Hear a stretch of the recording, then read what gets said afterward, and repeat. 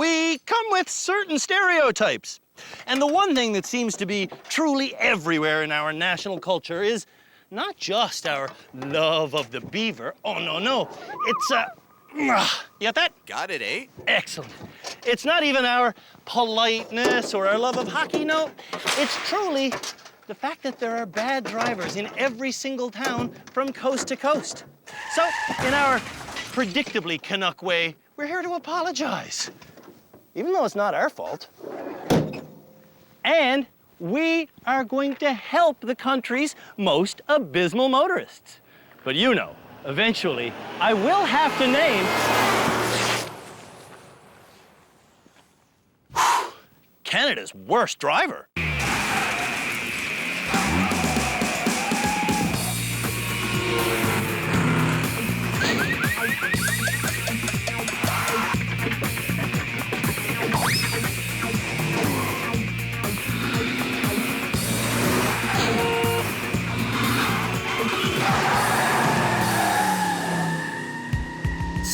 The red light. Oh! This year, when we asked, who is Canada's worst driver, you nominated hundreds of people. You just completely cut that guy off. Did I cut him off? We whittled those candidates down to the most abominable 40 folks. Careful. I don't feel very safe back here. Then, Stop sign. our bravest staff members hit the road with those misguided motorists, and we realized self-absorbed Afia might be Canada's worst driver. What is she doing? Move, woman! Corvette owner John is also on the list. Worst driver, worst driver, worst driver. And so is animal lady Lori. Mika's puking. Next, we have cell phone addicted Sly. For some reason, I'm like backwards. I don't know why. Unsure of herself, Shirley. You got to help me here. And daydreamer Ben. It's more relaxing to go slow. And finally, confused Aaron is slow to start. Car. And nervous Tab is quick to stop. I don't want to drive no more.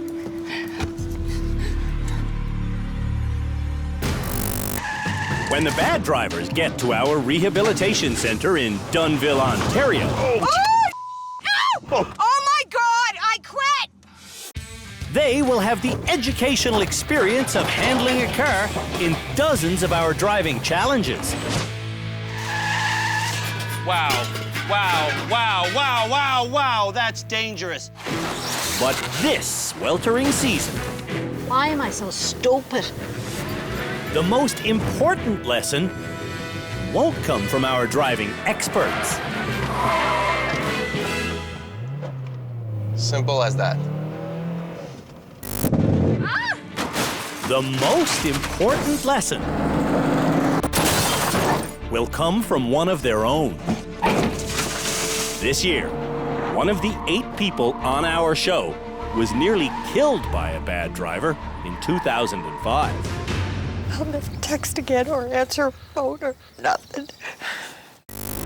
Welcome to the most powerful season ever.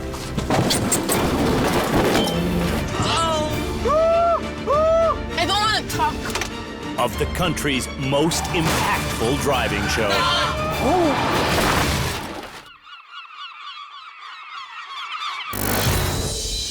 One of you is Canada's worst driver. The nominees have all been brought to a parking lot in St. Catharines, Ontario. To get to our rehabilitation center, they must drive themselves using these turn-by-turn directions. About an hour-long drive. Shirley is only comfortable driving in the small towns of Cape Breton. And then what happens when you go in the city? I panic. I just can't do it. Janice wishes her mother could do it. We're tired of driving her everywhere. Right. Bye-bye. Where am I going? Around there? Yeah. Shirley recently retired, and now in her free time, Where am I going now? she wants to start visiting Janice in Halifax. Okay. But driving to Halifax Lane ends. involves modern, high-speed merging. You can't just stop. See, with that, like, how are you just stopped right now? When we met Shirley on a Nova Scotian highway, her inability to merge with modern driving was frighteningly apparent. You don't stop, you don't stop, you don't stop. You have to merge over. Shirley can't stay in her own lane. You are going over the white line. She doesn't know basic road signs. Do you know what that sign is? No, Janice, I don't. And she's a disaster backing up. I backed into a meter. I backed into my brother-in-law's car and I totally backed into quite a big milk truck. Shirley's worst habit, though, Am I going over there? Yes. is stopping when she gets confused.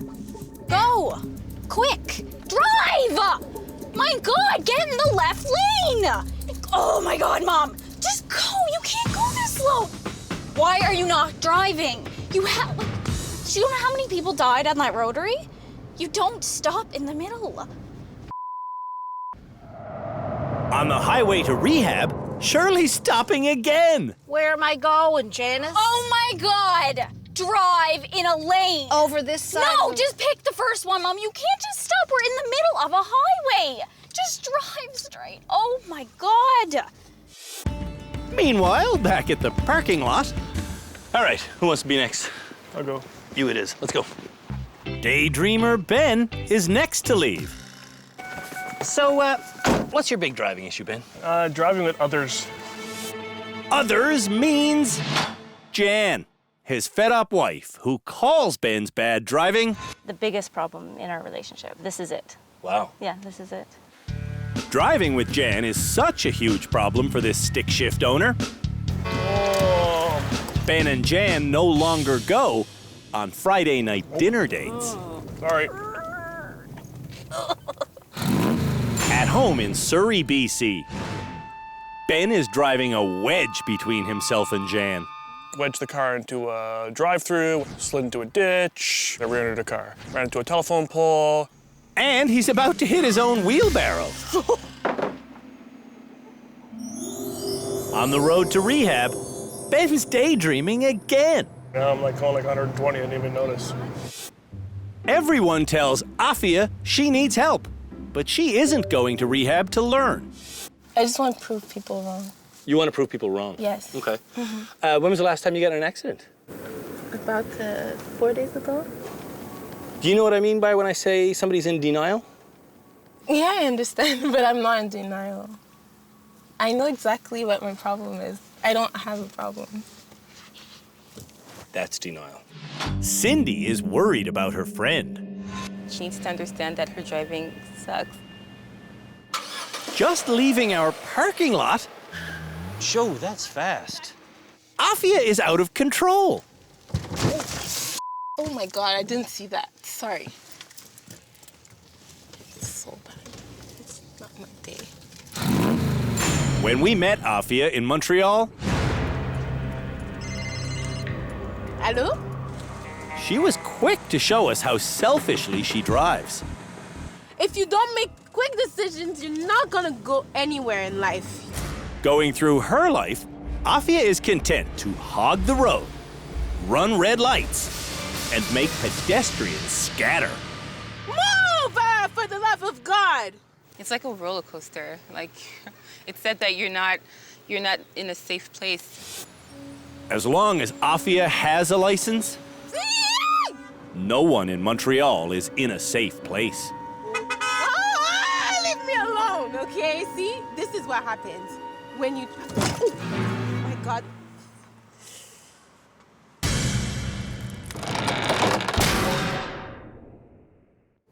When we come back, Holy moly. the rest of the Canada's Worst Driver nominees for Season 7 enjoy their ride to our rehab center. This is better than sex. I agree. Hey. Sorry, people. 3 nominees for the title Canada's Worst Driver are on the road. Why are you going over here? Oh my God. Their destination is the Driver Rehabilitation Center at the Dunnville, Ontario airport. Afia is using the directions we provided. The next driver to leave, though, doesn't want our written directions. Dunville Airport. Head southeast on William Street. Sly loves the GPS on his cell phone. Why is it doing that where it's...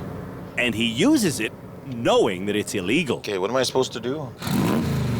At home in Lethbridge, Alberta, Sly's brother-in-law, Fred, told us Sly is quick to drive with new technology. He's also quick to make sure that nothing's his fault. Oh, yes. Nothing's my fault. Nothing's his fault. Without a cell phone, Sly doesn't see where he's going. Whoa. That hits anything? With his cell phone, Oh, I don't know what's up with that. Sly has no idea where he's going.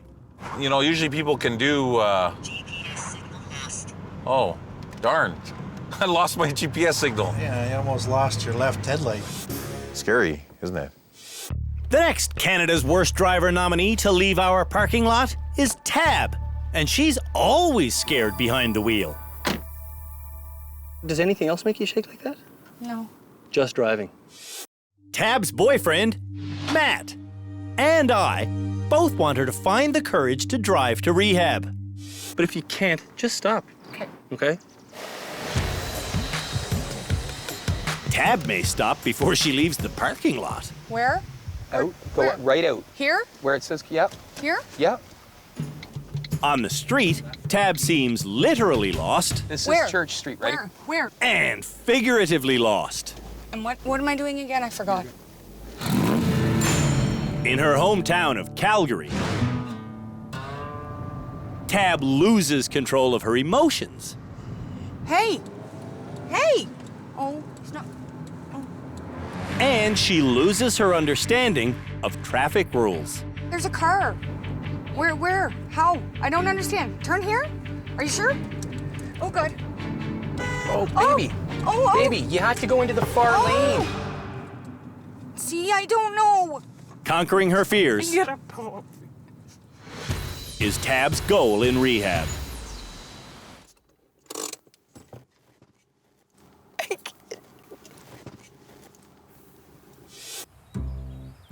The next nominee, Aaron, used to be a confident driver.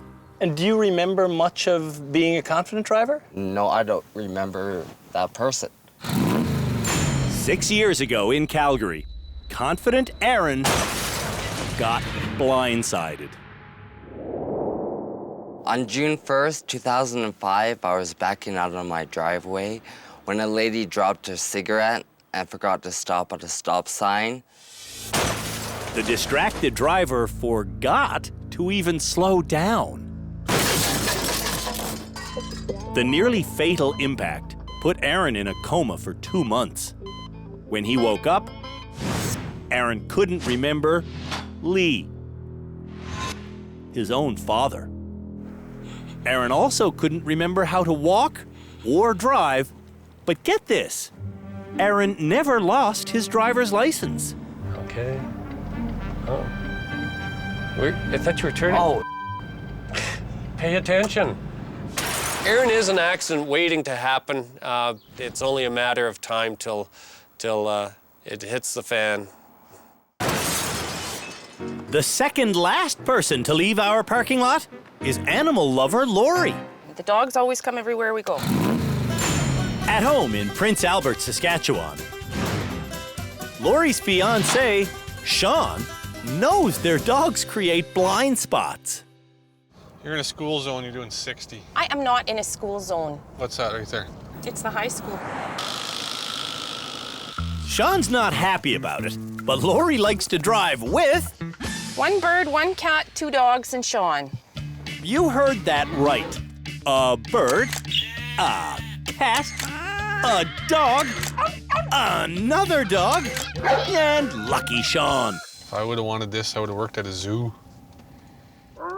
The final Canada's Worst Driver candidate to leave our parking lot is cocky Corvette owner John, who was made a nominee by his high school sweetheart, Elise, who wants to start a family. But That's a bad driver to have a baby in the back seat, definitely. John's Corvette doesn't even have a back seat. So instead of putting a cameraman in with him, we put cameras all over John's car. Oh, what the is this? Before long, those cameras witnessed John driving so fast, the police would impound his car if he was caught. Did you see the speed limit sign? No, what was it? 80. An 80 on this? Speed limit's 80. I know, I'm only on 100. At home in Bowmanville, Ontario, John likes to justify his dangerous driving by claiming to have a spotless record. But John? My bad. don't believe everything John says. 8 years driving, no tickets, no accidents. No accidents the insurance company knows about. I'd like to have kids with this guy. The way it's going right now, I don't think that'll happen. One thing that can make John act like a child is when another Corvette passes him, particularly when that Corvette is being driven by his daddy. I'd say some of the bad habits you learn from me is maybe driving a little too fast. Like father, like son. John's goal at the rehab center is to convince Elise that his family's driving style is good for their future family. I'm not gonna kill children. You haven't yet. All it takes is one. All it takes is one. Slow down. Before the nominees for Canada's Worst Driver all got on the road to rehab, God, you're so oblivious. I told them to drive safely. Texting somebody? No, I'm not. Apparently, none of them got that message. Apparently I have a new voicemail. Afia is so dangerous, I begged her to drive safe. Please be safe. Please, please, please be safe. I will, I promise. Instead of being safe, Afia takes just 20 minutes to turn into an oncoming bicyclist. I'm sorry. She casually runs a red light. And Afia goes 50 an hour over the speed limit, which is too much for our terrified cameraman. Can you do me a huge favor? Just slowly pull over. Soon, Afia's on the phone to me, claiming she did no wrong. Other than speeding 50 kilometers over the limit. Exactly. All right, Afia, you stay put and we'll come to where you are, okay? All right, thank you. Can't wait to see you. Bye. While Afia waits, This is so annoying. I want to go home. I make a beeline to our rehabilitation center. We're the first people arriving, crossing the finish line.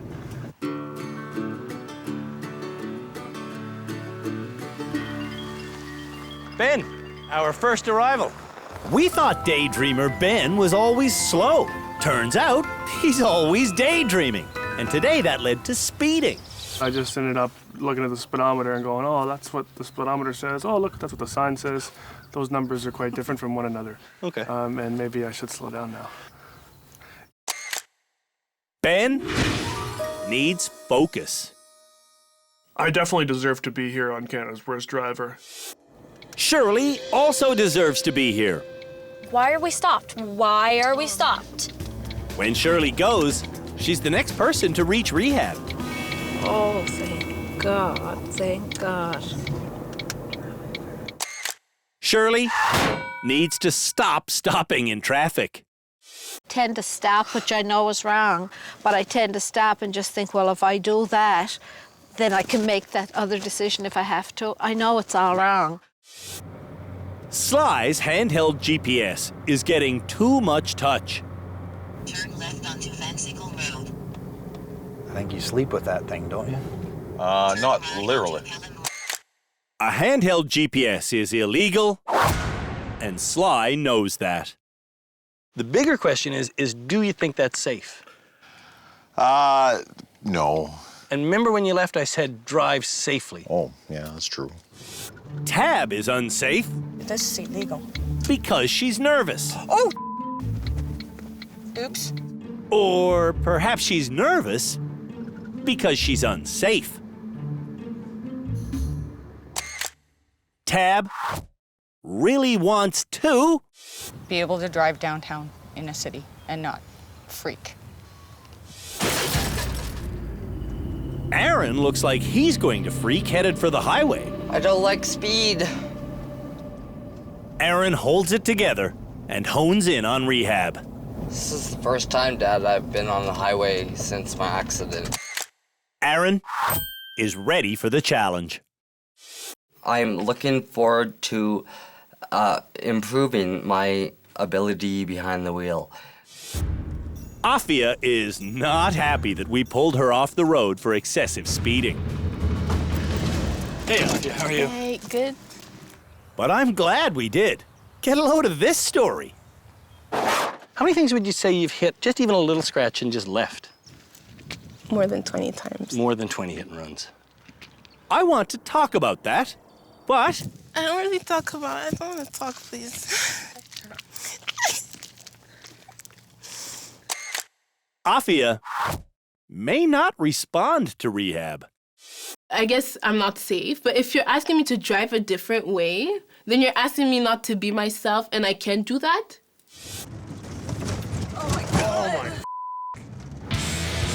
If John had a camera person in his car, he'd be pulled over by now, too. Speed limit has dropped to a 50. Are we in like a school zone or something? School zone's 40. John should start driving like an adult. I'm looking forward to learning some new techniques and actually trying to get something out of this, and rather than just being a dick. Only one person is left on the road to rehab. You just cut off 2 lanes there. Lori's driving like she cut off her hands.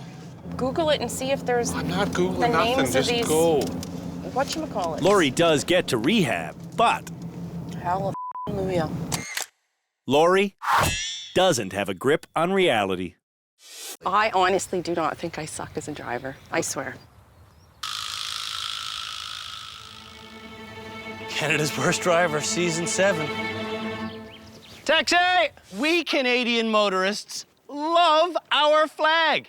And why wouldn't we? The maple leaf perfectly symbolizes everything that good driving stands for. I'm talking about straight lines and crisp corners and this year's featured rehab center car. I said our car!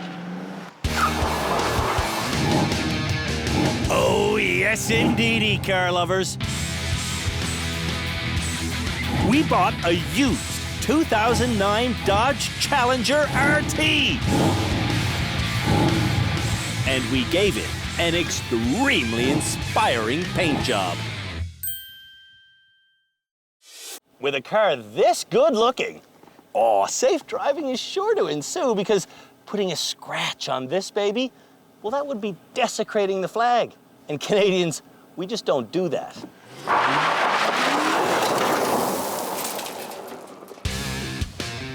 To assess the skills of Canada's worst drivers, we're having them pull into this concrete cross, where they have to get the car turned around. Then, it's a reverse through this simple laneway of rims. And finally, we have a forward-driving 50k an hour slalom. So, let's see if it can be done. To turn around in the tight cross, I have to maneuver forwards and backwards using my mirrors. There we go. After 6 back and forths, I go all I can to my left. And I think that's the one, is it? It is! To rotate the car the final 90 degrees, I just need to repeat the process. A little bit this way, a little bit that way. And this is the one. I'm gold. Whoo, Nelly! The hallway of rims is now behind me. And I am out of here. Going straight back is simple. And making it around our corner is also simple. if you use your mirrors. I can see that becoming a straight line in my mirror, yes! Now it's time for the final stage. I just turned the vehicle around for the slalom.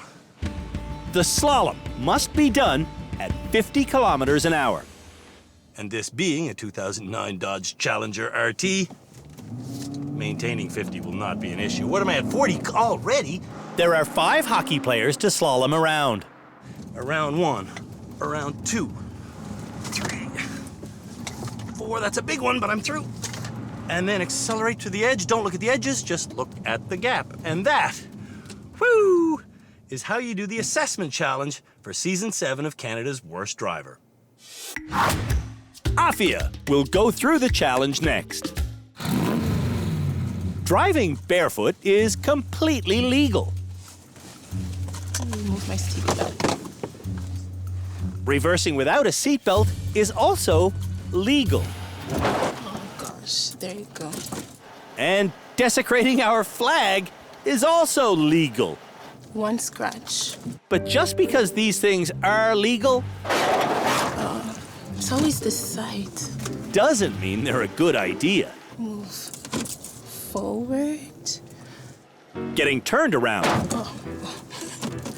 Afia is forced to reflect on her driving issues. Oh, for the first time, mirrors. Using her mirrors, Afia sees the light. They're good for something. Amen. Praise the Lord. Thank you. Getting through our hallway of rims, though, You're gonna do it, Afia.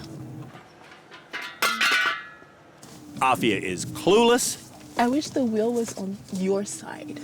and careless. This is how you do it.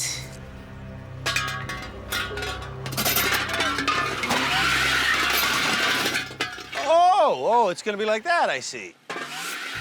I'm not the only one seeing Afia. I messed up. Whoa! Watching every move the bad drivers make is our panel of experts. I'm talking about head driving instructor Peter Mellor.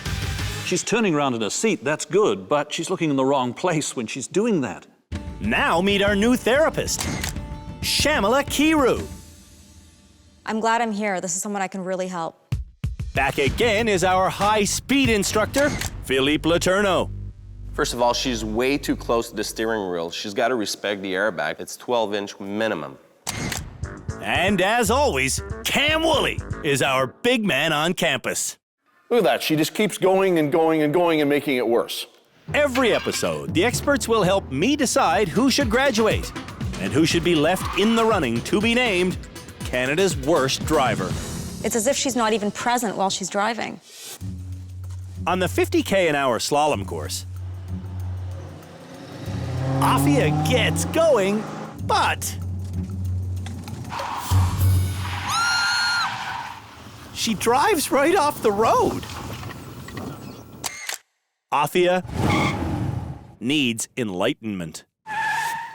Honestly, Cindy, what are we doing here? Honestly, this is an honest question. Existential question. What are we doing? Where are we? Sly doesn't know exactly where he is either, because No GPS this time. Sly quickly gets the car's left side pinned. Oh, crap.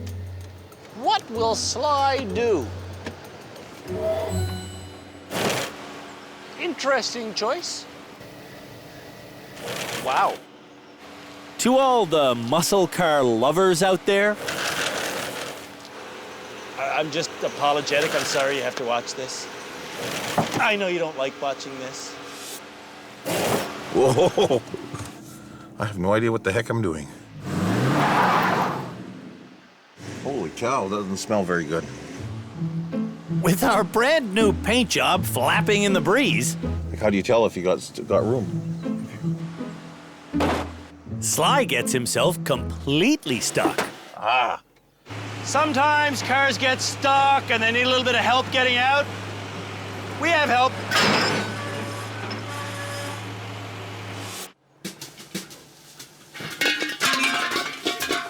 Next is the precision reversing section. Holy cow! And I remind you, the laneway is wide and easy, but Sly can't do it.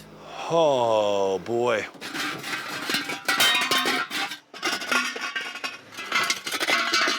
Holy cow. I'm probably the worst that they've ever seen. We've seen lots of bad drivers over the years, but Sly could be right. Whoa! Free. Holy cow! Oh, holy cow! Sly may be the worst driver we've ever seen. I have no idea what the heck I'm doing. The nominees for Canada's Worst Driver have been taking Canada's most patriotic car through our assessment challenge. Lori usually drives with lots of animals. This is the argument we have at home all the time. Without the animals, Okay, shh, now. Lori's driving is not that bad. When she gets through our concrete section, Just let me do it. I want to see how well she drives with some symbolic animals. You have a fluffy cat in your car all the time, right? In the back window. In the back window? Yeah. Put him where he goes. The bird goes on Lori's shoulder. The big dog goes wherever is most convenient. But the most distracting dog? Actually, doesn't the dog sit right there? No, actually, she doesn't feel well today. See? The animals are obviously a distraction. I back up with the back window, not Well, then the that's why mirrors. you hit every thing. Lori describes using mirrors as odd. It's odd in my bubble world because I don't do it. In my bubble world, it's odd to wear a dog like a scarf. Yes. Thank you. Touche. On the slalom course, Lori accelerates past 50 Maintain that, maintain that. and she hits an obstacle. Oh! Lori needs a reality check fast. That's too fast. That wasn't safe. How fast do you drive at a residential area at home? Fast? Daydreamer Ben is next. Turning the car around, Ben uses his bumpers instead of his eyes to determine where the concrete is. See? In the hallway of rims, Ben hits so many things, the rubble gets in his way. Ben's slalom goes worse than that.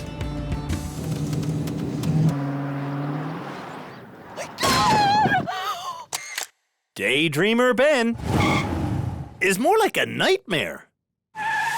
I could see why my wife is really scared driving with me. Nervous Tab is next. I just want to show you the course. I show everyone the course before they drive it, but Tab says the 50k an hour slalom is too fast for her nerves.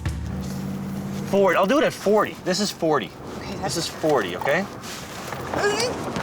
No, no, no, no, no, no, no. Yes, yes, yes. This is 40. And this is all it is driving. This is all it is. That's too fast. It's not. It's residential speed. You drive 50 all the time. In the slow turnaround section, Tab starts confident. This part doesn't scare me. Then she becomes doubtful. This doesn't fit in there. The doubt leads to anger, It's not gonna fit. and the anger makes her dangerous. Oh, I scratched it. After 45 minutes of scratching, Oh, Tab finally squeezes her way out of the turnaround zone. In the reversing section, I didn't hit somebody, did I? Tab is worse. I give up. That brings us to the terrifying slalom.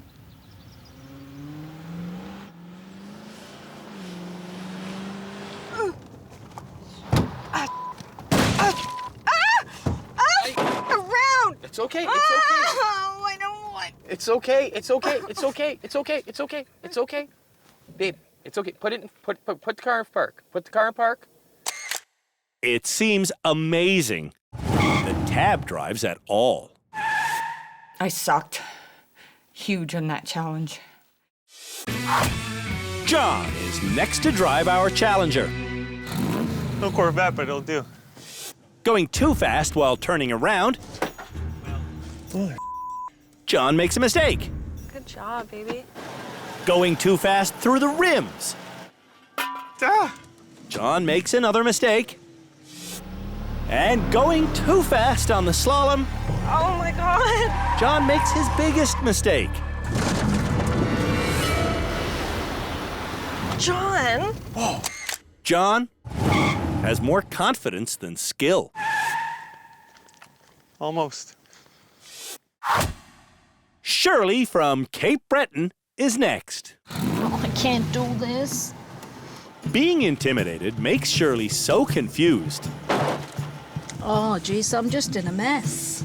She forgets to turn around. What are we doing here? And she drives forward through the reverse section. Oh my God, you're hitting, you're hitting, Mom.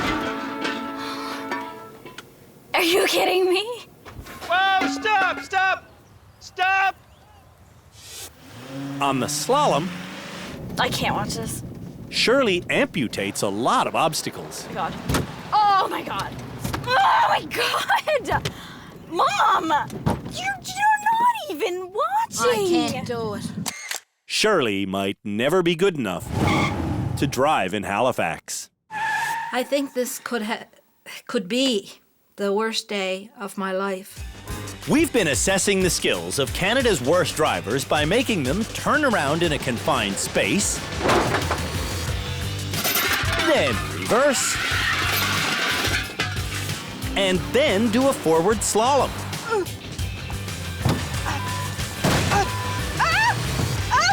Around! It's okay. Oh, I don't want. It's okay. It's okay. It's okay. It's okay. It's okay. Aaron is the final driver. In the turnaround section, this is so tight. Aaron starts badly. Sorry, Canada. And then he gets worse. This can't be done. Aaron certainly can't do it on his own, but he eventually does get turned around.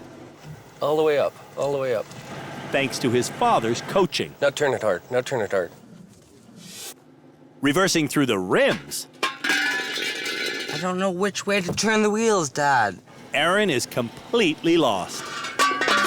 Dad, I don't know. Aaron's a guy I think we all admire and respect for the hard work he's put into recovery, but I'm not sure if he's ready for the road. On the slalom, Aaron certainly doesn't look road ready. Slow it down. Slow it down. Aaron knows exactly how dangerous he is. It's just really scary and emotional for me because of my experience on the road.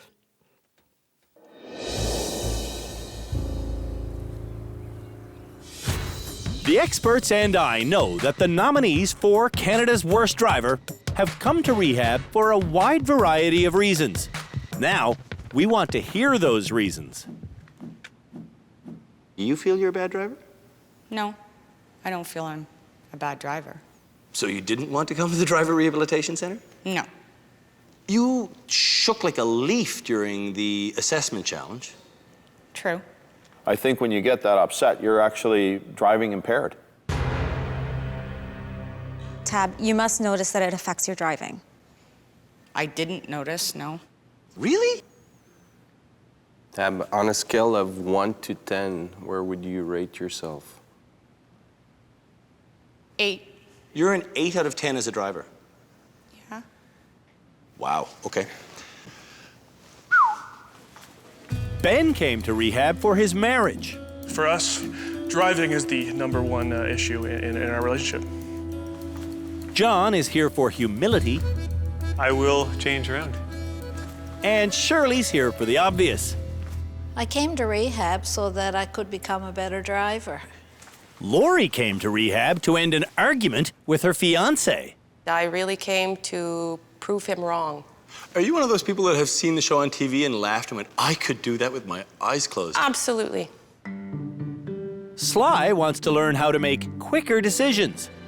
Well, yeah. I mean, I am, like, my life, I feel like I'm approach things in kind of an unsure manner, a little hesitant. A person who's confident will just do it. Afia doesn't take responsibility for her actions, and coming to rehab is no exception. I don't know why I came. Collision victim Aaron knows precisely why he's here. My confidence level in so many aspects of my life is out the window. And I need to be built back up as the man I was. I think that you're going to teach the audience more than some of our driving lessons. And to be honest with you, that would make me feel a little bit better that this even happened to me, because at least there's some good coming out of this. At this point in the proceedings, we would normally pick this episode's graduate. Shamila, you've never been here before. This is all brand new to you. What do you think about this group? I think we've got a pretty good mix in this group, and I'm imagining that the mix of issues and concerns and even motivation levels is quite reflective of what's out there on our roads. Well, the good news is nobody graduates today, so you'll see them all tomorrow. I'm gonna go see them right now.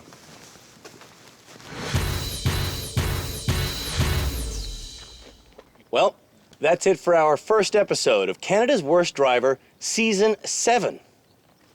We're all really glad you're in rehab, and we're even gladder still that none of you will graduate today. Join us next episode when the first one of these bad drivers graduates and goes back onto public roads. 8 very scary people have been taken off the street and brought to our rehabilitation center. And when I say 8 very scary people, what I mean is, one of the 8 people behind me really is Canada's worst driver.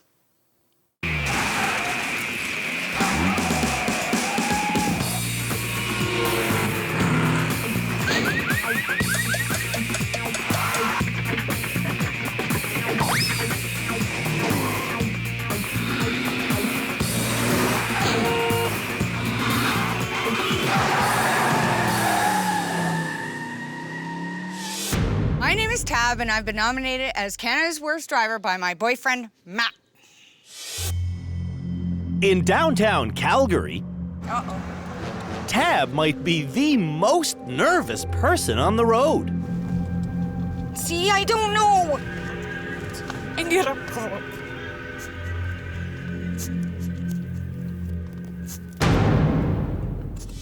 My name is Afia, and I've been nominated by my friend Cindy as Canada's Worst Driver. In Montreal, Afia might be the most careless driver on the road. Oh my God. My name is Ben, and I was nominated by my wife Jan as Canada's Worst Driver. In Surrey, BC, Ben might be the biggest daydreamer on the road. Everybody's wondering who that guy is. It's this guy. My name is John. I've been nominated by my girlfriend Elise as Canada's Worst Driver. In Bowmanville, Ontario, I know it's gonna sound dumb. Corvette owner John delusionally believes the key to safe texting and driving is to check up like every 3 seconds. You're good.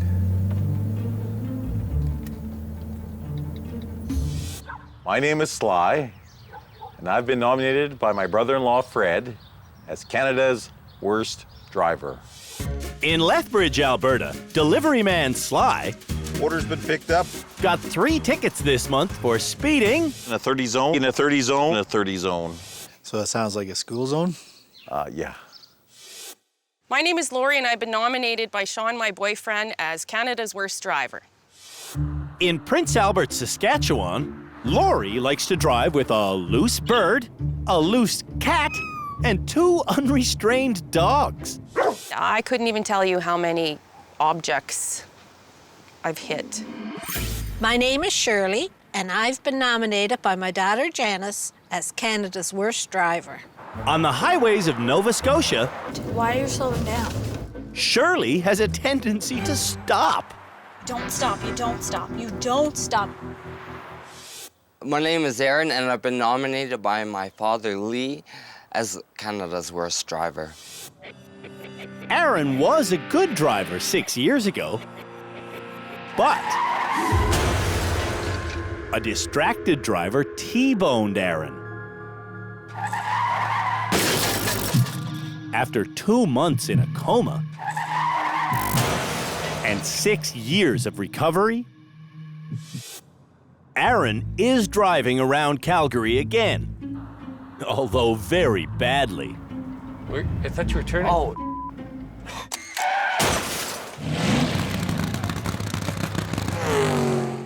As a driver, if you don't know where your wheels are, you could wind up anywhere.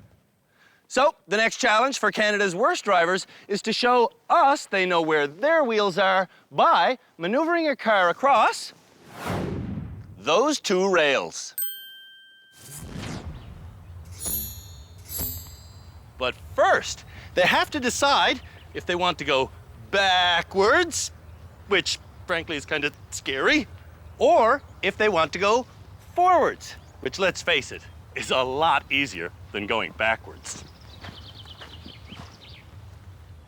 To encourage them to go backwards, the rear wheels are already on the rails. Well, the car's lined up to go backwards, so I'm gonna go backwards. Reversing on this course is easy because mirrors? Mirrors? The mirrors show me the rear wheels and the rails. And that's perfect. Will Canada's worst drivers take advantage of our perfect setup? Analytical Sly makes the right decision. But he's going backwards. Man, I can't believe I'm doing this. Without using his mirrors. Sly hasn't failed yet. Drivers will only fail this challenge if they manage to get stuck permanently.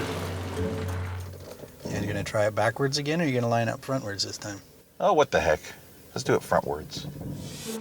Going forwards, Sly is still lost. This is kind of one of those guessing kind of things. Sly guesses correctly. Oh my gosh. But eventually, his luck runs out. Well, I guess I didn't know where my wheels were. Not knowing where your wheels are can lead to a head-on collision. Perhaps when I think that I'm in my lane, maybe I'm not.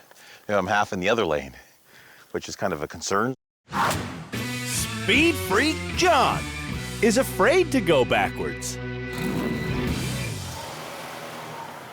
I guess he doesn't trust the fact that we already had it lined up for him. Not surprisingly, John goes very quickly. You're doing good. You're on it, I think. And even though he almost comes off it, having the correct tire pressure keeps him safe. Ah! John might look shocked, but he's still as cocky as ever. I am awesome. To see if Canada's worst drivers know where their wheels are, You're on it, I think. we're seeing if they can drive across these 2 rails, going either forwards or backwards. Whoa. Daydreamer Ben takes a very backwards approach. Do you know where your wheels are? Not a clue. Ben looks forwards while driving backwards, but he does luckily stay on the rails. I didn't do anything, I just went backwards. When driving backwards, you should look backwards. Oh. Oops. Ben, hit the finish sign. I have some perception issues. Animal lover Lori quickly decides to go forwards. Easy, go slow, Lori, go slow. Lori's going very well. Perhaps she's able to concentrate. Don't breathe. Because she doesn't have a carload of animals with her. Off. Without distracting animals, Lori seems fine. Awesomenicity drives here. Shirley doesn't want to go backwards. This is not gonna turn out well. Yes, it is. You'll watch. Shirley slowly lines up the rails and drives right onto them. I can't watch because I don't want to fall. Janice may not have faith, but the tires are supportive. Are you kidding me? Shirley makes it off the rail. I did good. Shirley's biggest driving problem might just be a lack of confidence. Janice, I can't believe I've actually done it. Nervous Tab is up next. I can't do this. Can't do it. I can't do that. Why not? Because I don't need to. Tab does need to know where her wheels are. So, I'm gonna try. okay. Tab tries the challenge going forwards, which she quickly regrets. Now I don't know if I can line it up. Tab lines up, slightly off kilter. Just don't let me fall. Tab is headed for a fall. So, I stop her. When you think you're fully straight, you're actually a little bit to your right. With that critical information, Go, go, go. Tab succeeds. I got ground. Oh, thank God.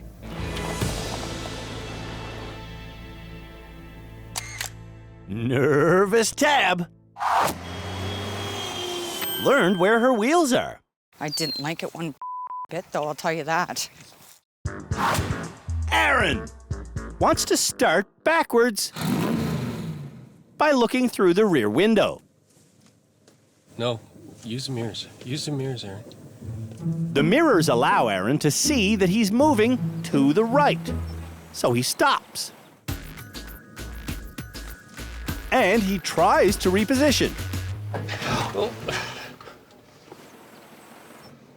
Aaron told me that despite his shakiness, he does have the physical tools to be a good driver. Keep going, keep going. Keep going. The problem Aaron has as a driver is mental. Screwed now. 6 years after suffering his brain injury, I'm gonna fall up. Aaron still can't make certain driving decisions. Like, I don't know which way to turn the wheel to correct to get back online. What we have to do here in rehab is drill information into Aaron so his decisions become automatic. Oh, fuck. Aaron is emotionally shaken. I didn't know how to correct my mistake, and that's what is getting me shaken out, that I didn't know how to correct It's okay, it's okay. Afia has been threatening to leave rehab because she says it's Useless. Cindy, what have I got ourselves into? Okay, just drive, okay? I can't see anything, by the way. I shut up and drive. drivers cannot stick their heads out of the vehicle on this challenge. So, I don't know what they're trying to do here. I'm just gonna see. Afia slithers to the back of the car. Clearly, she doesn't get the point of this exercise. Who in the right mind would do something like this? Okay, watch out, okay? Who in the right mind does things, rails, tires, water? I don't know. I don't know what Afia was hoping to get out of rehab. Let's go home. Let's go watch our movies. Bring me home. At the Driver Rehabilitation Center, we have experts. Specifically, driving instructor Peter Mellor, relationship therapist Shamala Kiru, legal expert Cam Woolley, and the man who will teach this season's first and most important lesson, Philippe Letourneau. Hi, Sly. How are you? Good? The number one rule for drivers is always look where you want to go. Okay. You see that cone over there? Yep. Hit it with the center of the car. Okay. When a driver on an open road focuses on a single object, they will hit that object. What have we learned? Well, basically, you hit right when what you're looking at. Pretty soon, all of Canada's worst drivers learn that they will steer towards what they look at. Oh, God. Did you think of the steering at all? No. No, huh? So if you get into a skid and there's a post and you don't want to hit the post. I probably shouldn't look at the post. Not probably. You shouldn't look at the post, but most people will. So, are you saying don't look at that wall or that car that you don't want to hit? Exactly, you got it. It's called target fixation. You're looking at the problem, you're gonna steer towards that problem. Wow, I never, well, I'm sure I didn't think about it like that. Well, not a lot of people do. The Look Where You Want to Go course is one we do every year, and we call it the Eye of the Needle. Basically, it's driving a car through 5 archways. And it's not just any car either. It's the 2009 Dodge Challenger that we made especially pretty for this year's all-Canadian season.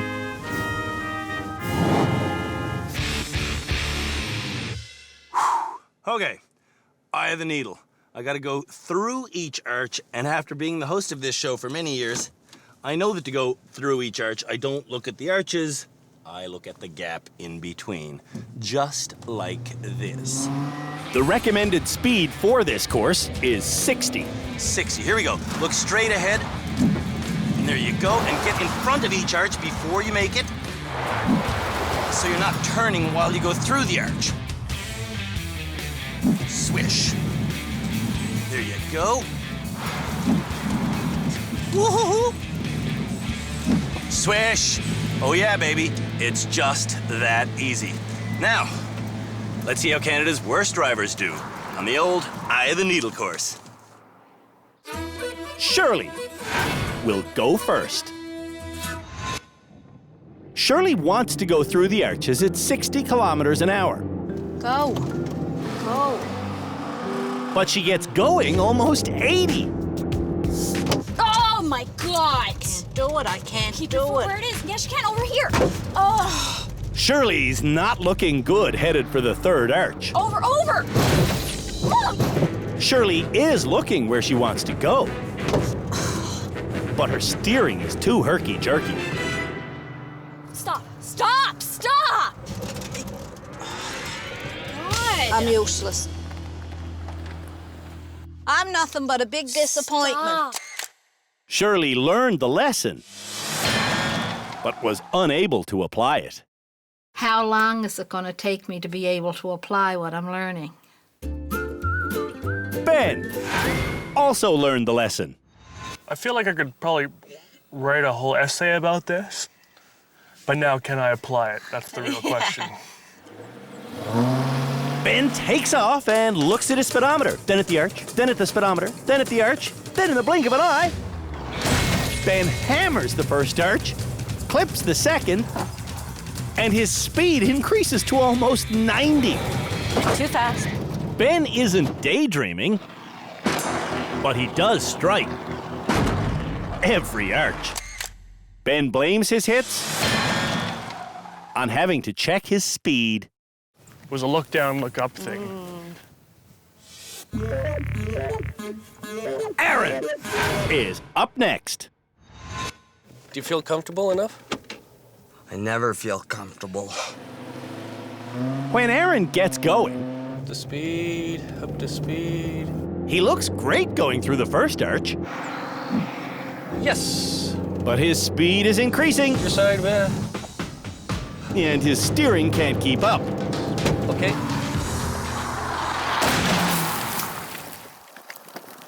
When Aaron finishes, Lee tries to stay positive. Not great, but pretty good. Honestly, that wasn't good at all. Oh, you did do a number, eh? Well, yeah, but... Speed Freak John is next. Need to look where I want to go and not at the target. John looks where he wants to go, and he goes exactly where he looks. John learned the lesson. I think you gotta look where you want to go. Yesterday, John would have focused on the obstacles. That really look where you want to go helped. Nervous Tab is up next. Hands are sweating. When Tab takes off, Go, go, go, go, go, go, go, go, go, go, go, go, go, go, go, go, go. Matt gets her going over 100. Tab is going so fast. Oh, missed one. The third arch is something she can't even turn towards. It's not big enough. No. Nervous Tab wasn't slow enough. I finished off the mirror for you. You're welcome.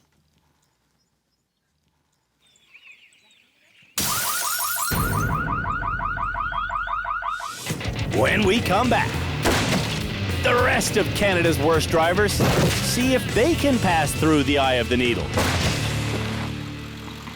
Then, they'll reverse a short bus. How'd you do? I did bad. Yeah.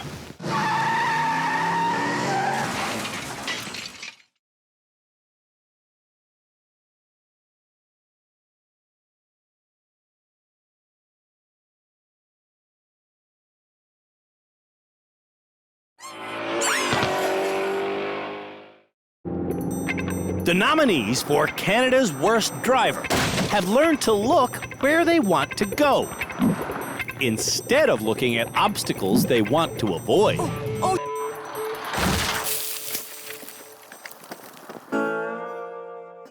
Lori drives with a live dog around her neck at home.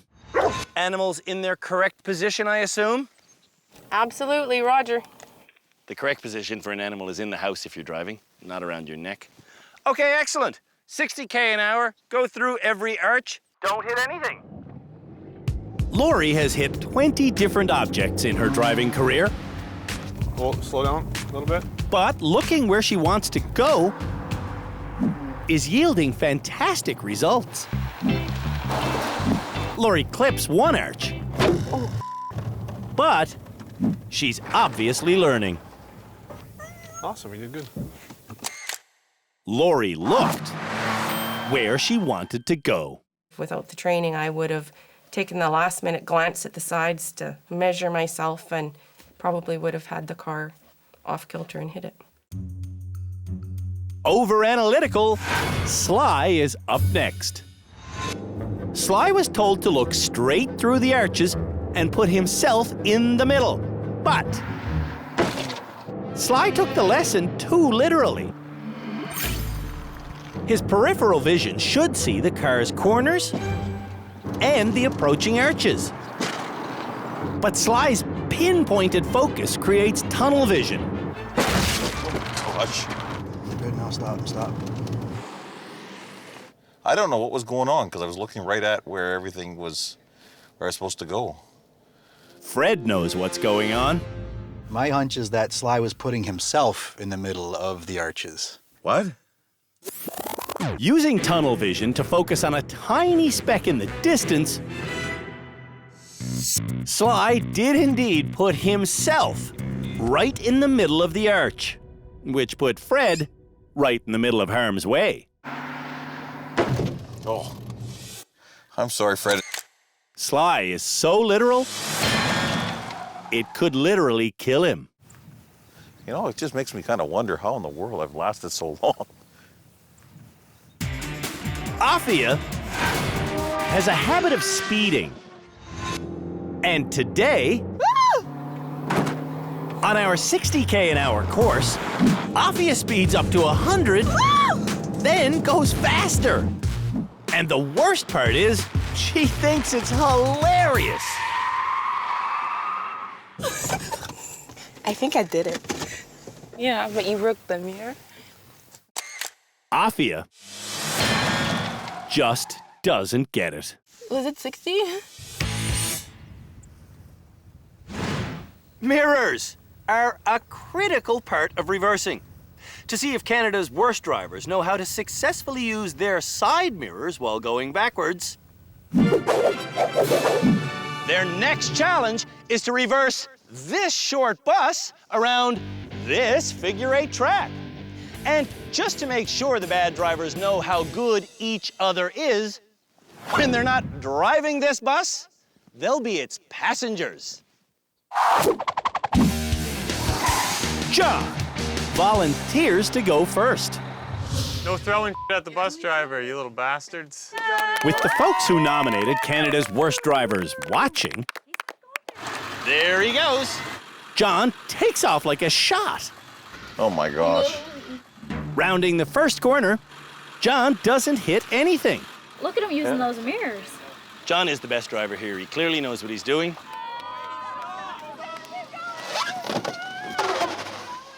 Okay, apparently I spoke too soon. Driving a short bus is actually legal. Trust your mirrors. With a normal driver's license, anyone can operate a bus if it has just 8 seats or less. I'm just gonna take my time now. Very quickly, Oh, here we go. He's gonna swing around his front end. John goes faster than he can control again.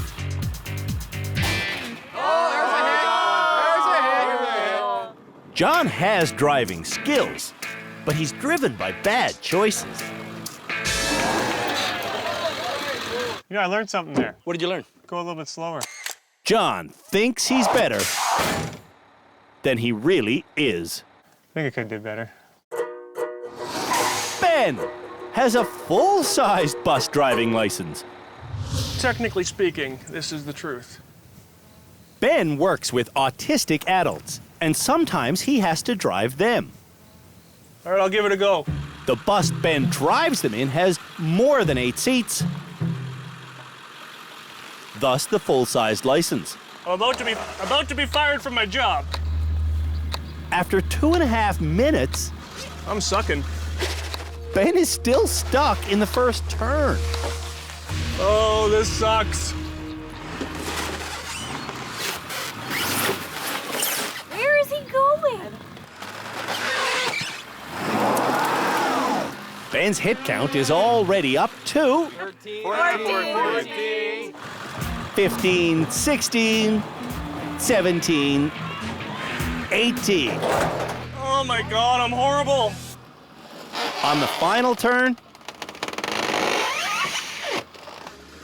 Oh my God. Ben looks very inexperienced.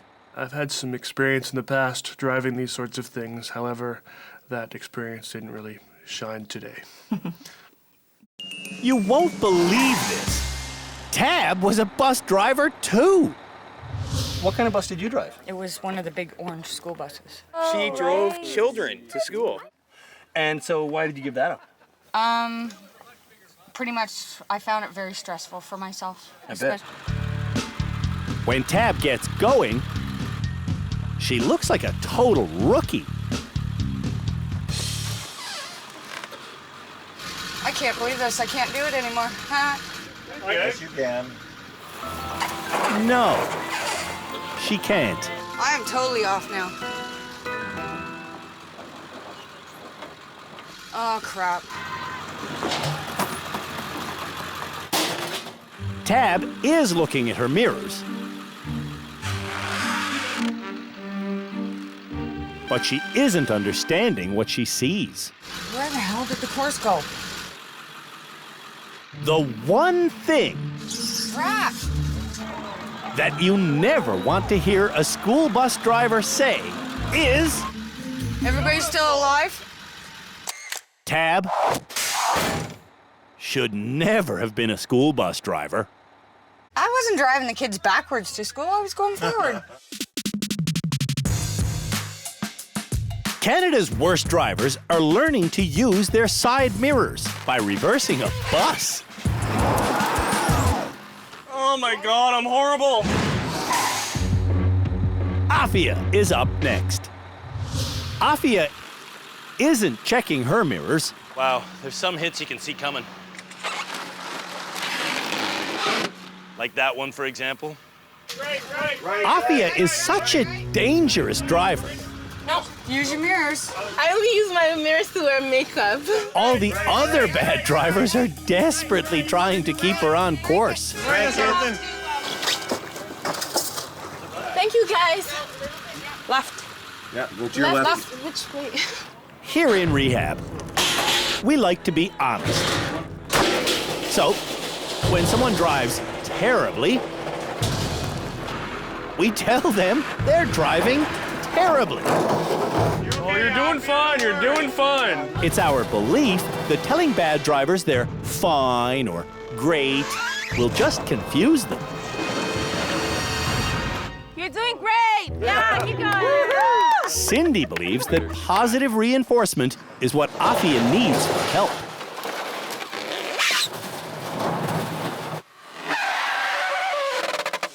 Mentioning the fact that she's a terrible driver won't work.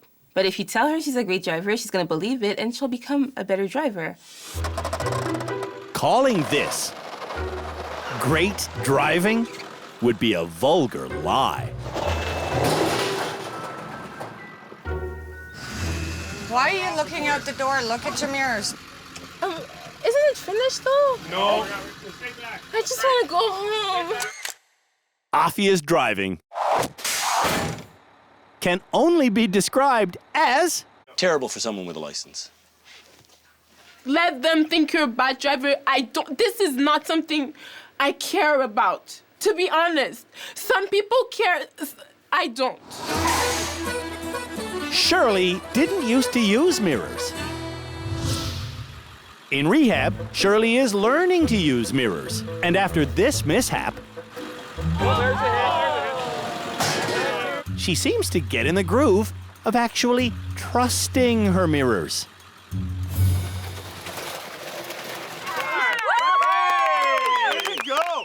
She did the turn that nobody can do. Are we sure she's actually driving? Using her mirrors, Shirley keeps her vehicle in the middle of the lane.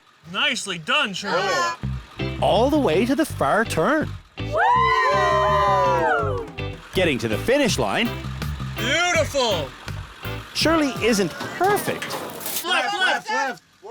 but Shirley is way better than she was before rehab.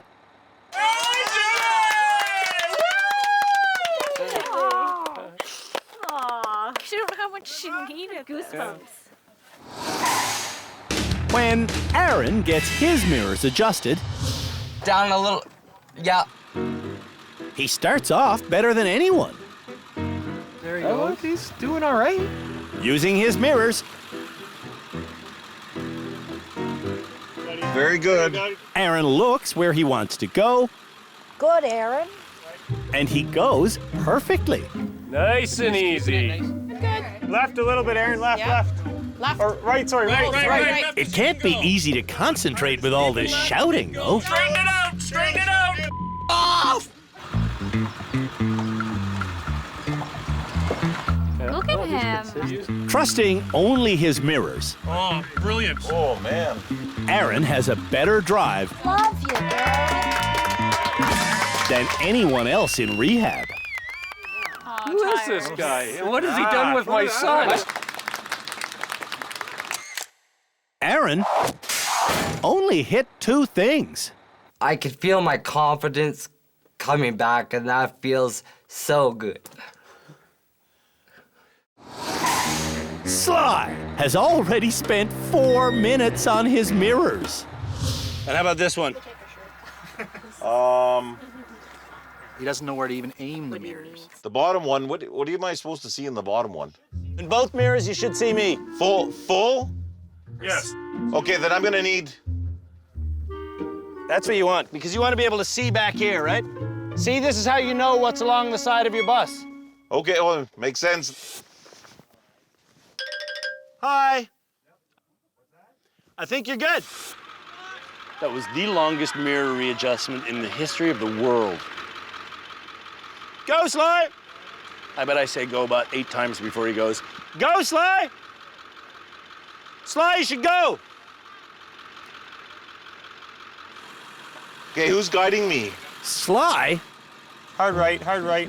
is supposed to be guiding himself. Straight up, straight up, straight up. But John is directing him so much, Now keep going, Sly. Okay. Yeah. Sly doesn't even look Perfect. Keep going, buddy. Okay. at his perfectly positioned mirrors. Straighten up, Sly. Yeah, keep Am going. I okay? Even with this constant coaching, How am I doing? Sly is now hitting. Holy cow. In fact, Oh, holy cow. he's hitting so much. Okay, what am I hitting? Left. Ah. Everyone is now trying to steer him. Just straighten up, Sly. Straighten up. Okay, here, I'm starting to get kind of confused here. Sly never does use his mirrors. It certainly helped to have some guidance. Animal lover Lori is the final driver. Does your real dog get in the way of looking at that mirror? It does, but Lori won't admit it. Lori focuses in her driver's side mirror and flies through the first turn perfectly. She's learned all this in the last day and a half. No word of a lie. Is that right? Yeah, swear to God. After just 3 minutes, He has not hit a damn thing. Lori makes it around the entire figure 8 track without hitting anything thanks to her mirrors. Are we done? Are you kidding me? Yeah. Woo!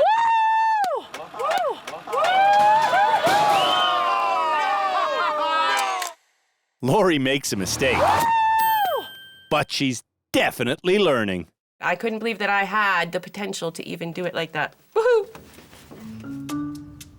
When Canada's worst drivers arrived in rehab, I confiscated their driver's licenses. There you go. The hair looks good. You think you'll get that back? Well, I kind of hope so, yeah. You'll get that back if you graduate.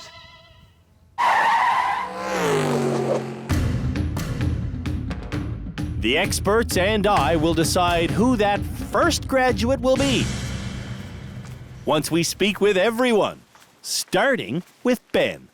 I thought that I, would be one of the first to graduate. No longer. I no longer believe that my confidence has dwindled down to probably where it should be. Shirley doesn't want to graduate. She wants to keep learning things like Keep my eye focused on where I want the vehicle to go. And as simple as that sounds, I wasn't doing that. Nervous Tab won't graduate yet either. But Philippe thinks he knows the cause of her anxiety. You're not looking far enough. You don't have time to gather enough information. I would say I look ahead. That's where you want to be looking, as far away. I got a hard time believing that. What? It's proven that we look plus or minus 35 feet in front of us. That's the way we are designed. And that's one of the reasons I believe you're stressed out, because you don't have time to analyze what's going on. I would agree with that, actually, now that you've pointed it out. Afia is desperate to learn more. What's your motivation, Afia? Why do you want to learn? Honestly, I just want to go home. So if I have to learn to go home, I'll learn. Sly is learning, but he needs more practice. Practice makes perfect. How often do you usually have to do something before it becomes understood to you? thousands and thousands of times, maybe sometimes, I don't know. Lori was almost perfect in every challenge this episode. I believe I deserve to be the first to graduate, but I do believe that there's many other skills that I could gain and learn. For starters, Lori needs to learn that at home, she's putting her pets' lives in jeopardy. Where's the Labrador ride usually? In the passenger seat. Turn off the airbag then, because that's gonna kill him. If there's a collision, if somebody else hits your truck, the airbag's gonna deploy. It's gonna seriously injure or kill the guy, because he's gonna go right into it. You know you can get a seat belt for the dog? Can you? Yeah, they're seat belts and they're safe. I never thought of it that way, of the animals getting hurt. What will you do differently?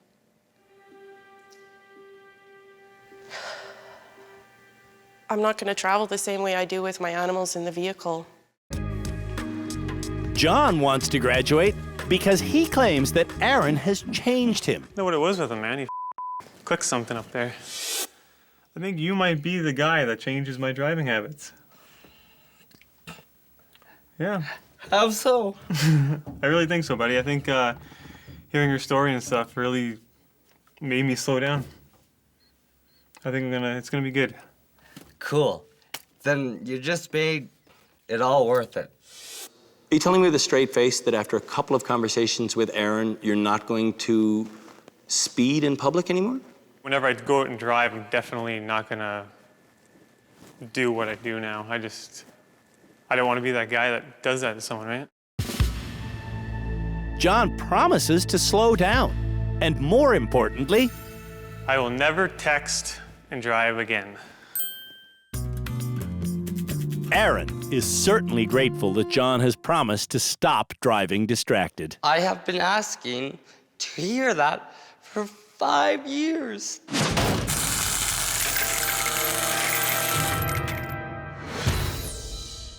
Well, this is what it's all about.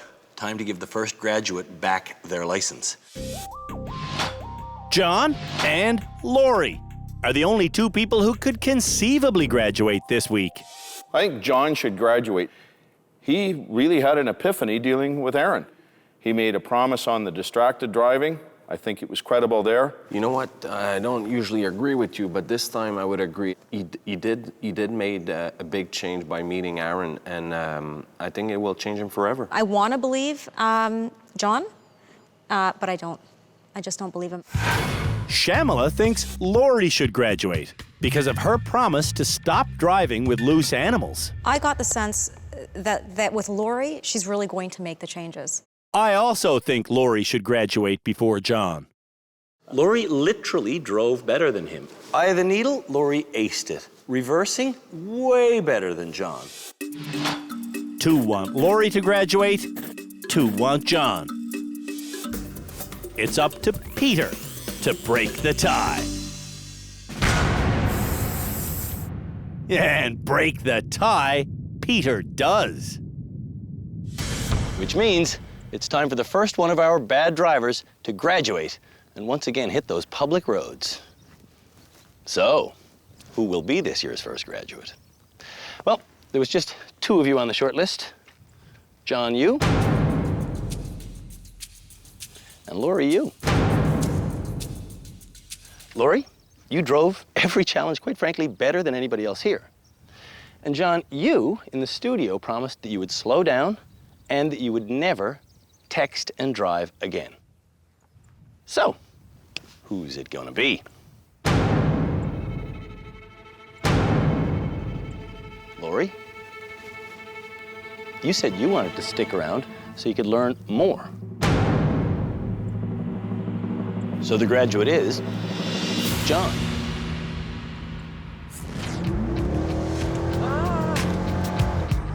Before coming to rehab, John was dangerously cocky. Canada's best driver. Thanks to Aaron, though, John has been humbled. I made a promise to the panel that I would stop texting while driving, stop use my phone while driving, and speeding while driving. given John's history as a driver, you might doubt the sincerity of his promise. You don't know what's coming up over this. What I would say to those people that think I'm doing this all for camera is that, off, it's not. Drive safe, guys. Way to go, buddy. Congratulations. Enjoy life, guys. Join us next episode when we teach more life-saving skills to Canada's worst drivers. Excuse me, I gotta go. Hi. Here at the Driver Rehabilitation Center, we strive to make the worst motorists in the entire country safe. And to do that, we have to break a few bad habits. So right now, I'd like to set the record straight. Driving while distracted is dangerous driving. Turn left onto Victoria Avenue. The most dangerous motorists in the country all drive distracted. But we're professionals, and we will make them change by throwing every single thing we have at them. This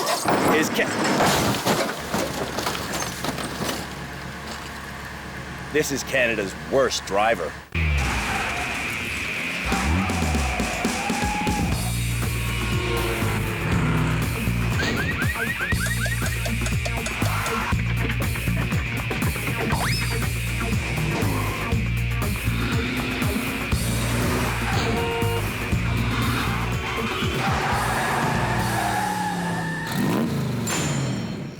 Calgarian Aaron was made a candidate for Canada's worst driver by his father, Lee.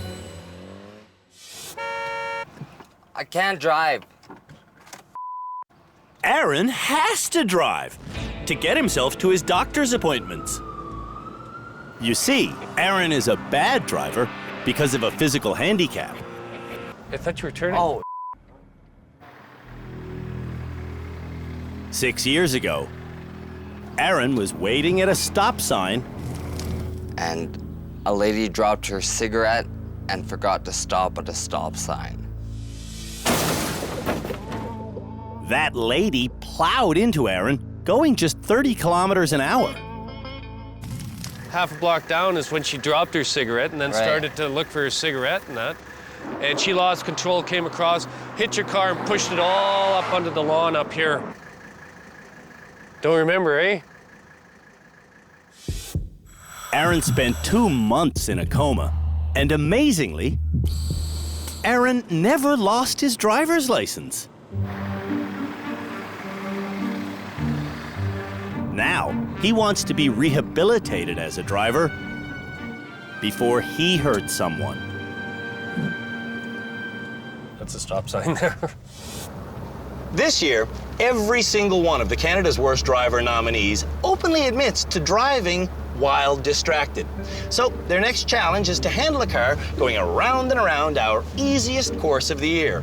But while they are doing that drive, they'll have to do the things that normally distract them. Things like sending text messages and eating and drinking. And I guarantee you, they will all crash. I guarantee it because it's what happens every single year. The difference is, this year, when they're done the course, they'll have to tell Aaron here whether or not they intend to keep on driving distracted when they go home. I'm hoping we'll save lives. I bet we will, buddy. Nice. Shirley was nominated as Canada's worst driver by her daughter Janice because Shirley's distracted driving has led to some big, hairy problems.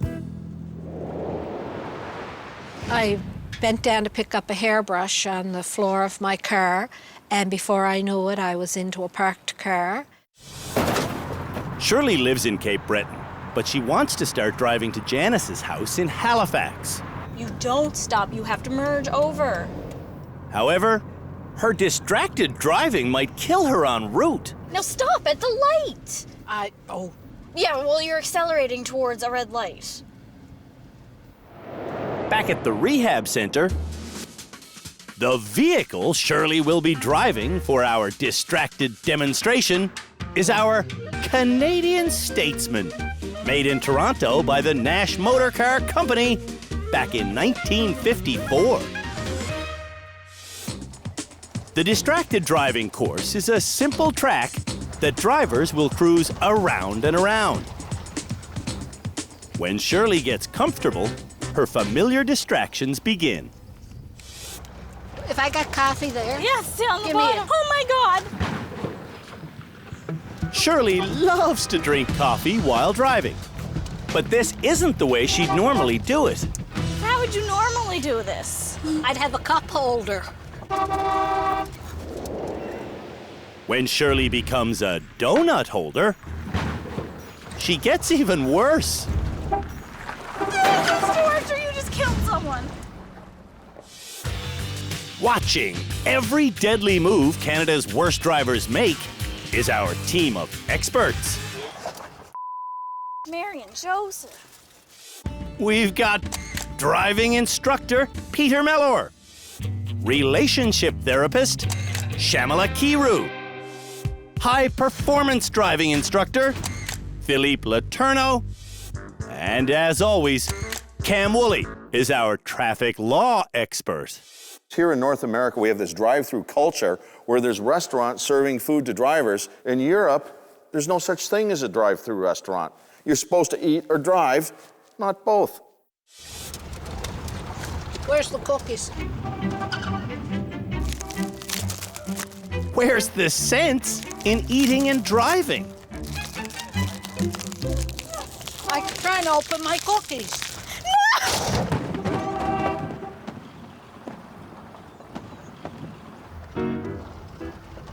All this snacking is making Shirley thirsty. What are you thinking?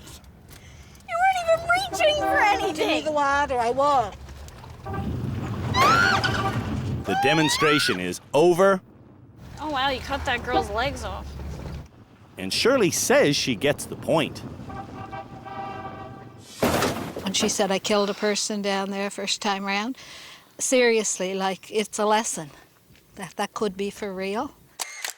It is for real. Just ask Aaron. Aaron, I think every time I go to have my coffee or that I go to have something, because I love you so dearly, I'll think of you. I'll think of you, and I promise you that I will not eat while I am driving, Aaron. I love you, darling. In Montreal, Afia was nominated as Canada's worst driver by Cindy, her friend.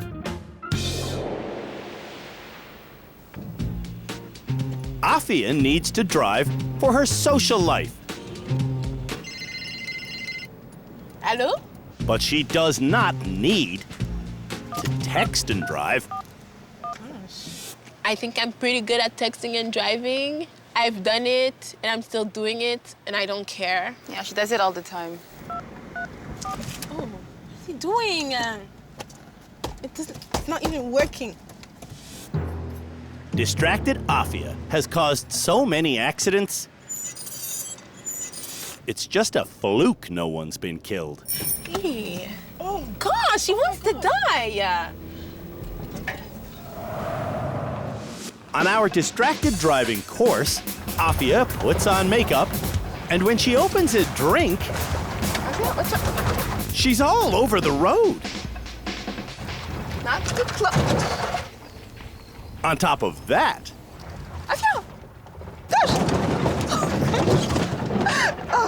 Afia is refusing to perform the demonstration at a real driving speed. When I'm texting, I slow down. Well, we don't teach texting and driving in driving schools for a pretty good reason. You can't actually do it. Texting doesn't just make Afia slow down, it makes her look down. The good news is, our demonstration has worked. This was the last time I was putting on lipstick. It was the last time I was picking up the phone driving. From now on, I won't ever do anything but look at the road, and my 2 hands will be on my wheels. I promise you. Thank you. You just made my experience that much better. You're welcome. From Lethbridge, Alberta, Sly was pointed our way by Fred, his brother-in-law. Hello? Family man Sly has to drive to get to work and to church and to run the usual family errands. And Howdy, how's it going? Sly does most of that driving distracted. Oh yeah, we'll still pick up the girls. Try driving with screaming kids. Sly should try driving with no distractions. Nobody's died. On our distracted driving course, Holy cow. when Sly focuses on his all too familiar cheeseburger, he loses control.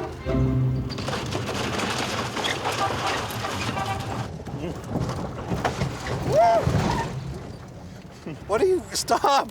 The car. Oh. Holy cow. That was just freaking eating a burger.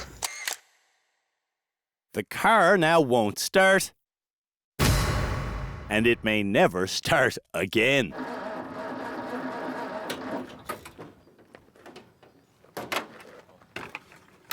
Is any burger worth this? No.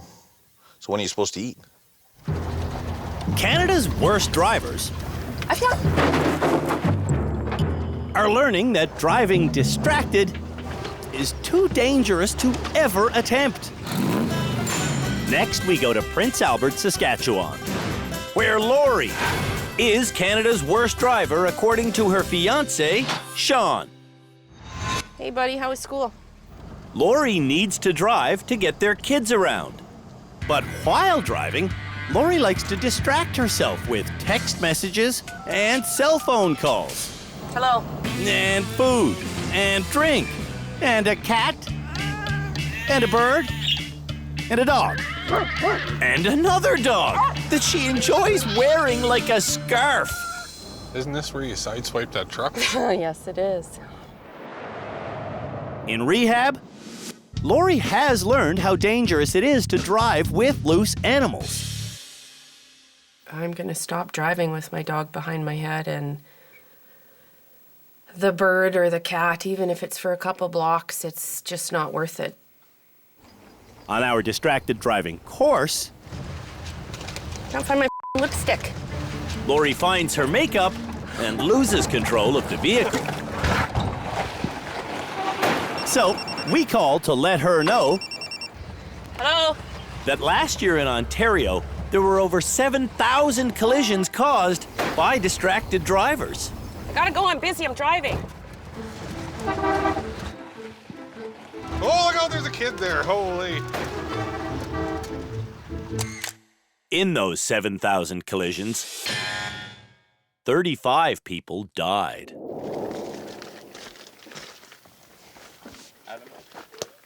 Hugs are nice, but Aaron wants promises. So, Laura, tell me what you just learned today, just now. I learned that it's ridiculous to do the things I was doing, texting, and you know what? In meeting you, I'll never do it again. You might have just saved yours, his, somebody else's life. The next candidate lives in Surrey, BC. Daydreamer Ben was brought to us by Jan, his wife. Ben needs to drive Jan on their Friday night dates without drifting into danger. What was that we just went through? I don't know. The car is like the shower for me. I just zone. Zoned Ben doesn't keep both hands on the wheel or his wheels on the pavement. Ooh! I'm lucky I haven't killed anyone. On our distracted driving course, 33, 36, slow down! Ben admits to illegally texting and driving. But I'll never text and drive. Again. when Ben sees Aaron, he kicks that promise up a notch. I'll never drive with any distraction ever again that I can possibly think of. Our final worst driver nominee is from Calgary. Nervous Tab was brought to us by Matt, her boyfriend. Tab is the most anxious driver we've ever met, but incredibly. Tab eats while she drives, Tab drinks while she drives, and that's not all. Smoking, texting, and driving a stick is difficult, but it can be done. Sure, it can be done, but not safely. I clipped somebody walking across the street, but I saw them get up, so they were okay, so I kept driving. On our distracted driving course, Tab thinks she'll be unaffected, but Around. Ah! Ah! Are you serious? Tab learns how dangerous she is driving distracted. I can't open it. I can't. I don't want to drink anymore. Oh! Time for the cell phone lesson, which impacts Tab deeply. Oh, crap. It's not a good plan to check your phone. It's not a good plan to do anything but drive while you're driving. Check my phone. I lost my phone.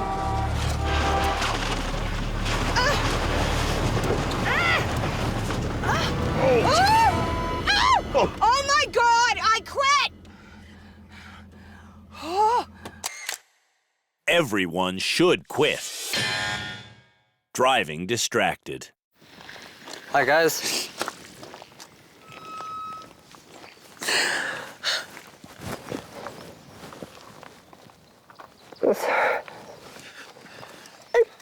I promise. I swear to God I won't. I'll never text again or answer a phone or nothing. Hand-eye coordination and the ability to react quickly are both very important parts of safe driving. To find out just exactly what sort of reflexes Canada's worst drivers have, they're about to go through a series of highly scientific tests. Kinesiologist David Allison will administer the tests. To gauge reaction speed, 176 milliseconds. Several experiments will occur. First, At 281 milliseconds. everyone will grab a falling stick. Oh, or not. Next, everyone tries to catch tennis balls dropped from shoulder height. This is a test that only Afia and Tab succeed at. There you go. The most telling test, though, is having to touch hurtling tennis balls with both hands simultaneously. Don't kill me. For this test, we have protective gear. Okay, they come here. You can throw a helmet and or a chest protector on, or you can just do it without. Ben should have opted to take the helmet. His reaction times are laughable.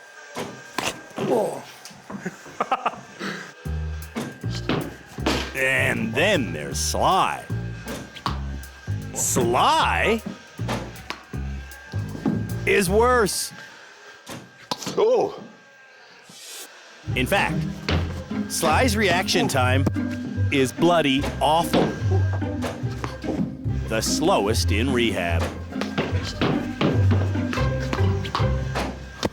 Whoa. Having quick reaction times isn't all you need to be a good driver.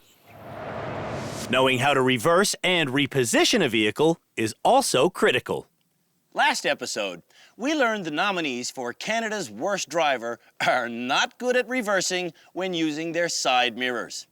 Today, they're going to learn how to reposition a car in a tight space using an S-turn. Then, they'll reverse alongside one another around this spiraling course. They'll go all the way to the center, then switch lanes, and go all the way back again. Before Tab and Ben go head to head, the car wants to go here. I'll show them how to shift a car from here to here. What I'm gonna do is what we call here at the rehab center an S-turn. I want to slide the car to my left, so I start by turning left. And I'm gonna take half of the space available, about that. And then I'm gonna turn it all the way to the right, and I'm gonna take the other half of the space available. And then I'm gonna straighten the wheels right up, and I'm automatically closer to this line. Okay. Okay? Once again, this is just making a car move laterally by going left, then right, then straight back. Okay. This seems to take forever. Better than a scratch. For this challenge, Ben is in the black car and Tab is in the white car, which she quickly gets pinned to the left side of the lane. Okay, I want to go to the right. So there's half my space. All the way to my left. And then straight line.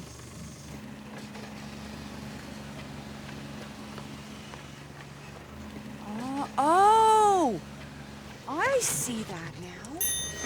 This is a light bulb moment for Tab. Look at you go. Picked that right up pretty quick, didn't you? Ben is not so quick. I'm still getting stuck in this corner. Ben needs to do an S-turn by steering to his right. So come forward as much as you can. Then steering to his left. And take all the room you can. So now go straight back. That's forward. You're going to run me over. When Tab makes it to the course's middle, she has to wait on Ben. Because to return to the start, Whoops. the drivers must swap lanes. When Ben and Tab do swap lanes, he's beating me now. Tab gets so frustrated, she starts emitting road rage. Oh, sure, put on my side. I'm not listening. Hope you run out of gas. It's too late for that. Ben's done. High five. You did great. Learning how to maneuver a car brings Ben tears of joy. It's been a problem in our whole marriage. And now we're actually having a little bit of Good times. good times. Good times in the awesome. car. It's wicked. Tab is almost in tears herself, Why? but they're not tears of joy. Oh, this isn't fair. Tab did learn the S-turn, but then she forgot it. I feel like a failure.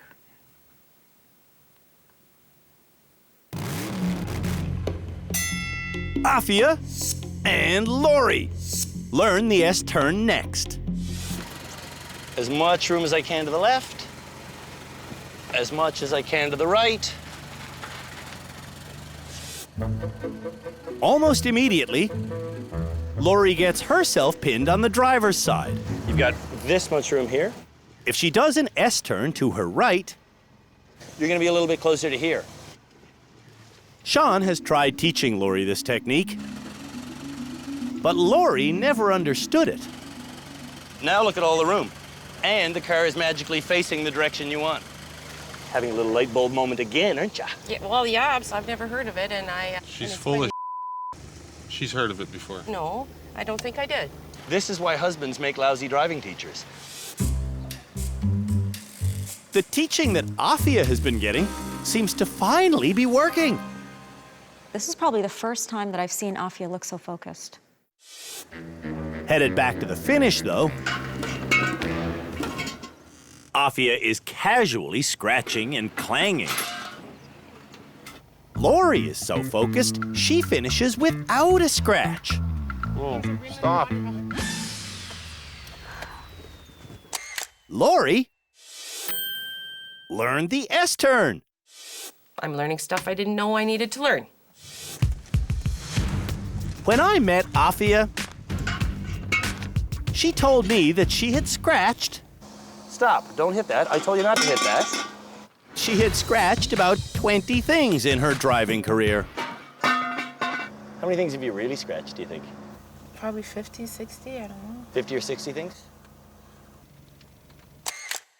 The S-turn would have prevented some of those. I learned a lot these past few days, so... More to come.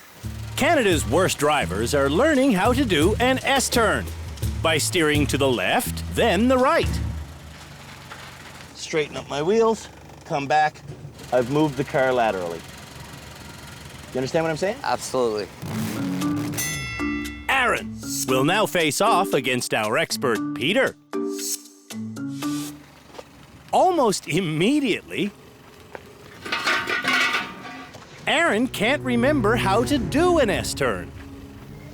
No, where? How do I do it? And Lee is bailing him out. Turn towards me. Peter is already in the turnaround area. So we'll wait. But for the next 20 minutes, Keep going, keep going, keep going. Lee gives Aaron constant instructions. Hey, the other way now. Looks to me like Lee's doing a lot of the decision-making here. At the halfway point, I get in with Aaron. Reverse this pony, my friend. And I teach him the S-turn one more time. So short to the left, short to the left. Now as hard to the right as you can. That's it, that's it, that's it, that's it. That's the S-turn, buddy. That's exactly what I'm talking about. Because look, we used to be over there in this exact same angle. Yeah. From then on, Aaron is able to think for himself. Look, now we're driving. Your old man is fired as your driving instructor. I agree. Aaron just might make it. This is the first time that I feel I perhaps don't need my father in the car. Shirley and Sly will learn the S-turn next. Oh, yes, the S-turn. When the lesson is learned, Sly's confidence swells. Oh, I'm getting it. Your front wheels haven't even crossed the starting line yet. They haven't? No. Shirley's confidence, though, is taking a beating. I can't do it. She sure can't. Ah, frig. I just up. can't do it. Well, then give up if you don't want to do it. Oh. What Shirley is hitting. Just like Sly. Okay. Freak. None of the other drivers were hitting very much at all. Oh, crap. But Sly is like a wrecking crew. Well, what's going on? And Shirley Shirley is just as bad. I don't have a clue. Not a clue. I don't have a clue, I know. Okay, stop saying it over and over again. I just can't do it. Shirley does try valiantly. So I'm just can't do it. But eventually, Shirley gives up. It doesn't look complicated when I'm standing out here. With Fred's helpful ditty, all the way to the right, all the way to the left. Sly does eventually bang his way to the center of the swirl. Oh, awesome. Sly knows he hasn't mastered the S-turn. I hesitate to use the term master, because when I start using the term master, then I start messing up. So I would say I'm an S-turn apprentice.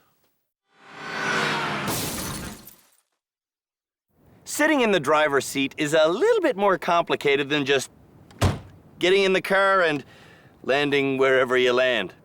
Here to teach Canada's worst drivers exactly how to sit properly behind the wheel is our high-speed expert, Philippe Letourneau. Your shoulders should always remain in the seat. This seating lesson is all about where your shoulders should be during a shoulder check. Give me a shoulder check. There's some, here we go, okay. Yeah, I would go like this. You want to make sure your shoulder stays in the seat. Okay, so. And just turn your head, that's correct. Just my head, not my try body. to keep your shoulders in the seat. Good? Absolutely. We'll now see if Canada's worst drivers learned their seating lesson on a shoulder check challenge, which works thusly. Cars drive down this straightaway at 60 kilometers an hour. At this point, they need to respond to the stationary obstacle in front of them. To see which of these two lanes we're calling the safe lane, we've put markers back here. To look at them, drivers must shoulder check to both sides, then turn to the lane with the green square. And of course, the bad drivers will be doing this challenge in the pride of Canada, our freshly painted Dodge Challenger. Let's do it. I get the machine up to 60, and boy, this machine likes to get up to 60. I'm there already. Here I am, straight down the middle of the lane. Now I check that's red, I check that's green. I come around here, and I go into the lane safely. Now, will Canada's worst drivers be able to make it? Up first is Shirley. I'm good to go. So, Shirley goes. You're almost there. Keep going, keep going, keep going, keep going, keep going. Okay. Shoulder check.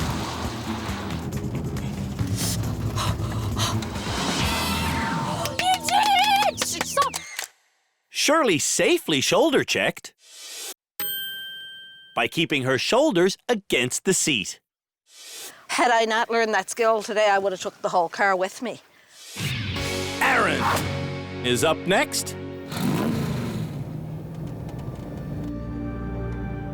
Instead of going 60, though, Aaron speeds up to 80, and then he lifts a hand off the wheel.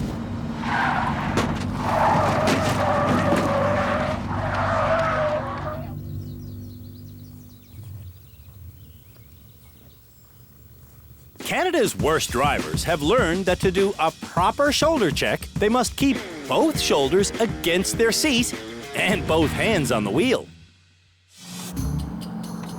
Aaron just let go of the wheel and completely lost control. Trying to regain control, Aaron oversteered and spun the car out.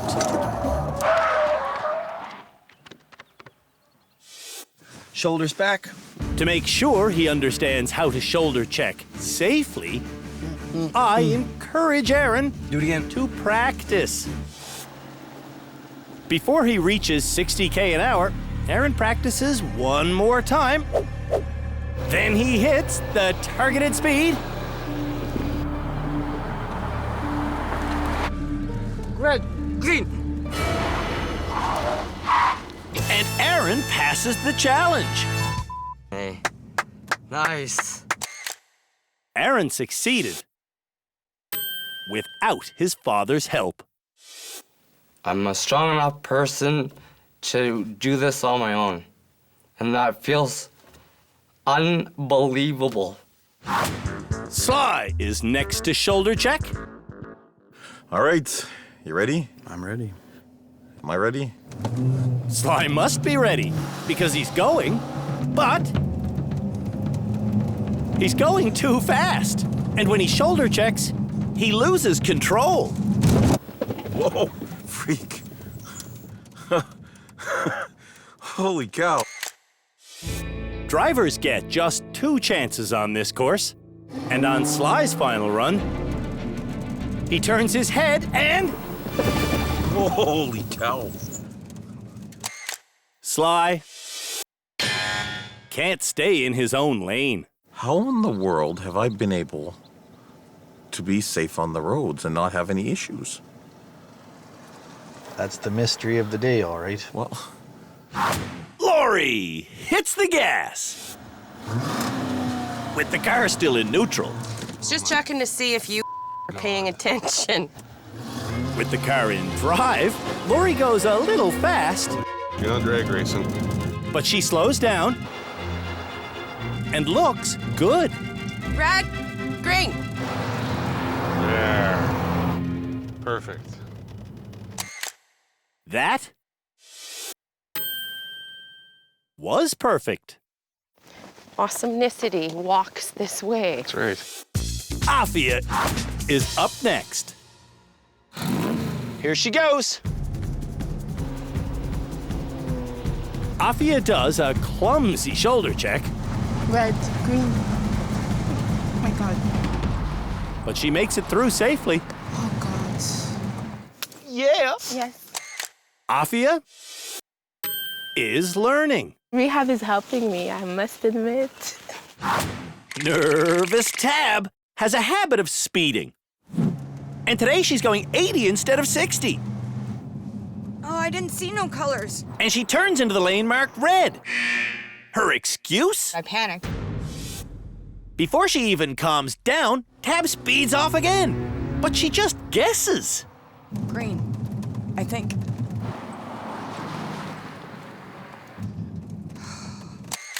Tab panicked again. If I don't panic, I won't speed, obviously. My foot is in conjunction with my panicking. Daydreamer Ben is the final driver. On his first attempt, Ben doesn't check his speed at all. He goes over 80 and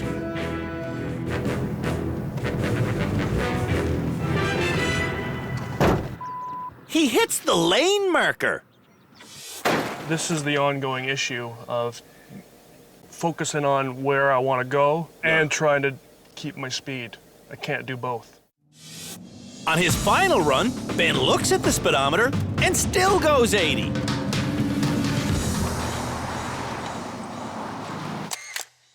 This kind of daydreaming has to stop. This is the one thing, just one thing in our marriage that just doesn't work.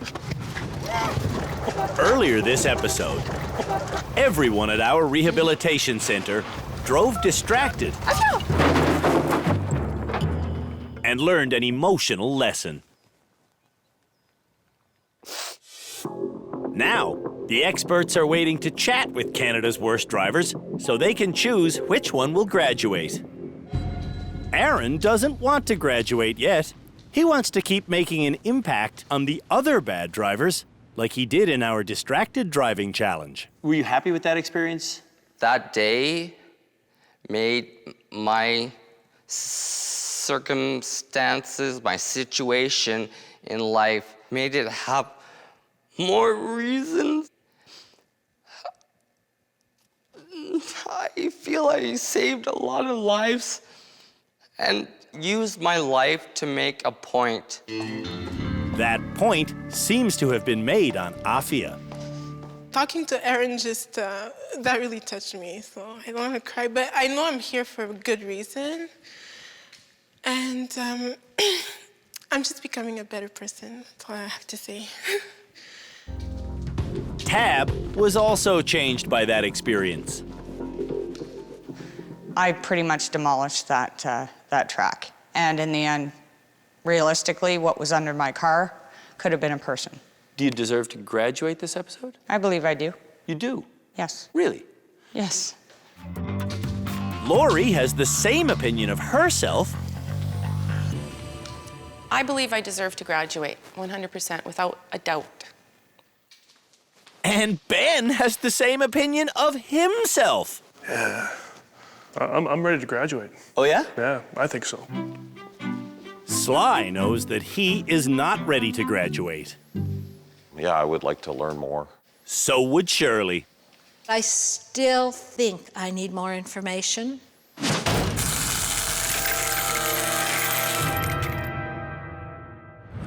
There's only one person in my mind that we could give their license back. I think it's really obvious. There's only one. Shamla? Yeah, I've got one person in mind. Will Peter make it unanimous? I have one. Of course you do, because there is only one. This episode, there really was only one person who was even remotely close to graduating, and the experts completely and unanimously agreed that that person should graduate. So, without any further delay, I will give the driver's license back to Lori. who? Lori. Lori. Of course, Lori. Yeah, who else is there? Hey. Lori is getting her driver's license back for a carload of reasons. Absolutely deserve getting your license back. Before Lori arrived in rehab, she drove with a mess of loose animals in her car. And she drove that car very badly.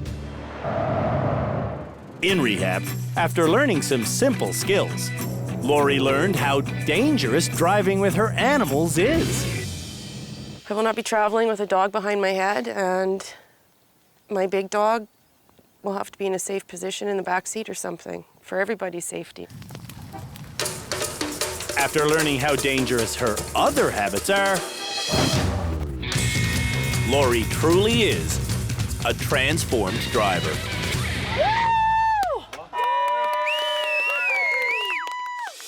I was pissed off when Sean nominated me, but I have to say, thank you, Sean.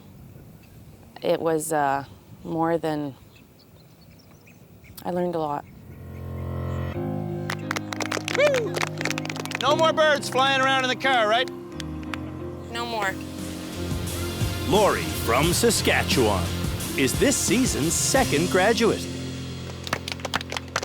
And then there were 6. One of these people really is Canada's worst driver.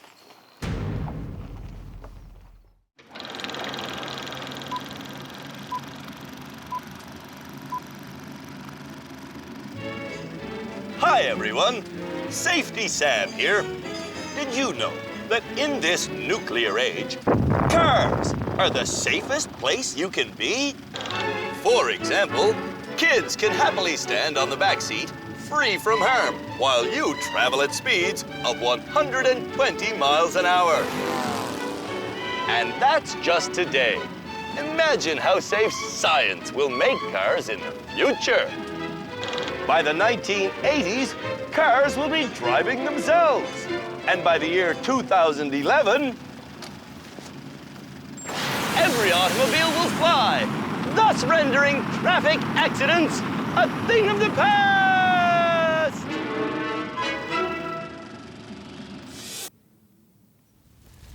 Too bad it didn't work out that way. This is Canada's worst driver.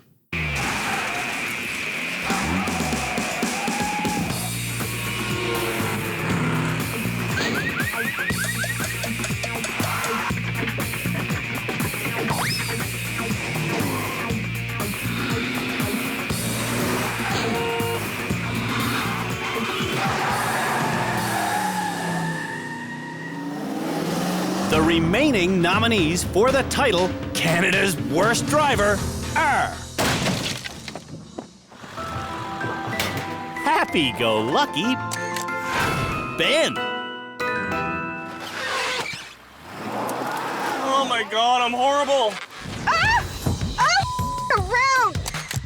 Anxiety-riddled Tab. Okay. Oh, I don't want. It's okay. It's okay. It's okay. It's okay. It's okay. It's okay. Unbelievably selfish Afia. When I'm texting, I slow down. Slow to react Oh, fuck.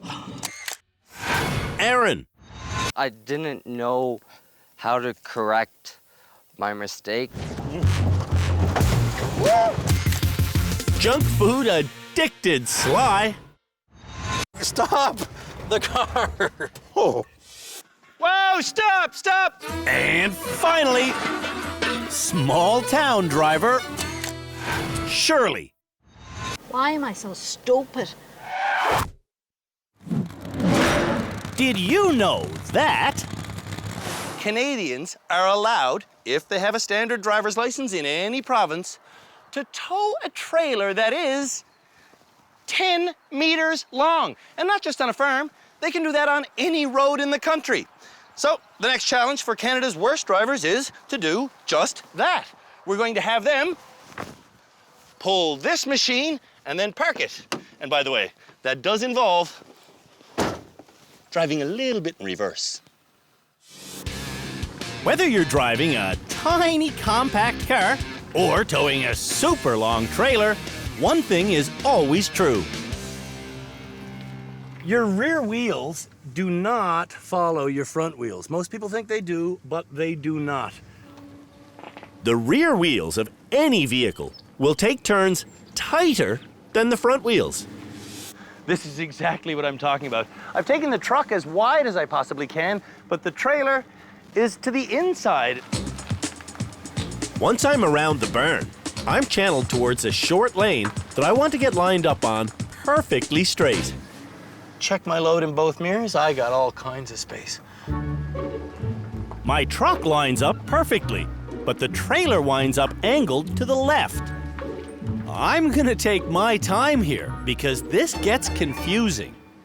I'm going to the left to make my trailer go to the right. To steer a trailer in reverse, you have to turn the steering wheel in the opposite direction of where you want the trailer to go. Now the trailer's pointing where I want it to go. With the trailer lined up, I am finally gold. I reverse straight into the parking bay, then stop to see how much room is left. Good thing I did stop because I'm perfectly done. Now let's see how Canada's Worst Drivers do. Asking Tab to tow a trailer may seem unfair. Oh, crap. But Tab should be able to drive one. Holy how does anyone drive this thing? Just this morning, Tab received a trailer driving lesson.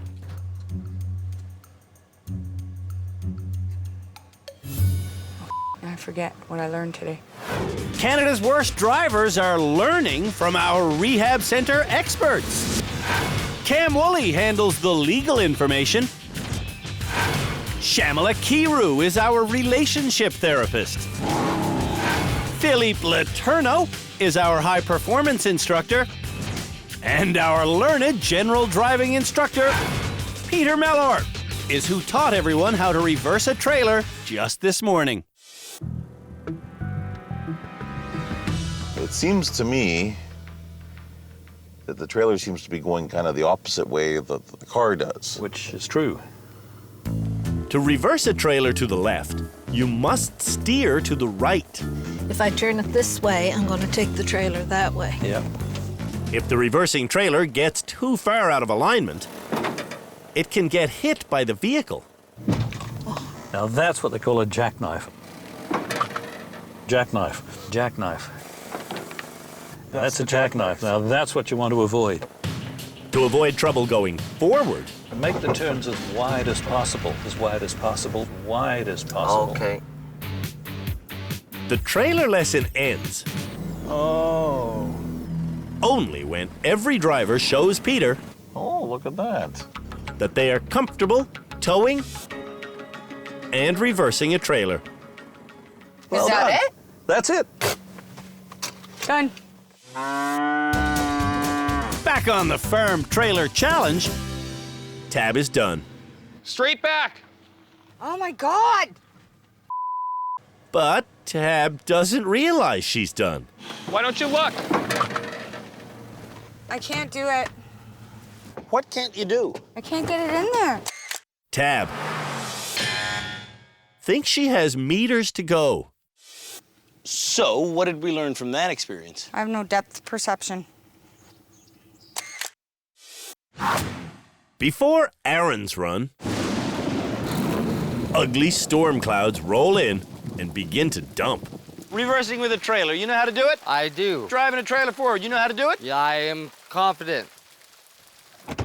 Aaron's confidence lasts, about 10 seconds. I'm freaking out. Aaron was almost killed by a bad driver 6 years ago. That accident created injuries that Aaron is still getting over, which is why his father, Lee, brought Aaron to rehab. Are you using this mirror to see back there? Probably not enough. For the rest of the forward section, Take a wide turn. Aaron does well. But when he starts reversing, No, stop. Aaron stops making his own decisions. Help me more, please, Dad. Pull it ahead now. Aaron, take as much room as you want. I'm trying. I don't know what I'm doing. Aaron should be thinking for himself. To the left, to the left. Whoa, whoa, whoa, whoa. I'm getting really frustrated with my dad. I need you to help me. When I refuse to guide him, Aaron quits. Aaron? No, I'm done, Aaron, Dad. come on. No, I'm done. That's too big of a step for me. You're pissing me off, buddy. I'm sorry, but Canada's worst drivers have learned how to tow and reverse a trailer. That's jackknifing again. But Sly doesn't remember that when towing a trailer, he has to take wide turns. If Sly was taking a wide turn, his truck would be over here. Okay. I want Sly to understand that his rear wheels will turn tighter than his front wheels. So, I have him continue. Holy cow. See what I'm saying? Holy cow. Trailer not following your route at all. In the reverse section, Sly remembers the lesson backwards.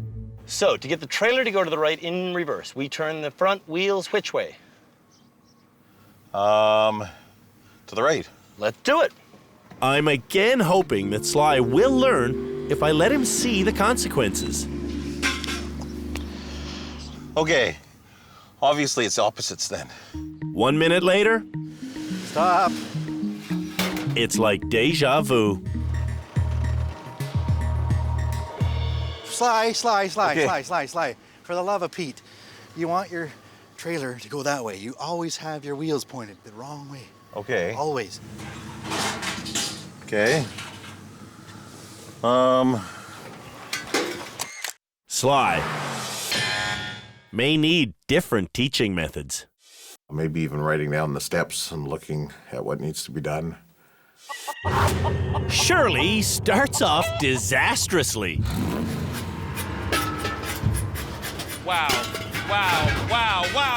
Wow, that's dangerous. You need to take turns wide, right? Yeah. So look at how not wide you are.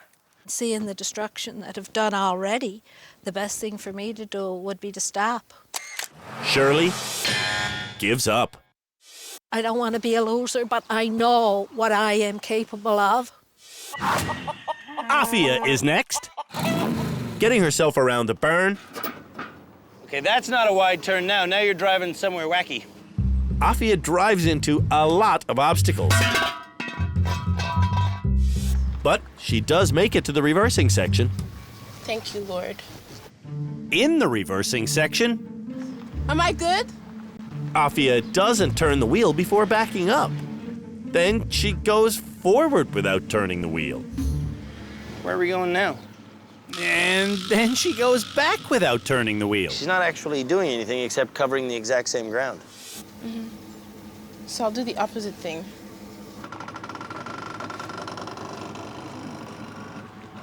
Afia's new route isn't perfect. Oh, Afia, you're gonna hit it now! But she does finally stop. The bad news is you hit about 40 things. The good news is You made it. Afia hoped she wouldn't hit things today. skills will help. Hope is useless as a driver. Daydreamer Ben is the final driver. Today, Ben is so focused.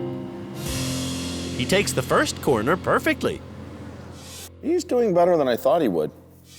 And he turns onto the straightaway perfectly. That's an excellent wide turn.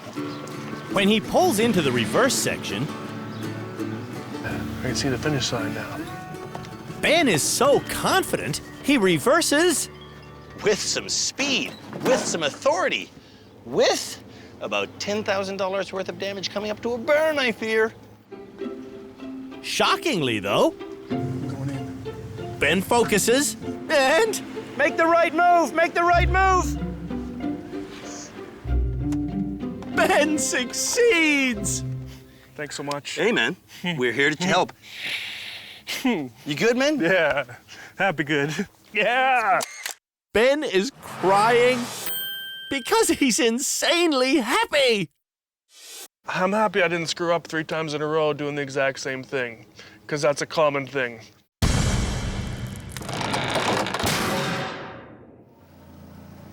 Getting a car turned around on a narrow street often involves something called a 3-point turn.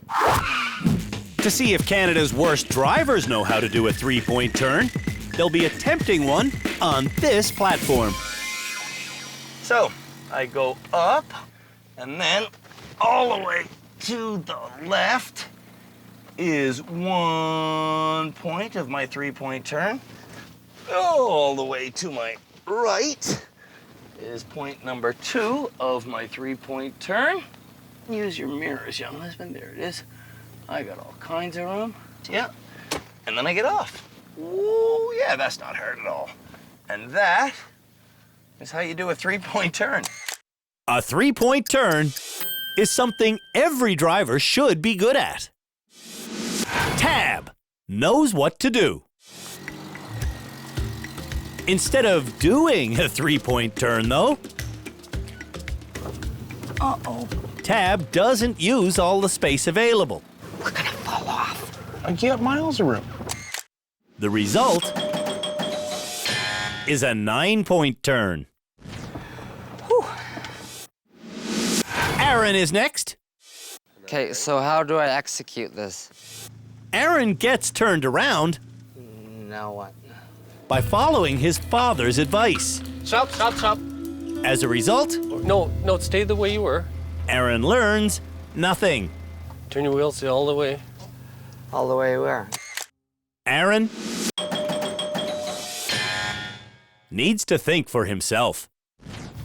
You're on the ramp. Yep, you're good. Sly is next. Might end up being more of a 4-point turn, but Sly gets a little confused. oh my gosh, oh my gosh, oh my gosh. And then he falls off the course. Oh crap. Sly can't do a 3-point turn. It looks so simple when you look on the ground. It really does. Afia drives onto the course. And then she drives off the course. Afia's excuse is being from Montreal? What's three-point turn in French? How do you say that? I don't think French people do that. Shirley is next. This looked so easy. After a 21-point partial turn, So back again. Shirley is in an awkward spot. I say we're stuck. Shirley does finish with a 31-point turn. I'm not proud. And of you 31 did it. You attempts. didn't give up. Ben starts with a bad idea. Maybe if I go straight ahead. Going straight ahead means Ben has nowhere to turn. When he does turn, I know immediately I did something wrong in the beginning. Ben makes it off the platform with a 7-point turn. At least I got around. Ben is learning driving skills and relationship skills. That's been the greatest part of everything, is that we've been not fighting, and she's been super supportive, and I've been listening to her, and she's been listening to me. Driving a car is an unpredictable business. One moment you can be on the highway going 100 kilometers an hour thinking you know exactly what's going to happen next. Then, out of the blue, it's time for our annual water tank challenge. The vehicle for this challenge is a 4x4 Jeep Grand Wagoneer. And on its roof is a container holding 200 liters of water. The drivers do not want to get slopping because, well, the roof is a wide open hole to the slop. the course is a wide track designed to test the driver's ability to accelerate and brake smoothly. For me to drive this well, I don't care at all about speed. Even going slowly gets the water sloshing. Only nobody can rush me through this. Oh, okay, that's excellent. She's already leaking like a sieve on me. To stay dry, I need to go even slower. And that's basically the entire concept of this course. Can you keep your wits about you in a strange driving situation? When the pop-out car is avoided, get away from me. A hallway of rims leads me to a stop sign and a wide open straightaway.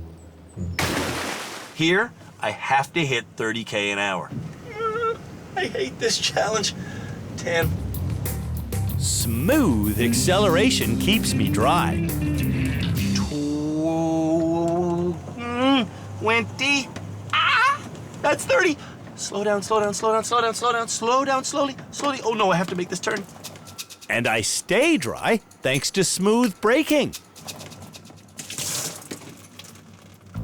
After this turn, things will get ugly due to a gravel ramp. Oh dear, that's too fast, that's too fast.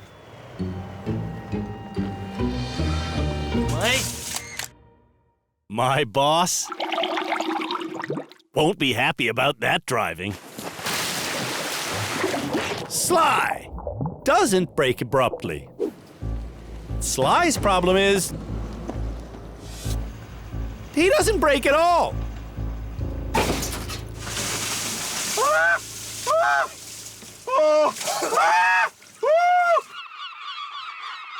Holy cow! Instead of taking a second to calm himself down, This is me screaming like a girl. Sly pushes forward. Whoa! Whoa! Whoa! Ah!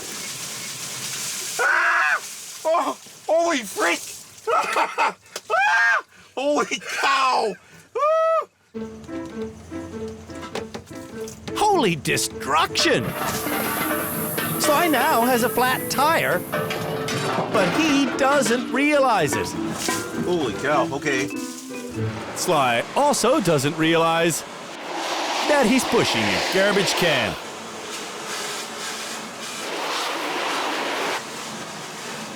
Sly's amount of unsmoothness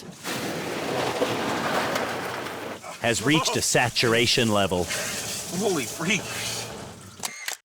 Sly seems like he'll be here until the end. Look at that title up on the building there. Canada's worst driver. Yeah, that's soon going to be your Facebook status. Oh. Aaron is the next driver to go through our water tank challenge. But he doesn't seem to see our pop-out car. Whoa, whoa, whoa. Aaron. Frustrated, Aaron takes off so fast, he loses total control. And he keeps that lack of control flowing That's me you're getting. all the way to the corner. And that's not the only thing that's flowing. I just peed a little bit. Oh. Aaron is a herky-jerky driver. I don't feel I have fully been rehabilitated here yet. Afia is the kind of jerky driver who will make a mistake and then repeat the same mistake You have to stop braking, though. and then get angry about it. Oh, why are you braking? Why? What do you want me to do? I want Afia to be a little more gentle.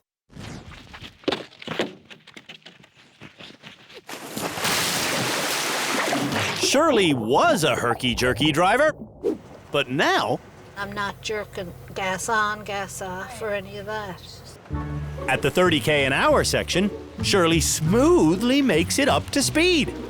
And slowing down, she's better than most. Oh! Not too bad. Shirley has improved a lot. I don't think I'm going to be Canada's worst driver. Tab starts fast.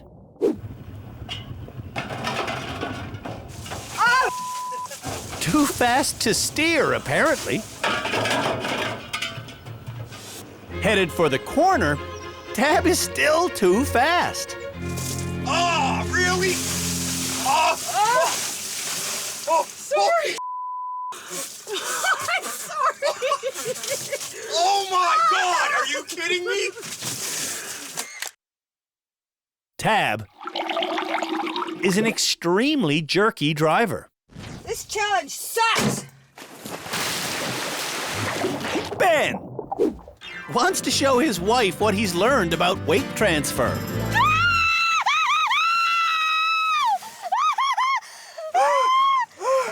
Jerk. On the 30k an hour straightaway, Ben realizes he's going too fast. 30, I'm going 35. Okay, wait, corner.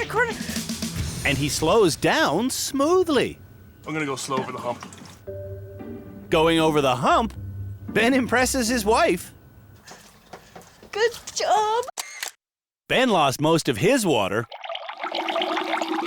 when he soaked Jan intentionally. You know, after the water tank challenge, I think I can graduate next. Sometimes bad drivers spin completely around, totally out of control. The next challenge for Canada's worst drivers is to spin completely around, totally in control, while driving in reverse. It's a move you've seen performed in countless movies, and it's called Totally Cool. Learning what's really called the reverse flick will happen in 2 stages. Okay, Tab, what we're going to be doing is some reversing in a straight line. First, Peter teaches everyone how to reverse quickly in a straight line. Next, Brace yourself. Philippe shows how the maneuver is done.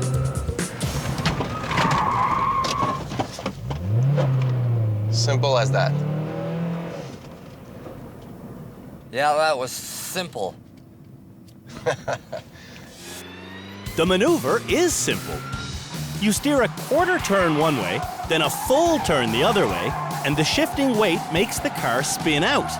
It also makes Tab freak out.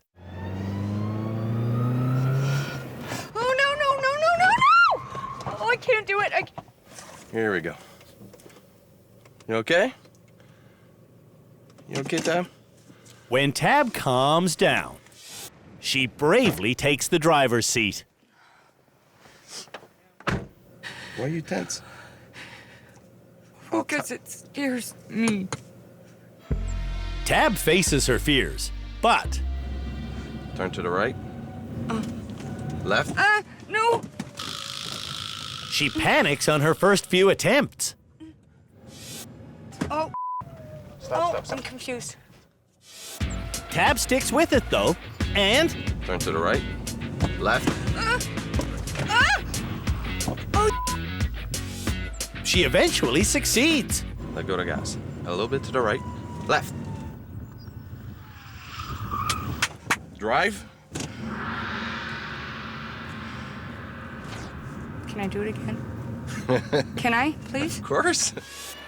When Tab is totally comfortable with this maneuver... The other way. Swing. Yes. It's time for her to do it under the pressure of a challenge situation. And she will be doing it in the coolest car we have. First, though, I'll do it inside this corral of boxes. And as I know from past seasons, the reverse flick is done. Woo-hoo-hoo, just like that.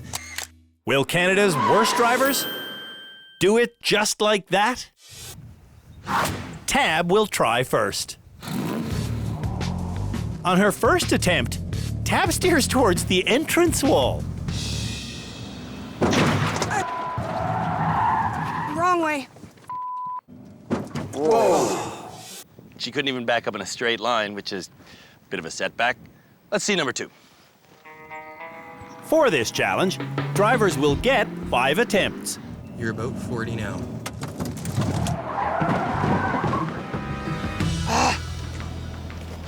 Tab is emotional now.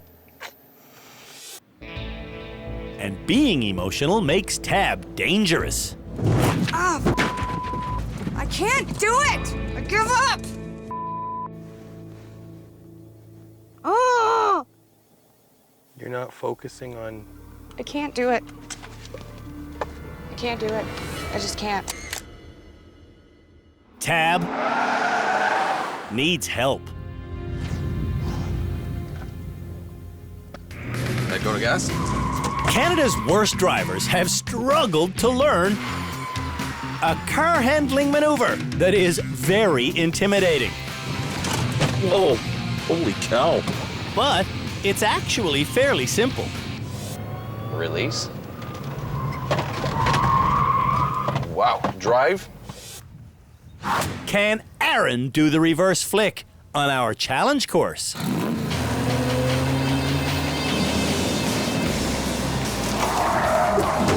Whoa, hey! Aaron has been consistently relying on his father's help. Now! But Lee doesn't know how to do this maneuver.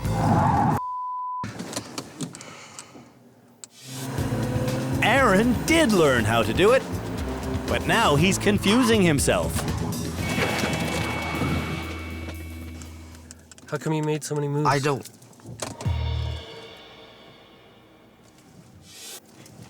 Yeah. Practicing the steering should help. 40. Let's go. But Aaron's still confused. How come you're giving him one of these? Aaron? Dad, just please let me...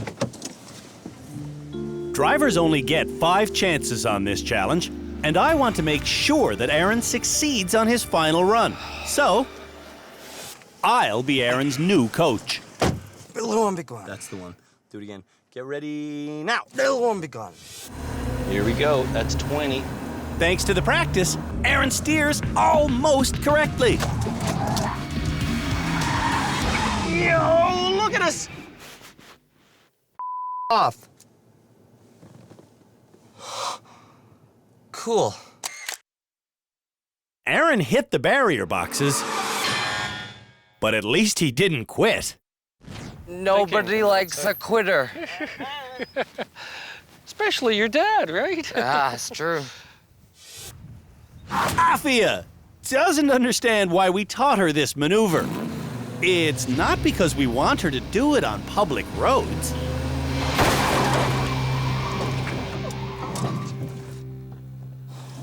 That was too early. What we want is for the bad drivers to learn grace under pressure. C'est parce que je break. After some self-encouragement, Afia still can't steer.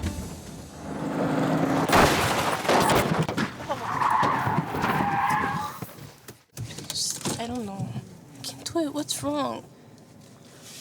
Afia knows this maneuver is easy. It's very simple. You have to just go like this. That's it. On her 5th attempt, Afia seems dejected. But she does the maneuver perfectly.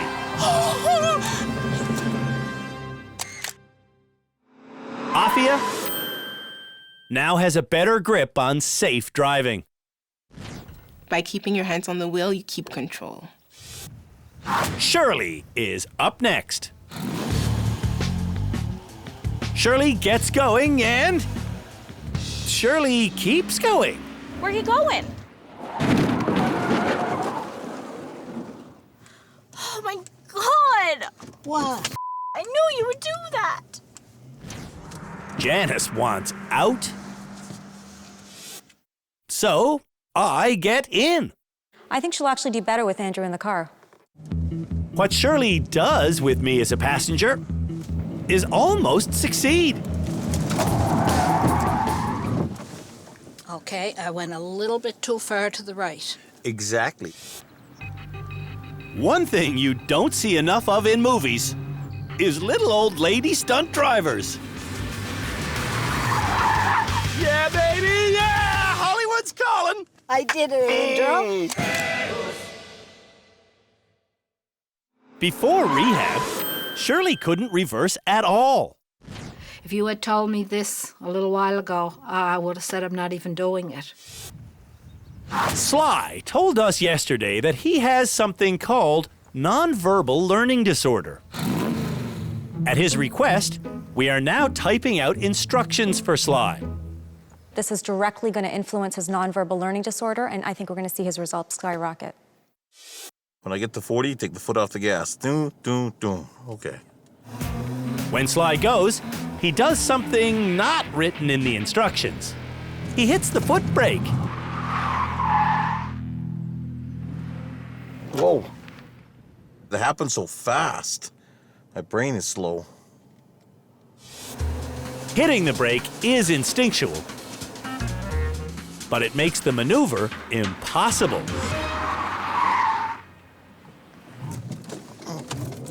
Oh, crap. So that's the big thing, is that in none of this am I going to touch the brake. And with that, Sly touches the brake. Oh, freak. Before Sly's next attempt, Oh boy, we got a storm. rain comes pouring down. Right? Left. Oh, freak.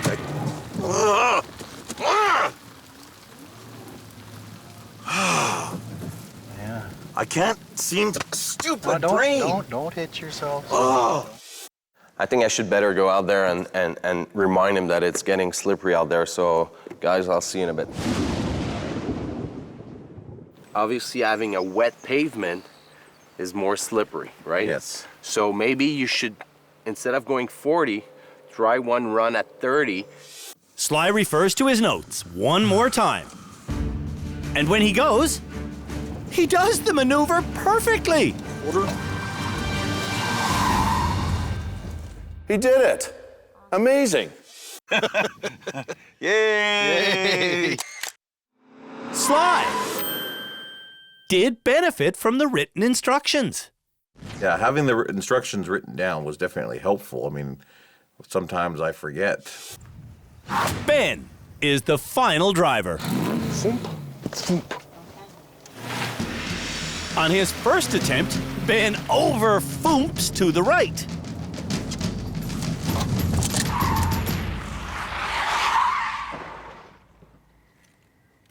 I didn't do the gentle turn. Oh, okay. All right, so I gotta do the gentle turn.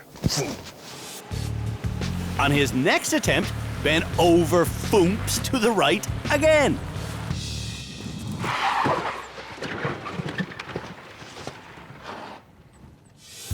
This is turning out to be a right foomping problem for Ben.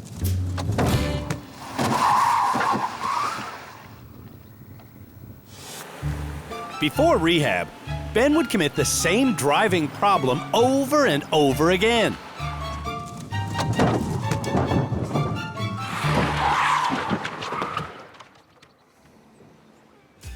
It's time to learn which of the Canada's Worst Driver nominees wants to graduate, starting with Tab, who would rather stay in rehab.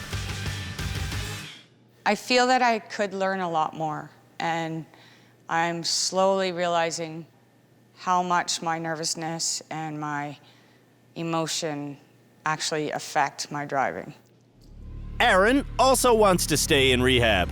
Honestly, at this point, I don't feel I deserve to graduate. And even Afia now thinks that rehab is the best place for her to be. I'm changing. I feel it. That's why. Sly also knows that he's going through a positive change. Yeah, I would like to learn more, come back and learn more. And likewise, Shirley wants to stay in rehab. Oh, I believe I need more training as much as I'd like to say that I'm done. Will Ben make it 6 out of 6? Do you want to graduate or do you want to stick around in rehab? I'm ready to graduate. Oh, yeah? Yeah, I think so. Before rehab, Ben's driving problems included steering, reversing, and just never maintaining a speed. Do you remember learning these skills when you were going through the licensing process, or? Gosh, no. I mean, I remember being the class clown in driver's school. So obviously I missed a lot of the theoretical stuff. I also remember that because I had to sort of pay for it out of my own pocket, that I chose to pay for the inexpensive version. That's a great point, Ben. There was research recently about driving schools, and the people that went to the not-so-good ones actually had a higher collision rate than people that went to no driving school. Ben says that if he graduates, he'll also start driving with 2 hands on the wheel. I've been driving a car with a manual transmission. So the first thing I'm going to do when I get home is sell that car and buy an automatic. 5 people in our rehab center want to stick around and learn more. But Ben wants to go home. So I guess our only talking point is, should he or should he stay in rehab? Stay in rehab. I just don't think it's forgivable, the performance in the reverse 180 challenge. Shamala agrees with Cam. I think he should stay. But Philippe has a different opinion. I believe he's okay to go back on public roads. If we have to graduate someone, then he should be the one. We don't have to do anything. So, will Ben graduate? Or will we keep him in rehab?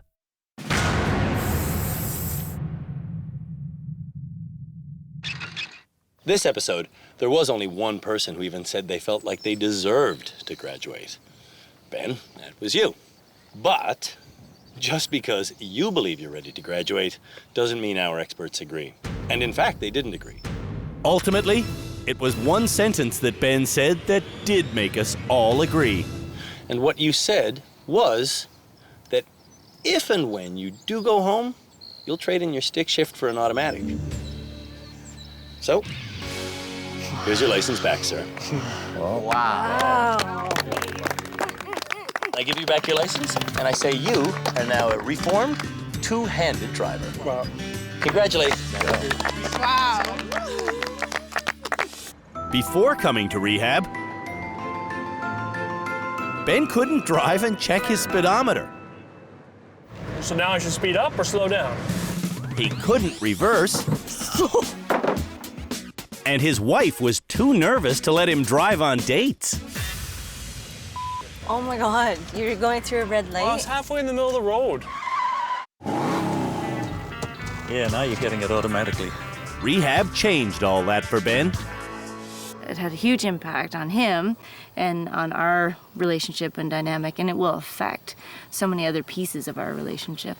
As soon as I get my new car, we're going to be going to Vancouver on a nice date. Let the dating begin! Join us again next week when we get one step closer to naming Canada's worst driver.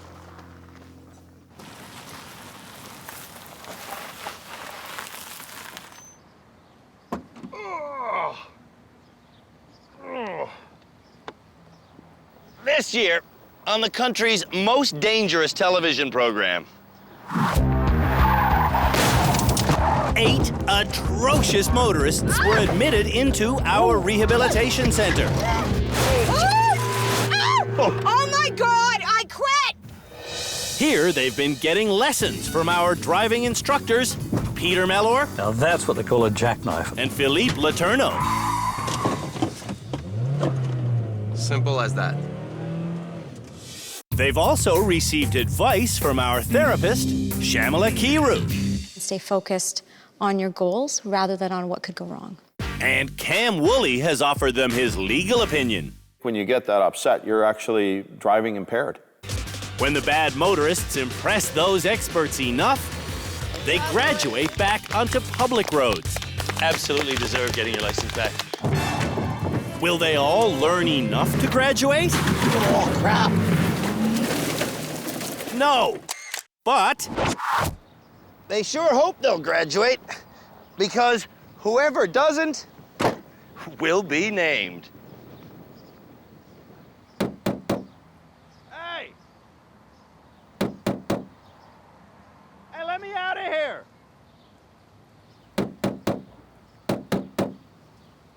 Someone will be named Canada's worst driver!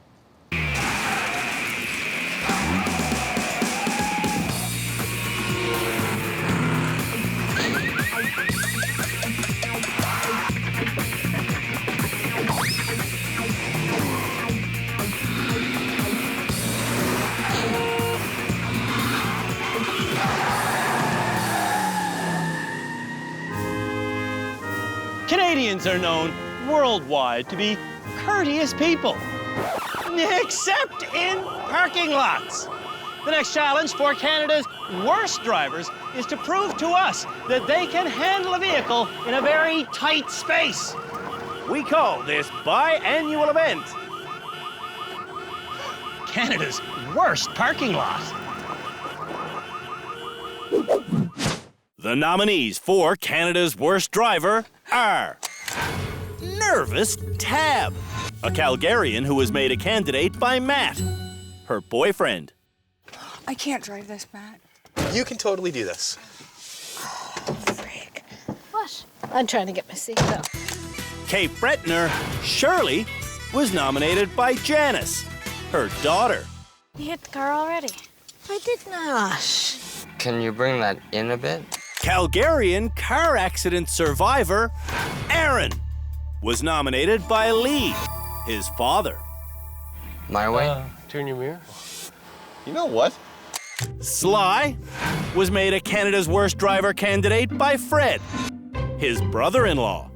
It's weird, but I got this sudden urge to go and do bumper cars.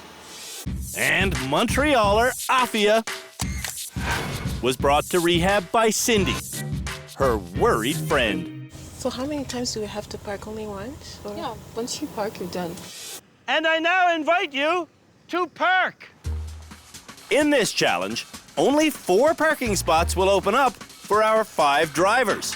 And to pass, those drivers have to park by reversing into the empty spaces.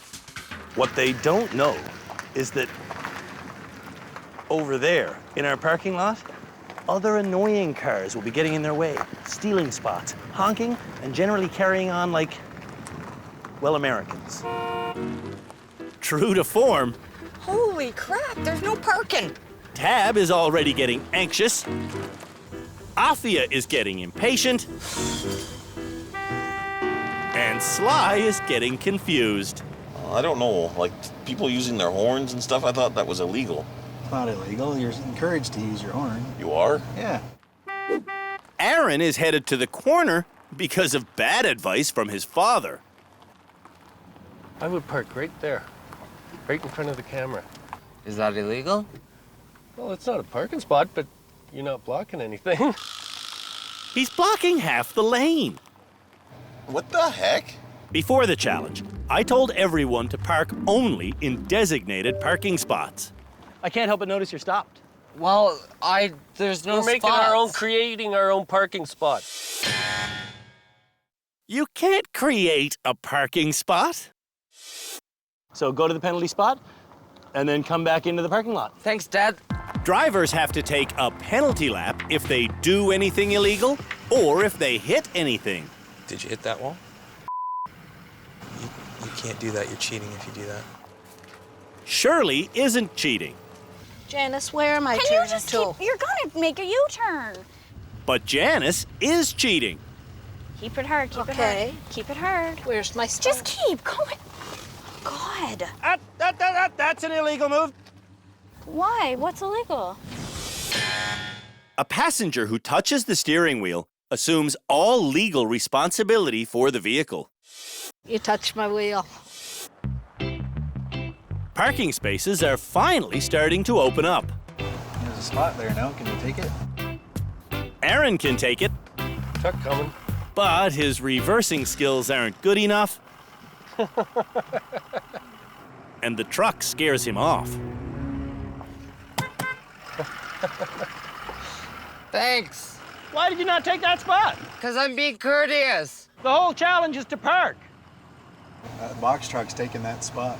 Oh, nice. The nervous some people. When the box truck can't fit, It's all yours, Tad. Aaron reappears and sneaks into the spot. Sorry, I was here first. Took my spot, man. Aaron doesn't like parking. But after a quick readjustment, he does manage to slide into the space. You're parked. Aaron still needs reversing skills.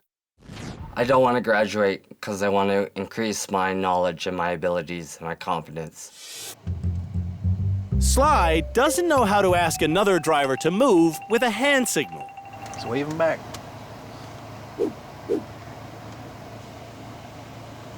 Well, I've never heard of that. And he doesn't know how to dress his feet for driving. Whoa, whoa. See, sometimes my foot slips.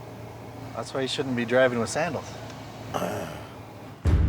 When the next spot opens up, No, this is mine. the stress is setting in. What the hell? Or heck, or...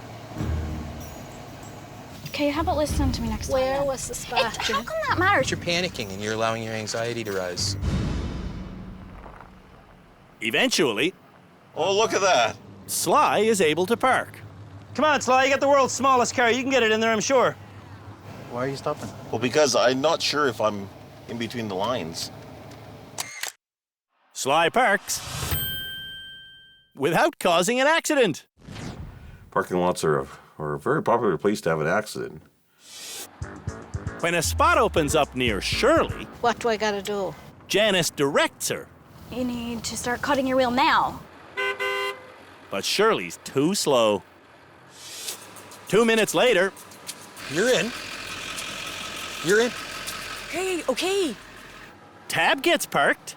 What did you get out of this? I'm never buying a big truck. Tab's biggest problem is still her nervousness. I wasn't freaking out, per se. I wasn't shaking. Well, I shook a little.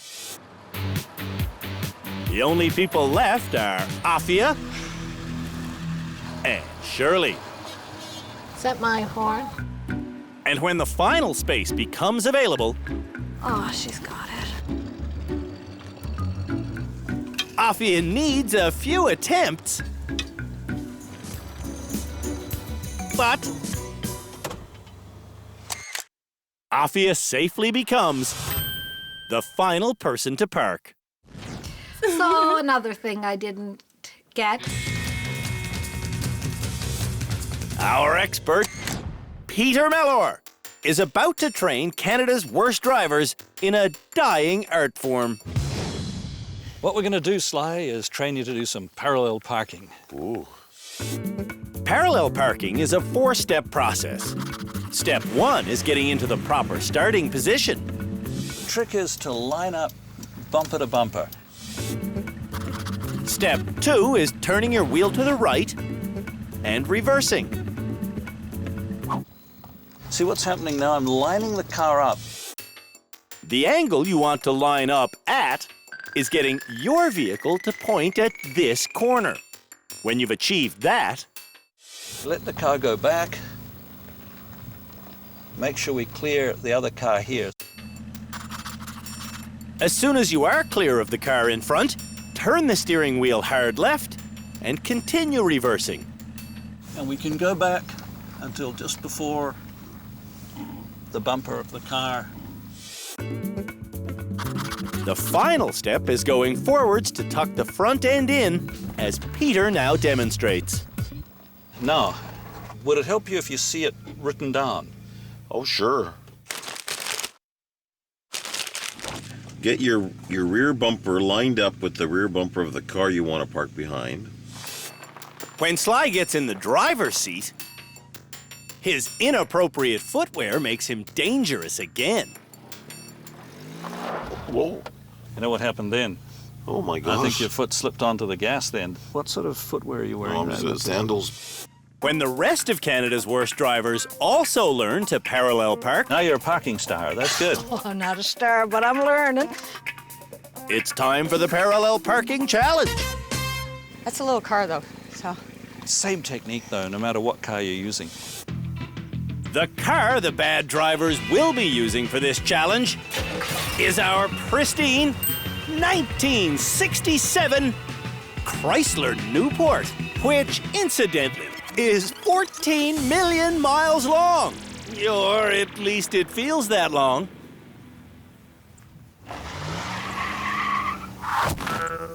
And Tab will be first to park it. Oh, my Lord. For the challenge, Clock has started. the drivers have half an hour to park properly. Oh, my God. And they have to park smoothly. I'm shaking already, sakes. If they can't reverse in one smooth move, I'm not gonna make it. they have to start again. So now follow the arrows around. I gotta stop shaking, that's my problem. Yeah. When she tries again, Shaky Tab's problem is approaching at too sharp of an angle. Oh. I'm shaking again. If drivers hit another car or the curb, Oh, please don't hit, please don't hit. they also have to start again. Oh. Did I hit? Around. Can't believe I've been driving 20 some odd years and I still can't pull a park. Parallel parking isn't done on many licensed tests because The examiners don't like doing it because they pick cars in the street and the owners come out of their houses and start abusing the examiners. on Tab's 5th attempt, No. Oh, maybe. she has the angle right. She just misses the car in front, and she looks like she's going to be perfect. There. That's. I parked a big car. After 20 years of driving, Tab can finally parallel park. That's what I'm talking about, bitches. Afia is next to parallel park. Talking distracts Afia, so she's trying to parallel park without uttering a word. And while it would be more impressive if she could stay in her seat, Afia does park perfectly.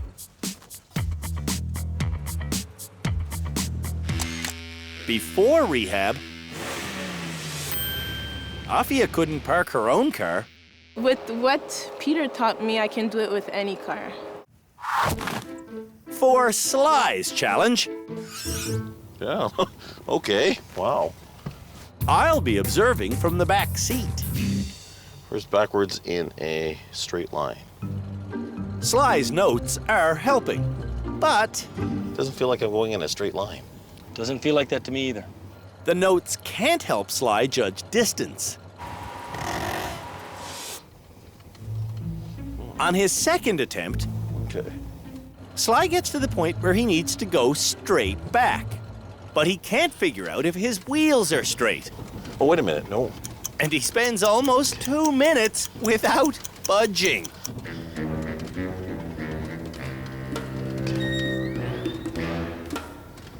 Sometimes I don't always trust my senses.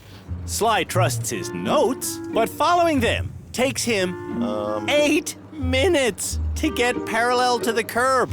And when he gets there, he's way farther out than the 30 centimeters that's allowed by law.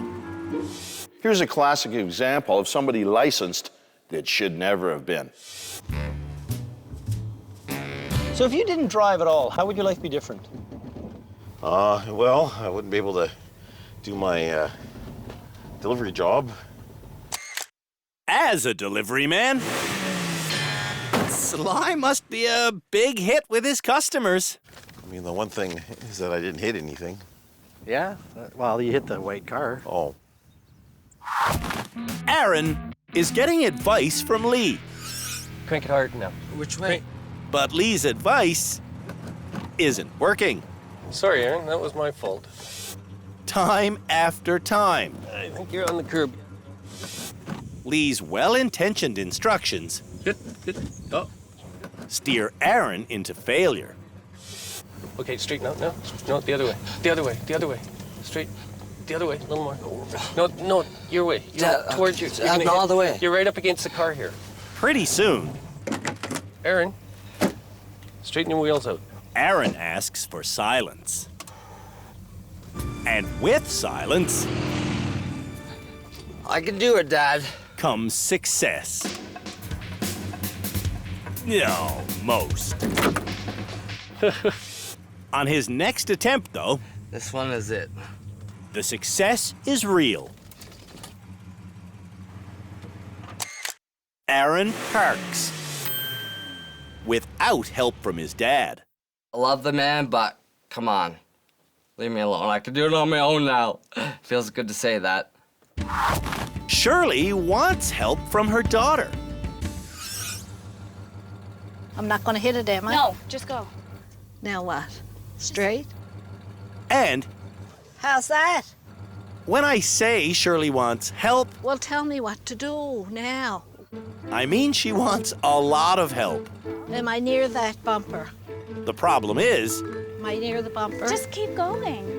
Janice's help doesn't help. I failed big time. If Shirley would just trust what she knows, Now all the way in, right? she'd do a lot better. Am I okay on your side? Like this, Janice? Help me get it. Is that it? Am I lined up? She's lined up, but she's too far from the curb. I only get worse. This is your last shot. On Shirley's final attempt, Janice refuses to offer any advice. And guess what? Shirley parallel parks. I did it. I know I could. I did it. Shirley needs to trust her own skills. But see, that's what I mean. If you don't ask me a million questions, you actually can do it on your own.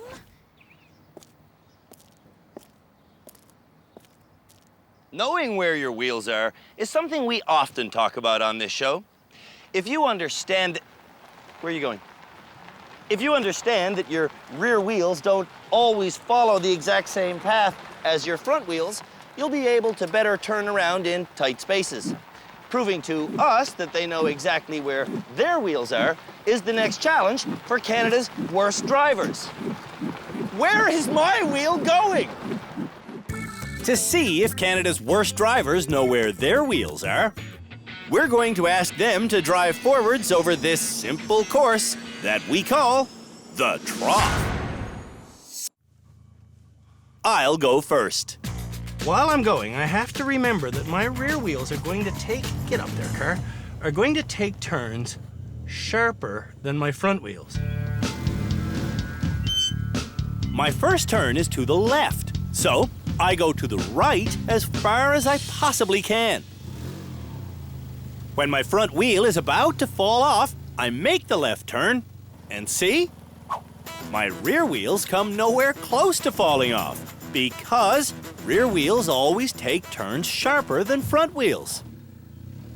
The next turn is to the right, so I want to go as far to the left as I conceivably can. Almost there. once again, my front wheel almost comes off the course. But as I make the turn, the rear wheels turn tighter and come nowhere near the edge. Which means I think I'm done. I am done. Now, let's see how Canada's worst drivers do. Shirley is up first. In almost no time at all, Shirley falls off the trough. When drivers fall off, we will come to their rescue. Throughout rehab, Can I back up? we've been encouraging Shirley to be more assertive. Can I go a little more to your right? But Shirley consistently gives up control. Can I get a bit of room on your side? Okay, now can I go to the right a bit? Now to the right before I turn the wheel. To pass this challenge, Straight for a while. drivers have 30 minutes to try as often as they like. Your way, Janice. How am I on your side? What if I went straight? Have I any room? Can I go over your way a bit? See, I don't know where my wheels are. No question about it. Shirley's not in control. She still relies on me for everything. On Aaron's second run, Aaron looks like he's about to succeed. Whoa. When his father intervenes. Just go right straight back. Looks like another case of Aaron's dad really doing the thinking here. The worst part of this is Lee's giving Aaron bad advice. Yes, that's what you wanted. Turn. Oh. For the rest of the challenge, Lee keeps giving bad advice. No, keep going your way. And Aaron keeps following it. Oh.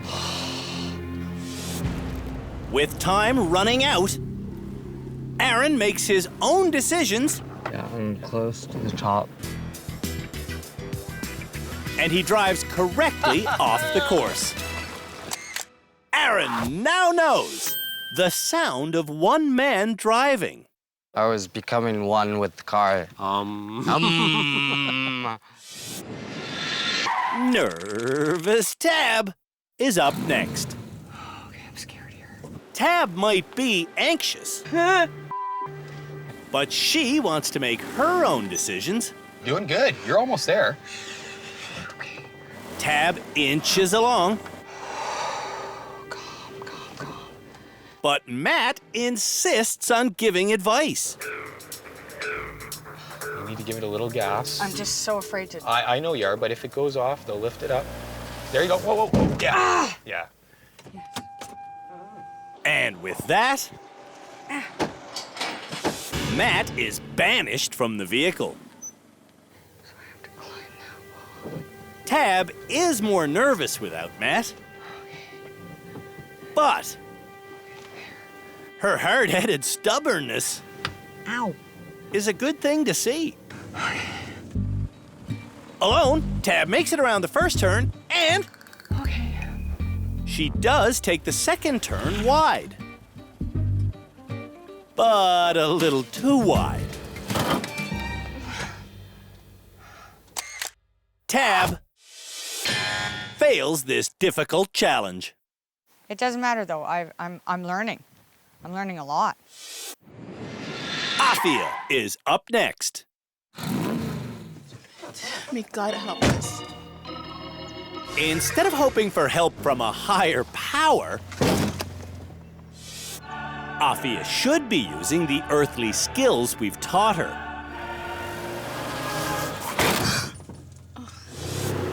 On attempt number 3, Do I start tuning? I don't know. Afia prays for help. I don't believe you brought me this far to leave me. Afia's faith is a beautiful thing, Be careful! but her driving skills are hellish. Afia wants to quit, but we want her to learn. So, we ask Afia to try again. Now, Afia really wants to quit. Can I just give up, please? No, there's still 10 minutes left. This is one of the reasons why you've done so many hit and runs, hey? Is because you don't know where your wheels are? Probably. Would you agree with that? Yeah, totally. Brace yourself, because Afia is about to go right over the edge. So what happened there? I ran over this one because I don't know where my wheels are. And I don't want to talk.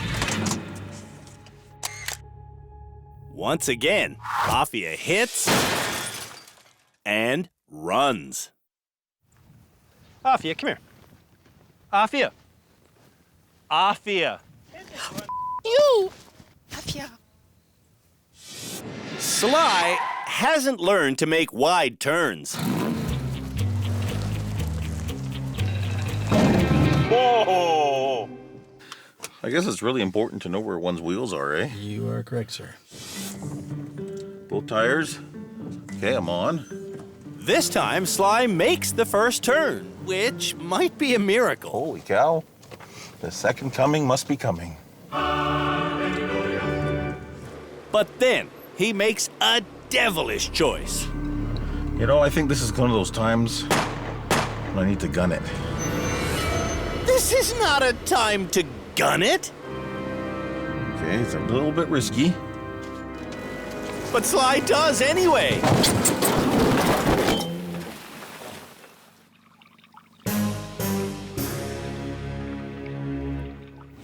Whoops.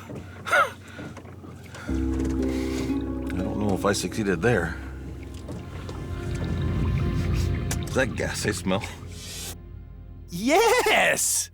When Sly gunned the engine and hopped the curb,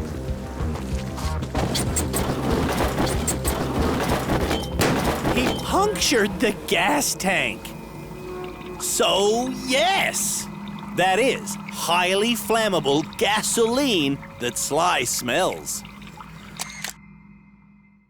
This dangerous situation is something we didn't think was possible.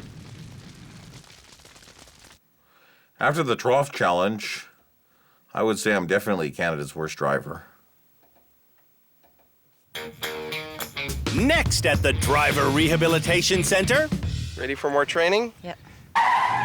Canada's worst drivers will learn how to recover from a skid. Tab drives toward a cone at 60k an hour. And watch what happens when she hits the brakes and tries to turn. Brake. Turn, turn, turn, turn, turn, turn, turn, turn. Even though Tab steered to the right, the car skidded straight because the brakes were locked. Next run, I want you to do exactly the same. Lock them up, but we don't want to hit the cone to make sure the car start to pivot. Let go of the brake. Exactly. Tab understands that this time she's going to go 60 again, then lock up the brakes while steering, then release the brakes. And lock them up. But she doesn't release them. I wasn't supposed to do that, was I? No, but you know what was the big mistake? What? You kept staring at those cones until you, even to the point where you hit them, and then you were still looking at them. You're right, because I was staring at it and I didn't want to hit it. I get know it. you get it. I get it. All right. It's just getting my body to do what my mind knows what to do. For your mind to allow you to let go of the brake, you have to look where you want to drive. And lock, steer, look, release. Does it work? Yeah. I get it. Sly also gets it. So I don't even have to think about taking my foot off the brake. The brain does it for me. Afia and Aaron also learn the benefit of looking where you want to go. Steer, ease up. Nice. But when Shirley tries, she steers so much, the car won't turn, even when the brake is fully released. A lot of time people don't also realize that the more you turn the wheel, Yes. you're having less grip from your tires. If you start to steer Too and it much. keeps skidding, It's not going to get contact down there. you're smart. With skid school done, the next challenge for Canada's worst drivers is to turn around an icy corner. Ah! To create the icy corner, we've got a slick tarp positioned on a tight turn. Cars have to hit the ice going 50k an hour, then make it around the bend. It's that simple. For this slick challenge, we'll be using what was our best car, the Dodge Challenger. Oh, pretty soon, this poor vehicle is going to have to be put on ice. Before I put it on our simulated ice, I have to get going 50. When all four wheels hit the slippery surface, Lock up, turn the wheel, look where I want to go. Piece of cake. Nothing to it. Now, let's see if Canada's worst drivers know how to look where they want to go. Sly is ready to start us off. Not born to be wild, but born to be ready. On his first attempt, Sly goes almost 60 and he doesn't let go of the brake.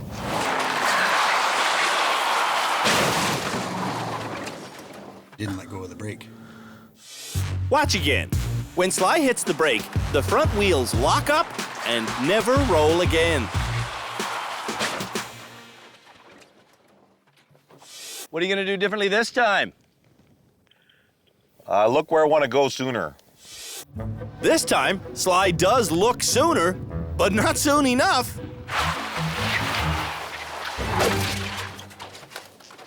You release the brake about here. About there. So you only turn that little tiny bit. Drivers only get 3 shots at this challenge, and for Sly's final run, I want to be his passenger. Is that okay? Of course. This time, I'm going to coach Sly to look where he wants to go. But Look, over there. Oh, man. Freak. Sly looked at the wall too long. It's funny how you always end up crashing into whatever you're looking at, even though you don't want to crash into it. Go figure. Canada's worst drivers have learned how to steer out of a skid. Turn. Oh my gosh. It's interesting. Now, they're doing our 50k an hour icy corner challenge. I tried. I really did. Nervous Tab is next. You ready, Freddie? I'm ready, baby. On Tab's first run, she speeds up to 60, and she never takes her eyes off the wall or her foot off the brake. Oops. Got up. I know what to do. Awesome. It's just a matter of doing it. Okay. On her second run, Tab speeds again, and she turns the wheel to its absolute maximum before releasing the brake.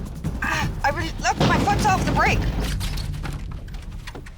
Sometimes if you turn all the way, you do what they call snow plowing. The wheels will kind of push. Right, and Philippe mentioned that. Philippe also mentioned that speed kills. This is an issue I got with Tab because she She kept complaining that, oh, I don't have time to see the signs, I don't have time to do this, I don't have time to do that. Well, if you're going too fast, how could you give yourself a chance? Tab knows the speed limit for this challenge is 50k an hour, but on her final attempt, Come on, she's going way too fast. Way too fast. Tab speeds again.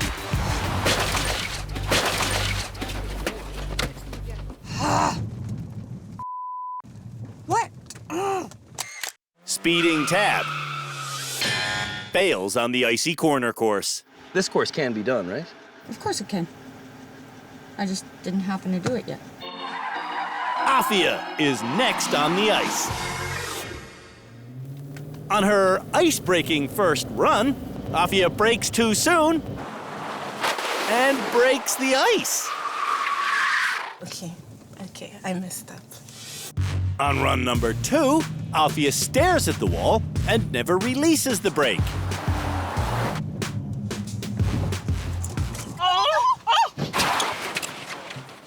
Awful. This is so slippery. Okay, yes. This was awful. On her third and final run, Afia remembers to look where she wants to go, but... Oh my gosh! Gosh, I don't know why. Afia hit the brake. But for some peculiar reason, I didn't release it. Shirley is up next. I got a break. Okay, stop doing the face. Turn it. On her first attempt at the icy corner, Shirley stares dead ahead. You didn't turn your wheel. You didn't even turn your wheel. This skill of looking where you want to go seems to come in almost every challenge. All the challenge we do here is about vision. On her second attempt, Shirley panics and hits the brakes too soon. And she doesn't take her foot off the brake or her teeth off her tongue. Oh, I can't turn. I didn't take my foot off the brake. Exactly what you said.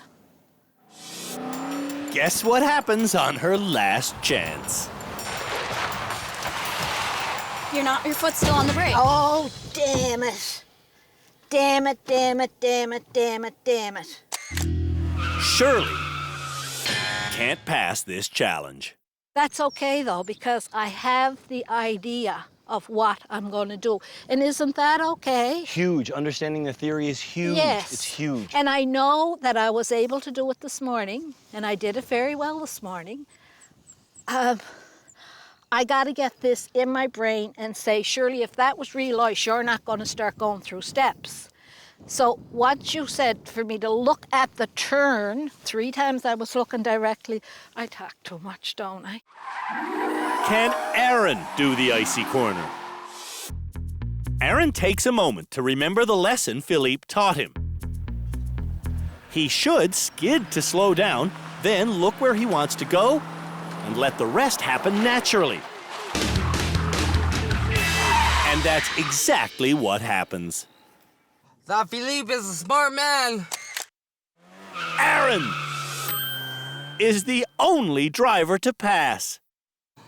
Awesome. Sorry for my language. It's time for me and the experts to hear from Canada's worst drivers so we can decide who should be this episode's graduate.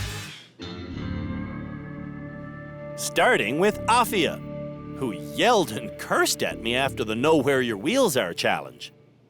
Well, I apologize, first of all, because I shouldn't have acted like that. Apology accepted. Why did you just freak out like that? Sorry. I always cry. It's not you guys, it's just me.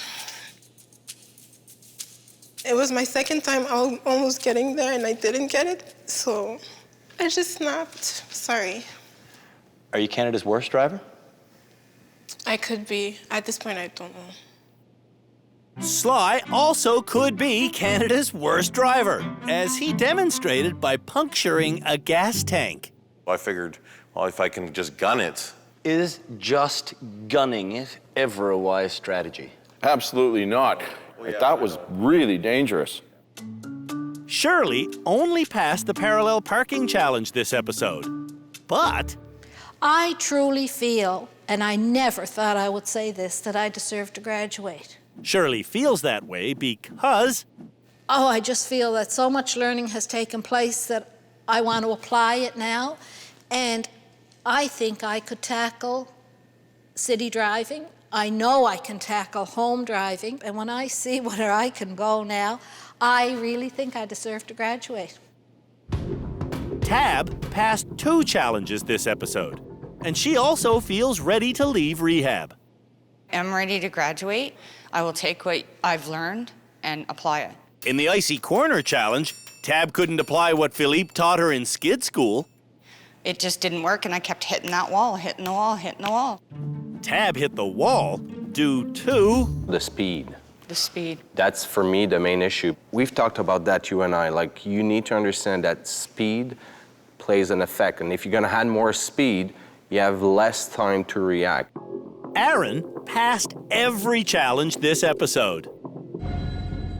I deserve to graduate, but I don't completely feel the timing is right to graduate. You can stick around if you want to. Sweet. It's time to choose who will graduate. How do you want to do this? Short list. Okay. Short list it is. Afia? No. Definitely not. No. No. Sly, need I ask? No. No. Tab? Yes. I would put her on the short list. Yeah, absolutely. Shirley? Yes. Well, I'll put her on the short list. Why not? Should Aaron graduate? No, not for me. At this stage, no. No. That means... We have Shirley, who I don't think should graduate, and we have Tab, who, I gotta be honest, I don't think should graduate. 2 people want to graduate, and they're both excited. Shirley, I'm talking about you. Tab, I'm talking about you. But neither one of you made it through the icy corner. So, Aaron, for that simple reason,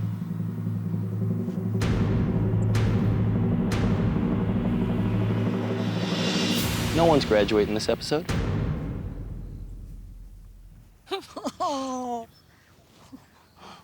You're all sticking around rehab to become better drivers.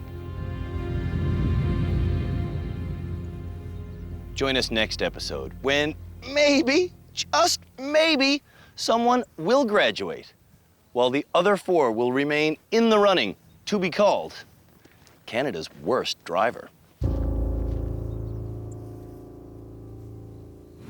At home in Lethbridge, Alberta, professional delivery man Sly has a difficult time knowing if and when he's contacted another car. Whoa. That hits anything? In our rehabilitation center, Sly is now contacting cars in our snowplow challenge. Am I hitting something? Are you hitting something? Is that what you're asking me? Well, I don't know. You don't know if you're hitting something? Sly is definitely hitting something and some other things. But he is totally unaware. Hit a bunch of vehicles. I did? Do you have no idea if you hit something or not? No, I mean, how are you supposed to know? Well, you hear the grinding, crashing metal sound and you see the motion of the thing that you hit. Oh. Even though we are constantly telling Sly to look where he wants to go. Oh my gosh. Sly forgets to look where he wants to go. Whoa, whoa. Holy cow. And this happens in practically every challenge. It's starting to get frustrating. Yeah. Hit the green car. You got that van that time.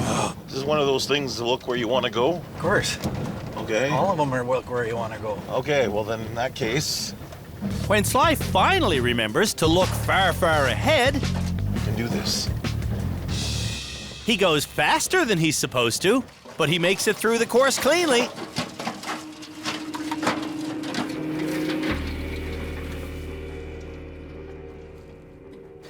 Woo-hoo! Even though he succeeded, Sly may have missed the point. The faster you go, the easier it is to steer. Oh, you're killing me. That's what you learned from that? 6 years ago in Calgary, Aaron was T-boned by a bad driver. The physical injuries that Aaron sustained Palms are sweating. have now made him a bad driver.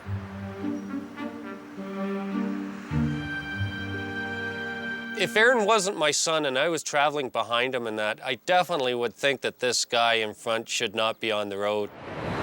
Traveling on our snowplow course, Aaron knows he should look where he wants to go, but he's staring barely over the hood. Did I hit it? Yeah. And that's not all he hits. Oh, you hit that. The only thing Aaron doesn't hit You're hitting that. is the speed minimum. There's no way I'm getting it to 20. There's no way that Aaron will ever pass this challenge if he doesn't start looking farther down the road. Were you watching your side? Yeah. Yeah. As soon as we get those drivers to do a slower challenge, you gotta notice they will have a tendency to look just in front of the hood. Whatever speed you're doing, you've got to look far ahead. When Aaron finally starts speeding up, he's just as dangerous. Did I hit anything? Yes, you did. There is a 30-minute time limit for this challenge, and Aaron is looking like he'll be the first driver who won't be able to successfully navigate his way through. 29 minutes, 4 seconds. On his last chance, Aaron can't pass the snowplow challenge. You let the frustration get Yeah. the best of you. Yeah. Yeah. I haven't got that under control yet. From a small town in Cape Breton, Nova Scotia, Shirley has had a license for longer than some of the other worst driver nominees have been alive. The horse and buggy was still on the road for a number of years after I got my driver license. Times have certainly changed since Shirley started driving. It was just so easy to drive in the old days. But Shirley's skill set has not been able to keep up. You're speeding. Can't take my eyes off to look. In rehab, when Shirley gets to the snowplow course, she seems out of her element. Up to speed, up to speed. Oh, I hit something that time. You're still hitting. You're hitting everything. Oh. Do you know what happened? No, I have no idea. All too often in rehab, Did I hit something? Shirley wants her daughter, Janice, Drive faster. to think for her. So what should I do? Straight. The ironic thing is, when Shirley thinks for herself, Am I at 20? Yes. she's constantly improving. I got it. It's Keep at it at 20. 20. It's at No. 20. It's at 20. I did it. Go over in there. Success! Deserves a hug. I did it at 20, darling. Yes. If you're in a town that has no one-way streets, and it's a Sunday when two cars come to a three-way intersection at exactly the same time before noon near a school zone, which one of them has the right of way? Well, it's the driver who's in the car to the right of the other driver. The next challenge for Canada's worst drivers is to take a test all about rules of the road. And we'll start in Montreal, which has one law that's unique in all of North America. You're in Montreal and you want to make a right turn. Got the red light here. Show me what you would do. Stop, check for oncoming, and then go. I would turn. I could make my turn. In the city of Montreal, it's illegal to make a turn to the right on the red. In Toronto, can you pass a stopped streetcar with open doors? It's not a bus, so could I just proceed, maybe? No, you can't. Continuing on, right? Wrong. Just keep going. If you want to kill people. You need to stop 2 meters behind the door. Everywhere in Canada, laws are the same about being on a traffic circle when... A police car comes screaming up behind you, sirens blaring, lights flashing. Show me what you'd do. I would pull over. It's illegal to pull over on a roundabout. What you should do is... Continue off the roundabout to the exit you want and then pull over at the side. Okay. The same logic applies when you're being tailed by a cop on a bridge. I would pull over. No, you should. Drive to the end of the bridge and veer right. If you saw a vehicle with a flashing green light, what would you do? I have no clue. Well, first I'd call my dad and ask what a flashing green light means. I know it's not an emergency vehicle. It is an emergency vehicle. What the green light signifies is it's a volunteer fireman or volunteer medical person. Okay. When it comes to understanding road rules, the worst person in rehab... Can I just wait now? What? I'm here. ...is Shirley, who scores... 1 out of 10. Oh, that's bad. Just proves the point that people who have had a license for quite a long time should really keep up to date. Yes.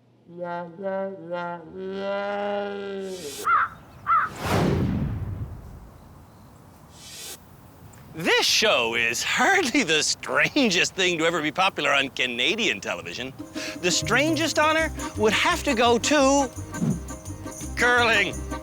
Curling, though, is kind of like car handling. You have to go really smoothly and make perfect turns. And believe it or not, handling curling is the next challenge for cars. Car curling is a game we made up ourselves. In this sport, drivers will push one of these rocks all the way to this hog line where they must stop shooting the rock towards this house. Closest to the bullseye wins. The vehicle for this challenge is a Buick Skylark that has a bent metal cradle on the front grille.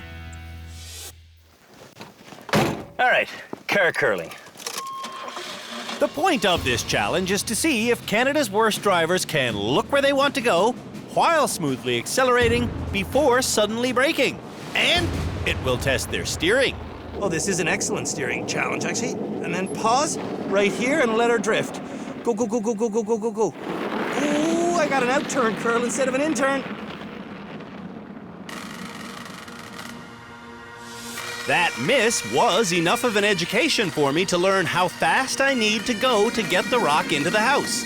And on my second attempt, and brake, my weight feels good, and the rock is only slightly off-center. Curl, curl! Hurry! Hurry hard! Hurry! Yes! Whoever gets their rock closest to the middle will be the winner. Shirley takes off like a snail.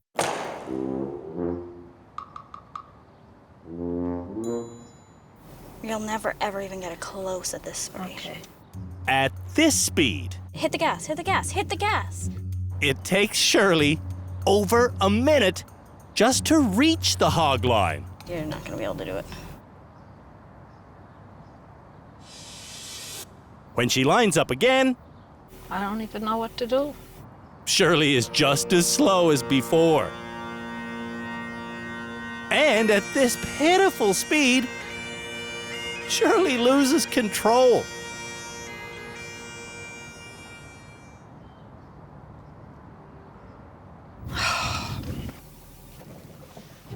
In total, Shirley tries 8 times, but only manages to get 2 rocks. As far as the hog line.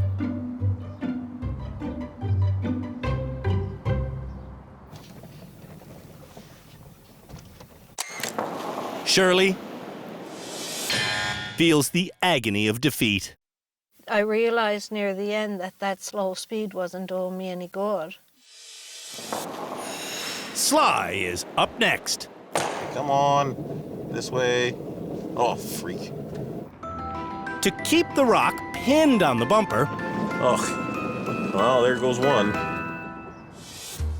Drivers have to slowly and steadily accelerate. Gotta go faster. Come on. Oh, freak. But Sly can't figure it out. No rocket science, right? When Sly does go faster... Whoops. He loses total control of everything.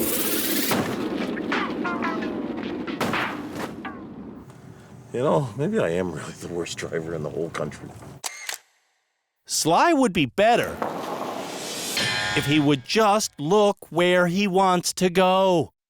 You know, I think that's an analogy for life. Look where you want to go. Look where you want to go. My gosh.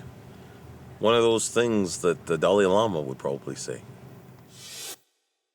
Maybe Afia can succeed at this challenge.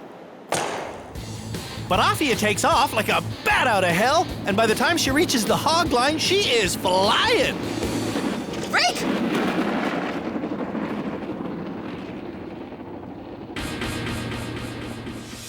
And when she tries again, she goes even faster.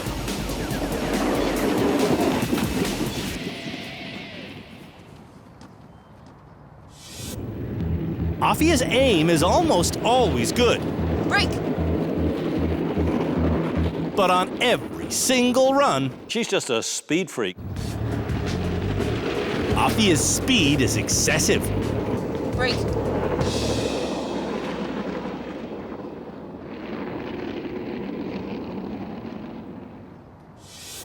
It didn't go well. Afia is sliding back into denial. Even if I fail, I don't feel as a failure. Maybe Aaron can score some overdue points. On Aaron's first try, though, he looks as timid as Shirley.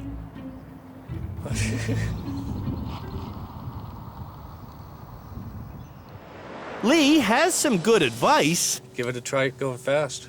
But Aaron can't even get started.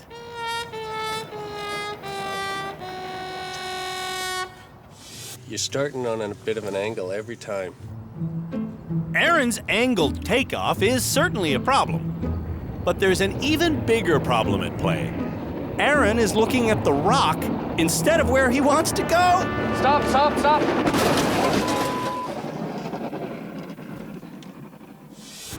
After 8 rocks... Oh. Unreal game. Aaron fails to even see the point of this challenge. I don't get how this applies to driving at all. Will Tab be the only person who scores? On her first attempt, Tab looks where she wants to go, she accelerates smoothly, and she thinks she's messed up. Oops. But she hasn't messed up at all. I can learn trial and error. Tab needs to learn that just because she lacks confidence, it's still going, doesn't mean there's been an error. Woohoo! That's it. I got one in. Tab has won the world's first ever game of car curling. That's right. That's how Tab does it.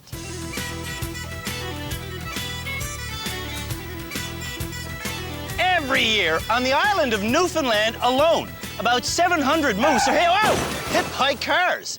Here at the Driver Rehabilitation Center, we have about 17 foam moose that can be hit by cars. Now, avoiding a real moose on a real Canadian highway involves moving to Brazil. No, I'm kidding. It involves taking your foot off the gas pedal, then swerving around the moose, then getting the vehicle back into balance, and then braking. And it's a technique that's about to be taught to Canada's worst drivers by Philippe Letourneau. Ready for more training? Training will be very important, especially for you. This swerve training is important for Shirley because When I was taught to drive, my dad told me you never swerve for an animal. So I never swerved for them.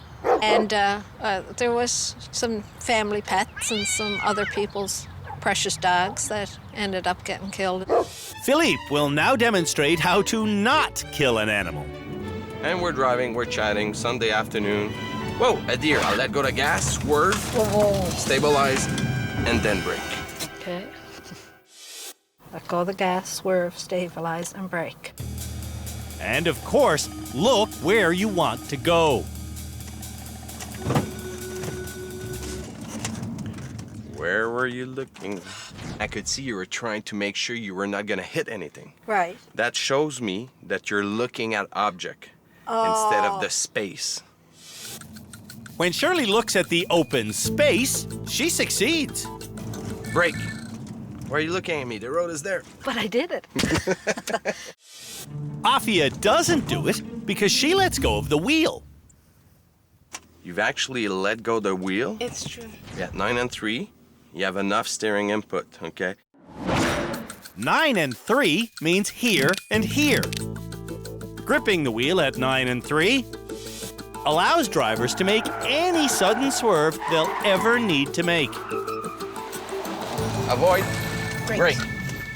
It makes a difference. It's true. It's like magic. The Swerve and Avoid Challenge is to rumble down this laneway at 70 an hour. Then, when drivers reach this area, an unsuspecting moose will wander onto the road. The drivers will then have to steer safely to the open lane.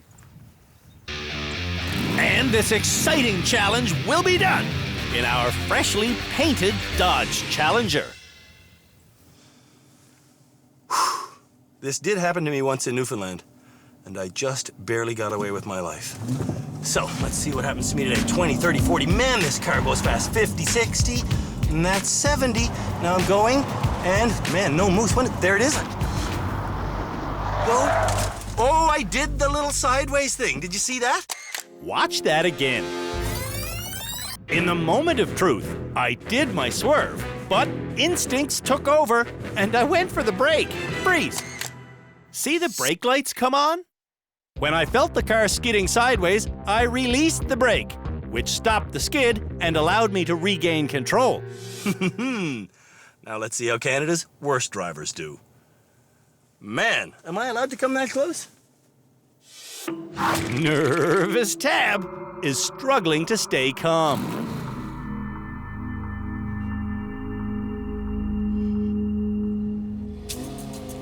When she goes, Tab forgets to pay attention to her speed, and she goes over 80 an hour. And she brakes too soon, which means she can't steer properly.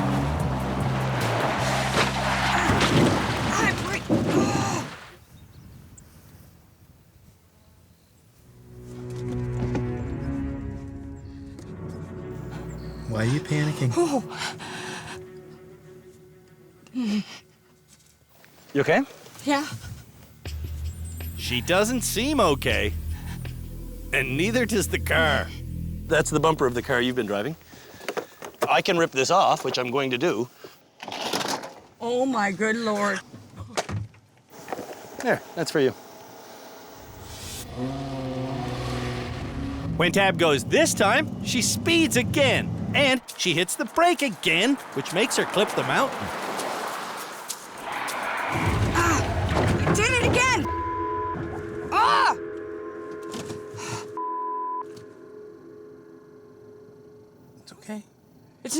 okay. The car is not okay. Oh, no. Andrew! Oh, no! Seriously? Here, Matt, you can have one too. This time, Tab goes exactly 70. And when the moose pops out,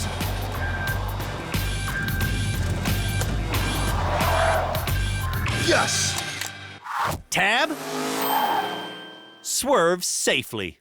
No moose were hurt in the making of this movie. Canada's worst drivers Swerve. Avoid. Brake.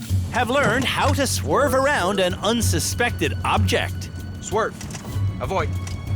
And brake. Sweet. Aaron will now do our Avoid the Moose challenge. Coming down the laneway, Aaron gets up to 70 kilometers an hour, just like we asked. And when the moose pops out, he looks where he wants to go, and his steering is... perfect! Woo! Aaron is walking on air. I even jumped. I haven't jumped in a long time. Shirley has killed several animals due to not swerving. What animals did you kill? 3 dogs. One was my husband's best friend's champ beagle dog. And? A little tiny dog. And? A nice big collie. All right, you collie killer, you beagle bandit, you small dog squasher, you. Go whenever you're ready. On her first attempt, when the moose pops out, Shirley swerves too soon.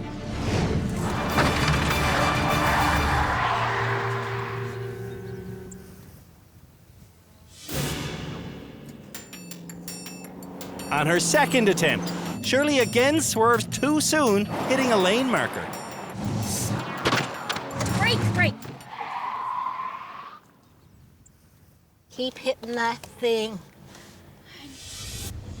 On her third attempt, Shirley goes exactly 70 an hour. And... Stop. Oh. Did you do it? I did it, Janice. I did it! Success! Deserves a hug. I am learning so much. Afia thinks she'll be the next graduate. But she has habits like speeding and staring at objects she wants to avoid.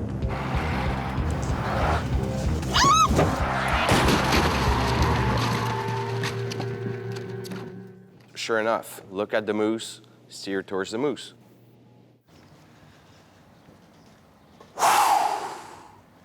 That woman thinks she should graduate.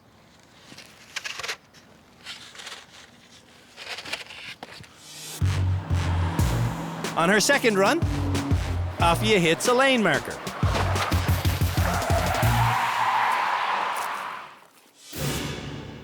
On her final attempt, will Afia release the gas, swerve, stabilize the car, and then brake?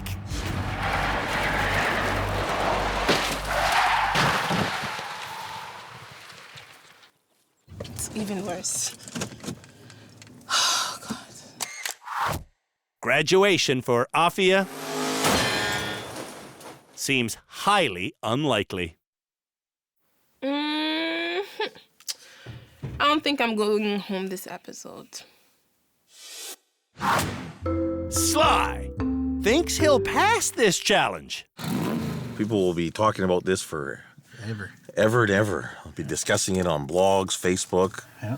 Sly aced high-speed challenge. 70 an hour, don't hit the moose. You ready? Yeah, go, 70. Get there.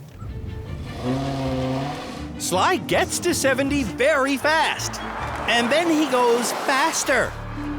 a lot faster.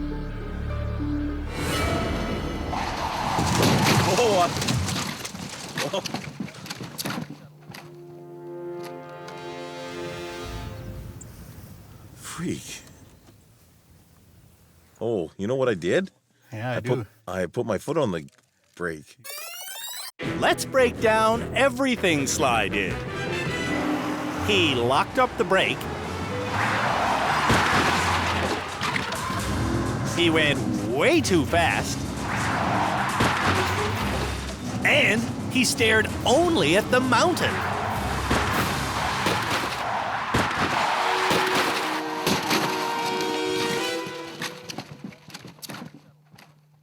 You couldn't have done that any worse. This challenge is done. And Sly should consider staying done. Okay. Would you like some antlers for your wall? Maybe these could go in the den.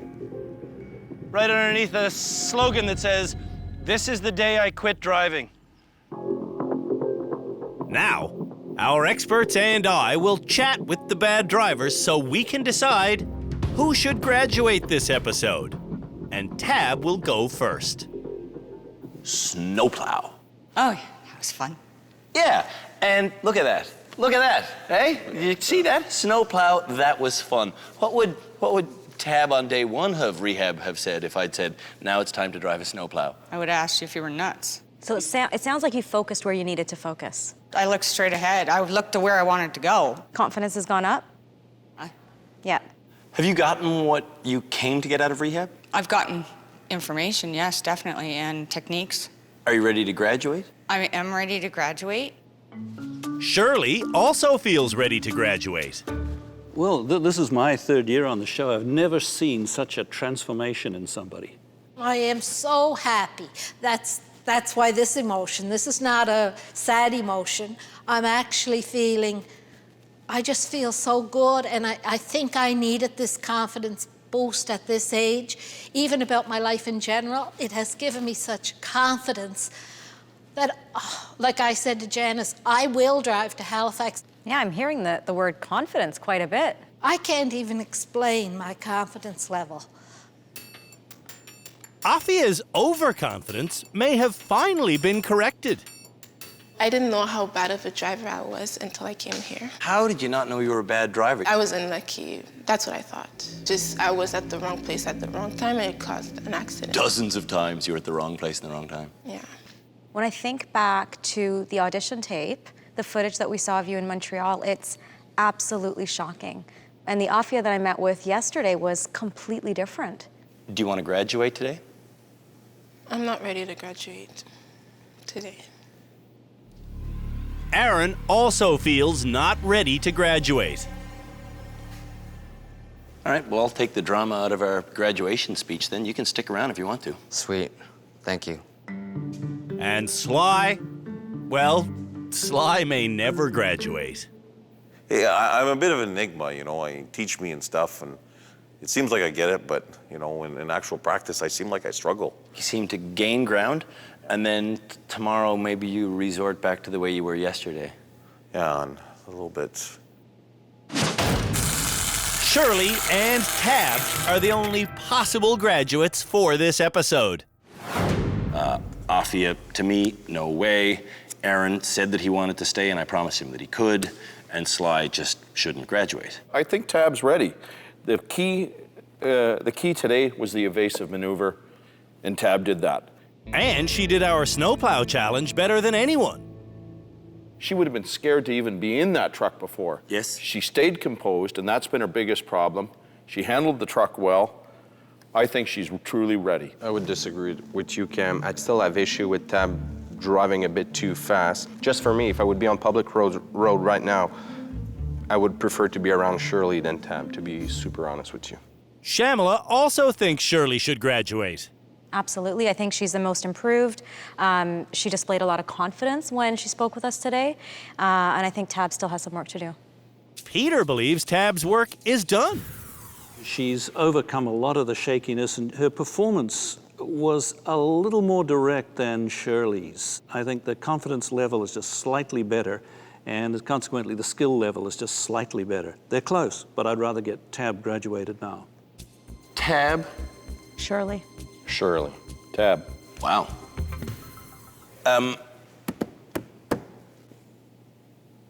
Why are you looking at me? It's up to me to pick one person from our short list of potential graduates.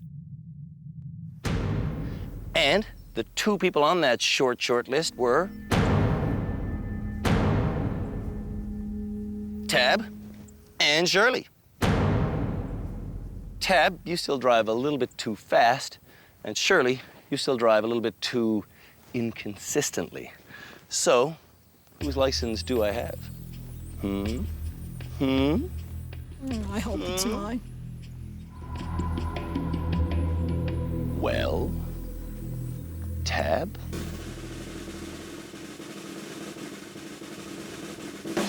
Today's graduate is you.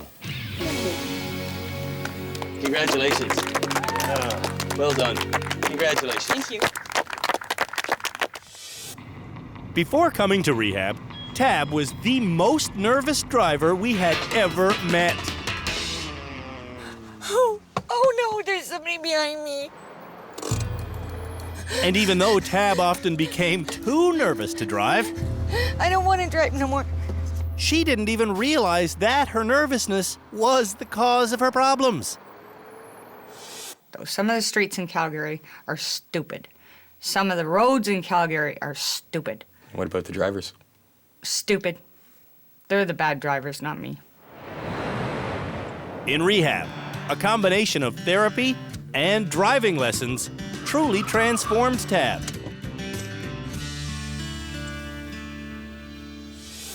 How I feel now is I go at it and I look at it and say, you know what?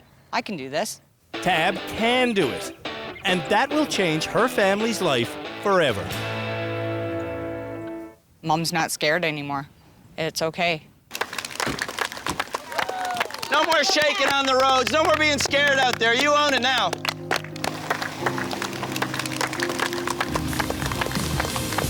Yes! Congratulations, Tab. We're down to the nitty-gritty now. At the end of our next episode, I'll be naming the finalists for Canada's worst driver. A lot of people ask me, what kind of cameras do you use to shoot your dangerous automotive show? Well, I'll tell you. Mostly, we use this kind of large format digital video camera. We also use this kind of mid-range digital video camera. This is an audio-free thing called a lipstick camera, and this is a point-of-view camera we can actually just stick anywhere. We also use this kind of consumer-quality video camera that maybe your mom owns, but truthfully, this kind of camera doesn't always take the prettiest picture. 4 people have graduated from the Driver Rehabilitation Center this year, but 14 of our cameras have been destroyed in the process.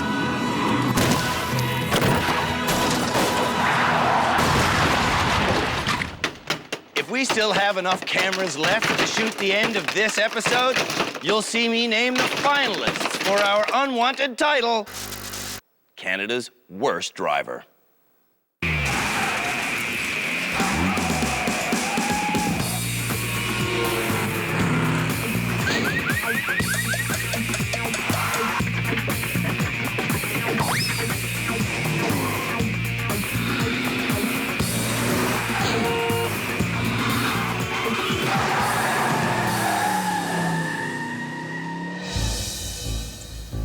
The remaining Canada's Worst Driver nominees are Aaron from Calgary, who's had a valid license for 10 years, including the 2 months he was in a coma after being hit by a distracted driver. Crossed the solid line. Oh. Next, we've got Shirley from Cape Breton, who's had a valid license for almost twice as long as her daughter Janice has been alive. Go? No. Now meet Sly. He's a delivery man and a dad who got his license 17 years ago in Lethbridge, Alberta. Was that? And finally, young Afia from Montreal has had a license for just long enough for everyone she knows to think she is Canada's worst. Canada's worst. Canada's worst. Canada's worst. Canada's worst driver. Deciding on which 3 drivers will be in our final episode is the job of our experts. I'm talking about our legal expert, Cam Woolley, our therapist, Shamala Kiru, our head driving instructor, Peter Mellor, and our high-performance driving instructor, Philippe Laterno.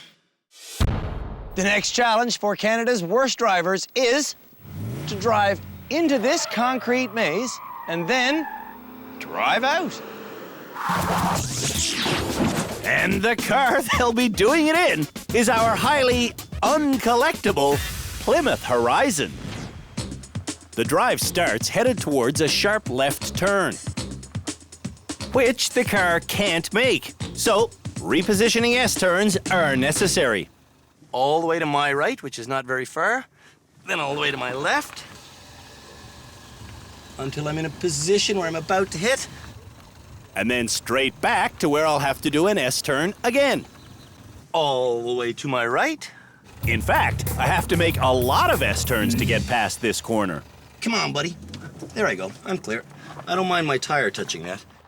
At the end of this laneway, I have to get inside here and turn the car fully around. Come on, car. Come on, come on, come on. There isn't enough room to easily turn around, so I'll have to go back and forth a few times. I go back, I go forth. I go back, I go forth. And then I go back and forth some more. And I'm out. And that's it, basically. Getting past the final corner is just as time-consuming as the first time I did it. And straight out. Now, can Canada's worst drivers get in there and get out without melting down? Aaron will be the first to try. Trying to take as much space as I can. On the first corner, Aaron is already scraping. No, backwards. Lee's advice saves some paint temporarily, but when Aaron gets to the turnaround area, he's hitting almost every time that he goes back and forth. Oh. When Aaron arrived here, he relied on his father. Back up. And he's relying on him still. Good. It is easy to sympathize with Aaron's situation. Oh. Okay, swing the other way. But perhaps he just shouldn't drive. Go that way a bit. Go that way? Yeah. No, don't roll. Aaron is still an unsafe driver. I would still get confused. Yeah. I'm still processing it all. Sly is up next, and somehow he doesn't see the wall coming. Oh, see, I thought I did it. Sly might be Canada's worst driver. Sly's brother-in-law, Fred, wants the man to do an S-turn. S-turn? Oh, I can't really remember. If Sly can't remember the S-turn, he should be banned from parking lots for life. Freak.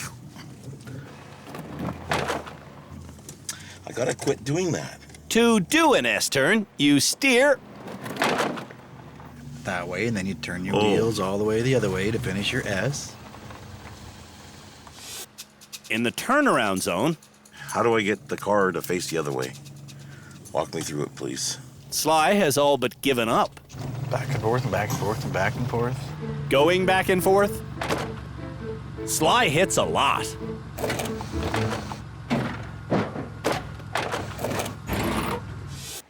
Headed for home. the tight corner baffles Sly again.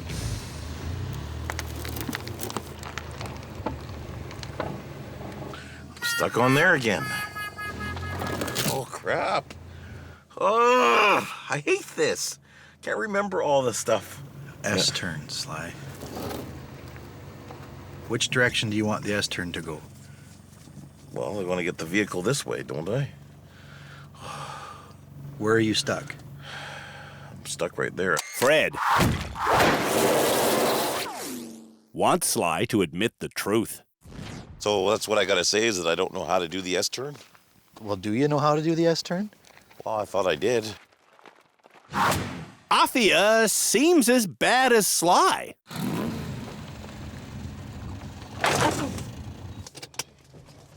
But with slightly less scraping, she does get herself past the first turn. And in the turnaround zone, she spins the car with only 3 light touches. Just when it seems like Afia may have a new caring attitude, she drives carelessly. Afia chooses to be a bad driver. I did it in 5.5 minutes, but I scratched the car, so... Shirley still relies on Janice. So what should I do? I can't do it. What would you do? I wouldn't try to use a concrete block as a pivot point. That's a hell of a way to turn a car around.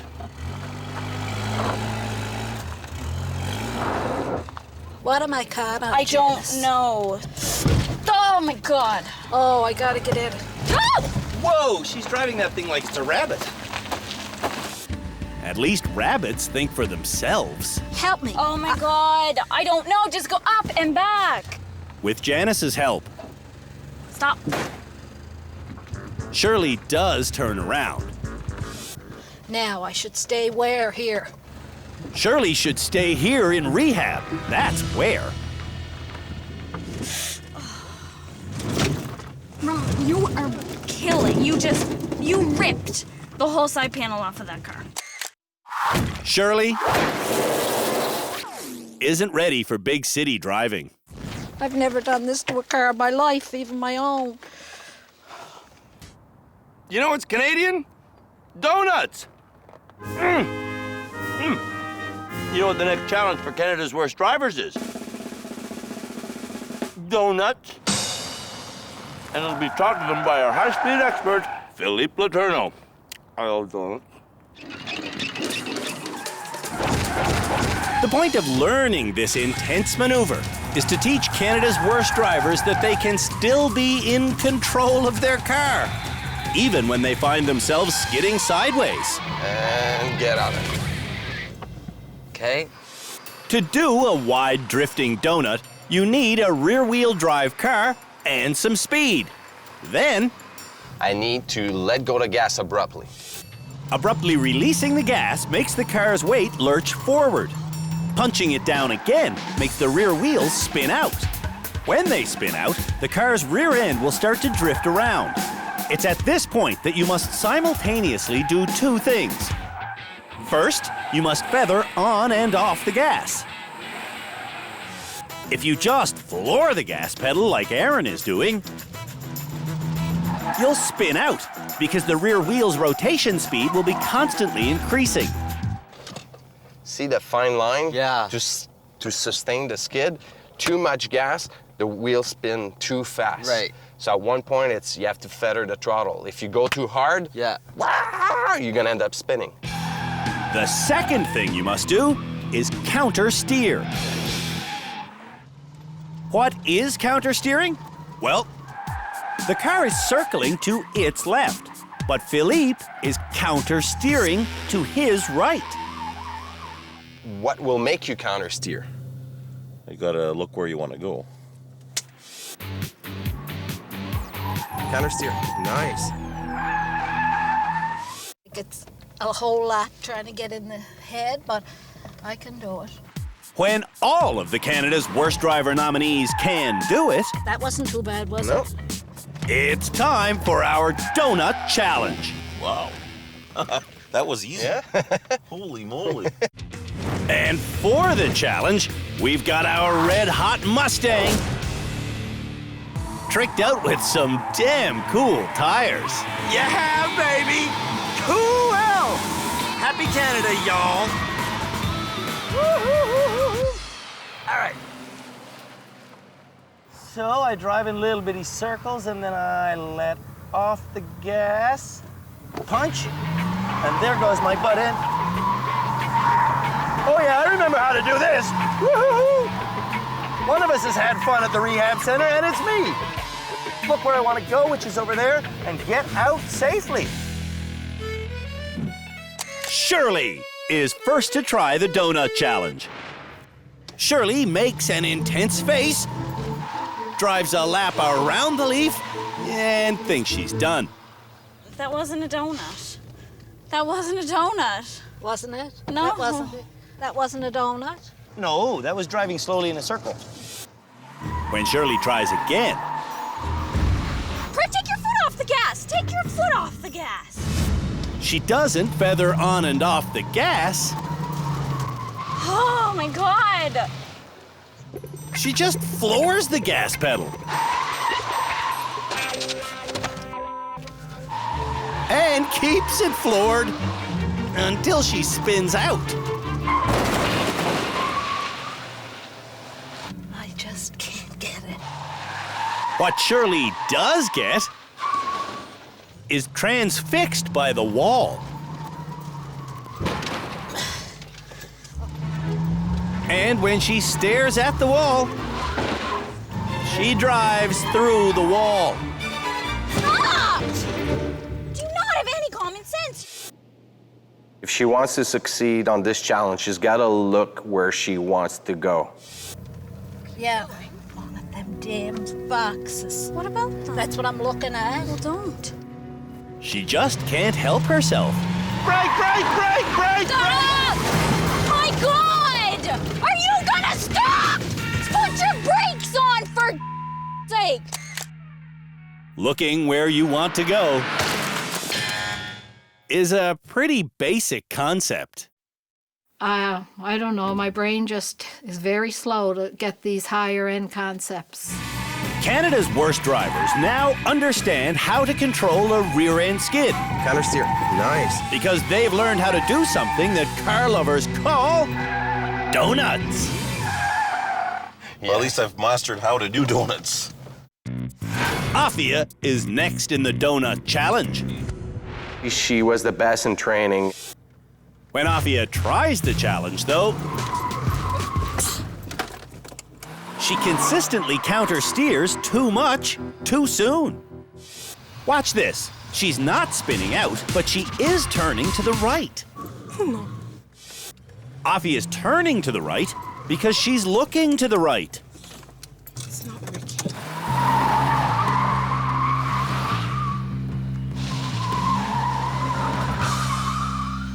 Okay, so I just have to look where I want to go. Without an expert beside her, Afia is unable to perform this tricky maneuver. Afia still says she's a good driver, but only in theory. I can explain to someone how to do a donut, but I can't do it myself. Aaron is up next. Okay, I'm ready, Sonny. Instead of going around the maple leaf, Aaron drives into the maple leaf. Aaron's problem is where he's looking. Keeps staring at that maple leaf, and guess what? He keeps hitting it.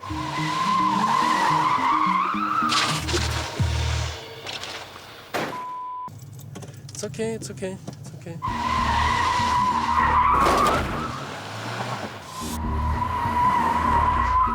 When Aaron's not looking at the leaf, he's often looking at the wall.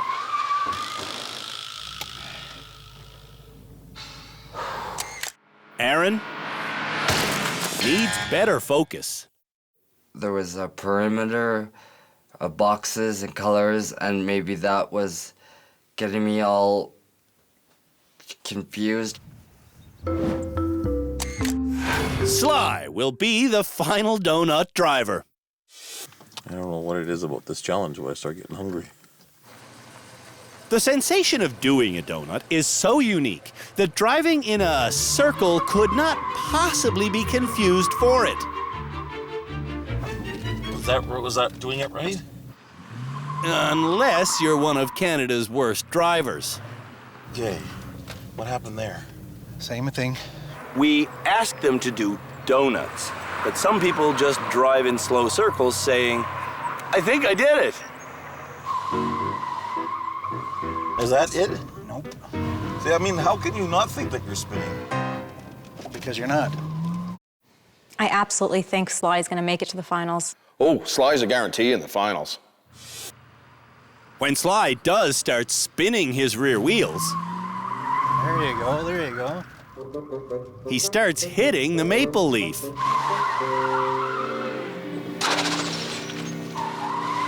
And it doesn't just happen once. It happens a lot. See, I don't know what is it about that stupid leaf that ends up me looking at it. Sometimes we get people to do donuts, and sometimes we just don't. This car is It's not... not the car, Sly. Sly needs constant help. Get the training, but nothing seems to sink in. When they arrived in rehab, none of the candidates for Canada's worst driver could do a simple slalom course at 50 kilometers an hour. Today, we've set up the slalom course again, except this time, we're not giving them a speed limit, we're giving them a time limit. The bad drivers have to go up and down this simple course in less than 30 seconds. And they have to do it in reverse. And the car they'll do it in is the car they've been driving every single episode, our freshly painted Dodge Challenger. Can they do it? Can I do it? Can the car do it? We're about to find out. Without a practice run, my first attempt is clumsy with unnecessarily wide turns. If I'm not talking very much, it's because I'm a bit stressed out by this whole thing. Yes, that's how you get turned around fast. Not the prettiest run in the world, but the goal is to get through it without hitting anything in 30 seconds. Come on, young husband.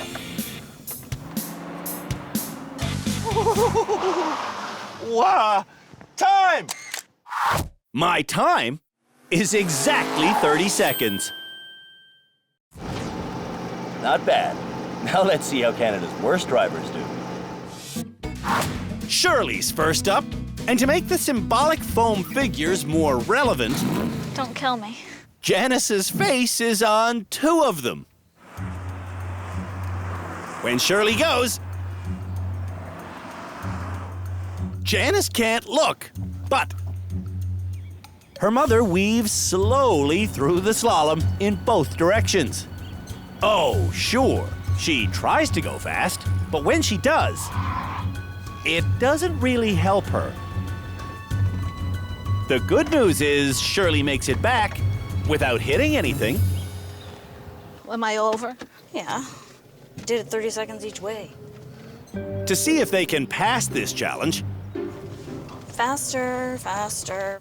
we're giving each driver 10 attempts. It's trying to get that speed up, see? Trying to get her speed up, Shirley launches a foam woman way up. Oh, frig. Shirley hits a lot. But keep in mind Oh, that before coming to rehab, damn it. Shirley couldn't reverse at all. Janice, I couldn't even back in a straight line. Shirley fails. But she knows how much she's learned. I really am proud of doing that. On Afia's first run, Oh, good job, good job, good job. she's on pace to be done in 30 seconds. Keep it up. I'm impressed. 4 seconds left. 3 seconds left. Don't tell me Sorry. how much time I Sorry. have left. Oh, I spoke too soon. Yeah. On her second attempt, Afia is on track again, but speeding up for the finish line. Afia spins out. Afia needs to understand that speeding makes her lose control. Ooh, she's getting wild. Wild is just another word for reckless.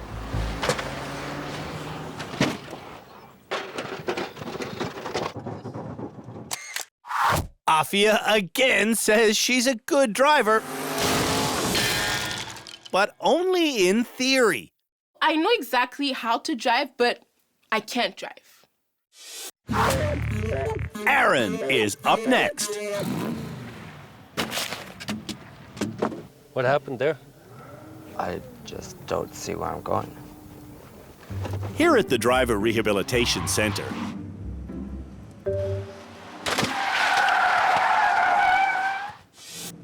we don't like to create challenges that no one can pass.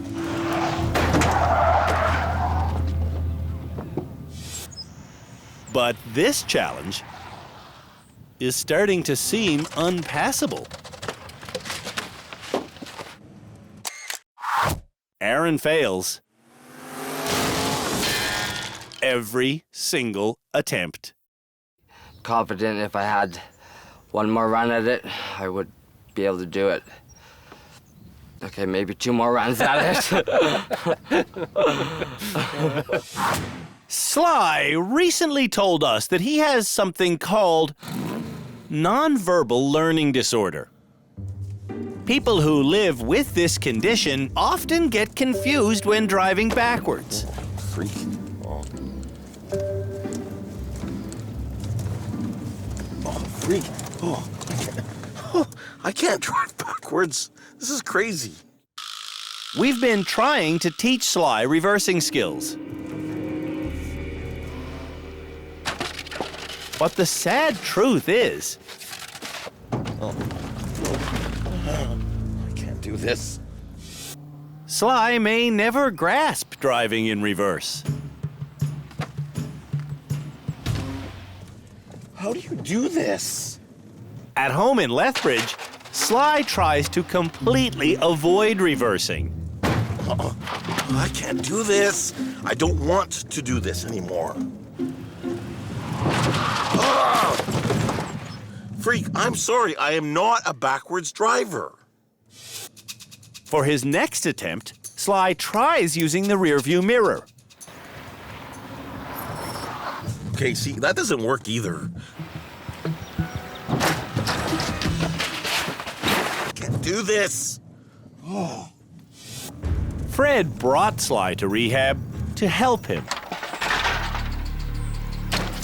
But now Fred is starting to think that quitting driving is what would actually help Sly. Oh, I hate this. Other symptoms of nonverbal learning disorder include not being able to navigate. Sufferers also have a difficult time with mathematics on the page and a harder time with applied math. Whoa. People with nonverbal learning disorder can legally drive, even though they have a very difficult time judging speed. Sly has been through a battery of tests. Crap. Sorry.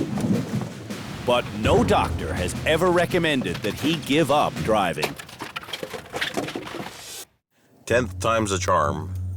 On Sly's final try, the result is heartbreaking.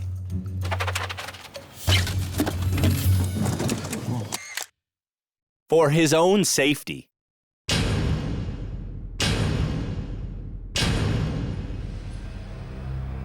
Sly needs to consider quitting driving. Man, oh man. At least good thing these weren't real people. Yeah! Before baseball players go up to hit, they swing a really, really heavy object. That way, when they pick up their normal bat, it feels really, really light and they can hit it out of the park. The next challenge for Canada's worst drivers is to drive a really, really heavy vehicle. That way, when they get in their own car, it will seem really, really light and really easy to handle. The course starts with something we call the circle of frustration, where drivers have to do one lap around this precariously stacked tower of rims. Next, a straightaway takes them to a dead end. From there, they must reverse all the way to this docking bay where they deliver their cargo. Okay, driving an enormous cube truck. Here I go. Am I gonna make it around that pillar of rims? Ooh, no. But that's okay, because the S-turns will get me there. After 4 minutes of circling and repositioning, I get around the pillar of rims and move on to the straightforward section. It is tight, but straightforward, straightforward. Piece of cake. It's easier than the upcoming reverse section. Ah! Reverse? To plot my route, I get out. Right, okay, so I just whip it around into there all the way to the loading dock. To prevent my front end from swinging into any obstacles, I want to take reverse turns as tight as possible. taking the turn tight keeps me well clear of this red car. Okay. And it leads me to the final turn. When I make it around that turn, it's a straight drive into the loading bay. Oh yeah, man, I'm in. Hey, I made it. You want some beer? Here. I made it in 16 minutes. Now, let's see how long it takes Canada's worst drivers to make their deliveries. Aaron is up first, and in the circle of frustration, Nice. he doesn't get frustrated. Did good. You did good. You didn't tag anything. There's a new air of confidence about Aaron. When he gets to the reversing section, 13 minutes to here. Aaron confidently takes the turn wide.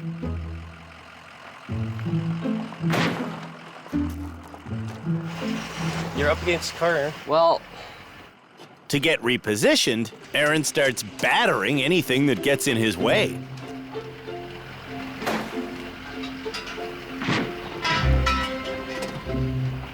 When he does finally get past, the final turn takes Aaron 10 minutes. Slow it up.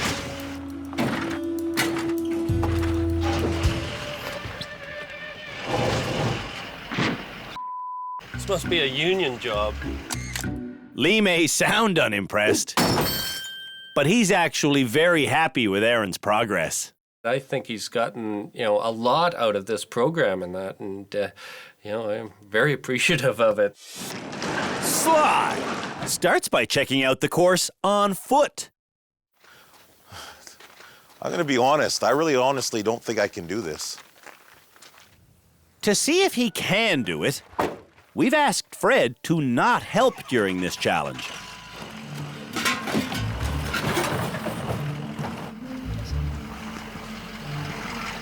Is this another S-turn thing, or what do I need to do to get through here? Hello? You'll figure it out. Am I doing this right? Oh, I guess not. Now the right thing would be getting out and moving the downed rims. But Sly keeps going until he gets wedged.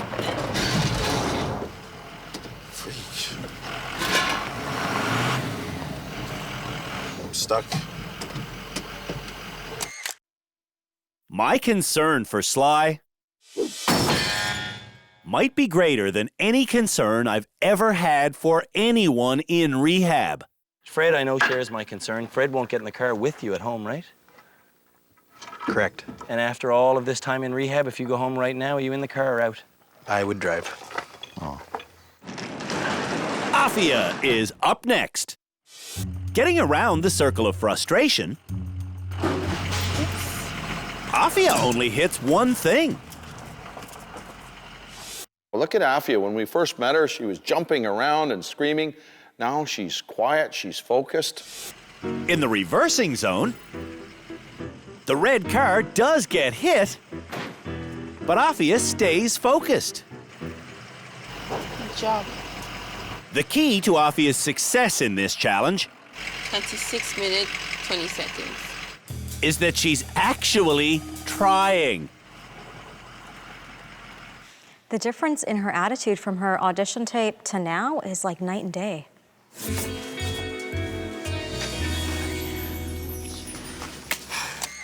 Afia might be this episode's graduate. At least I don't hit as much as before. Shirley doesn't know where to begin, and she's still next to the start sign. Put in drive. All the way to the left. Yeah. En route to the circle of frustration, Hey, you're gonna hit stuff. You're gonna hit stuff. Shirley doesn't want to hit stuff. So I want to quit. And with that, Shirley quits. And I promise I will never drive a big vehicle like this. Ever. Even in an emergency, because I'd cause the worst thing. In our Cube Truck Challenge, Sly got in some serious trouble, and I told him that he should consider quitting driving. Then Fred told him the same thing. Is that what you were going to tell me on the plane? Yep. What? That no one in my family can drive with you. You're serious? Mm-hmm. Wow. Like, do you think that I'm deliberately being a bad driver? No, I do not think you're deliberately being a bad driver. I think you're genuinely a bad driver. Wow. If your kids aren't safe driving with me, why would my kids be safe driving with me?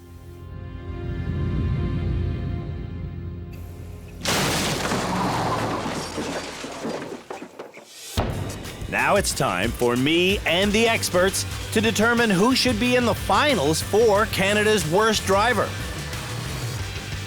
And we'll start with Sly, who doesn't want to defend his performance in the Cube Truck Challenge or the reverse slalom or the concrete maze, because he knows. Putting me in the finals is the right thing to do. All right, we can do that. Okay. Putting Shirley in the finals is also the right thing to do. Do you deserve to graduate this episode? No. Aaron is a potential graduate, but he repeatedly hit our big maple leaf in the donut challenge. I was not looking where I needed to go. That's the #1 rule, man. That's what we've been trying to teach every episode. I like bright and shiny colors, so I was a little bit distracted by that. See, when you say you get distracted, you don't like bright, shiny objects, there are a lot of those out on the road, and they're called other cars. Absolutely. Aaron did well driving our cube truck. I feel more comfortable in something larger because you guys have given me the tools and training that I need in order to drive it properly. Like Shirley and Sly, Aaron wants to be in our finals to see if he can drive properly in public. That's what I need. I need to see if I can take the skills that have been taught to me here at rehab and apply them to real life. Afia drove every challenge this episode better than anyone else. Afia, you did really well. I'm just happy that I didn't hit as many items as I used to. You look really focused and you look a lot more serious behind the wheel, and that's for me a big plus. Overall, there's been such a huge change with you. I saw such a shift in your attitude, in your body language. I thought the road belongs to me before. I didn't care about other people, basically. Clearly, yeah. Now you seem to be enjoying trying to drive well. Now I know that I'm responsible for my driving. Driving is a privilege. The person who gave me my driver's license didn't give it to me so that I can hit people. According to Cam, Afia should be this episode's graduate. Who else thinks it should be Afia? Yes, absolutely. I do. Yeah, from the challenge today, I think she's definitely the one who should deserve to graduate. She did relatively well in the donut challenge, took her time with the cube truck. I'm not going to deny that she drove every single challenge better than the others. You don't believe her? No, not in the slightest. I think she's reached the stage now where she's actually enjoying driving well. I just remember the woman who told me openly and casually that she lies. I don't know. I believe her. I think she sold herself a particular way at the beginning of the show, but I don't think that's who she is today. I would agree with Shamala. She looked like she was taking this seriously, and just her driving was so much better. I think we got through her. Every single year on Canada's Worst Driver, we've gone into the finals with 3 people.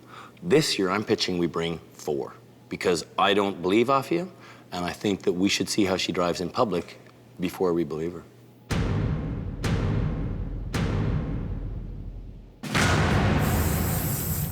In the end, the experts and I agree to disagree. Sometimes my opinion just isn't shared by the other experts on the panel. And tonight is one of those occasions. The vote, frankly, went 4-1 against my opinion. But at the end of the day, I'm the person who gets to make the announcement. So maybe I'll say what they think, and maybe I'll say what I think.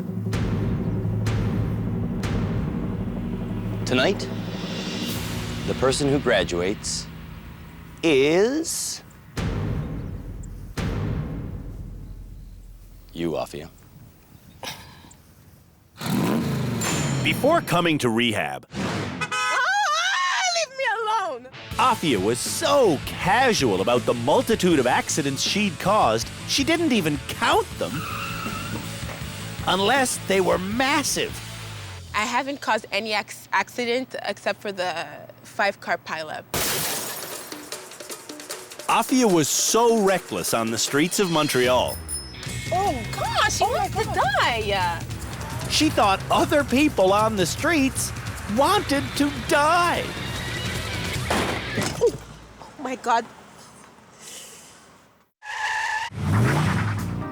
But after succeeding in some of rehab's toughest challenges,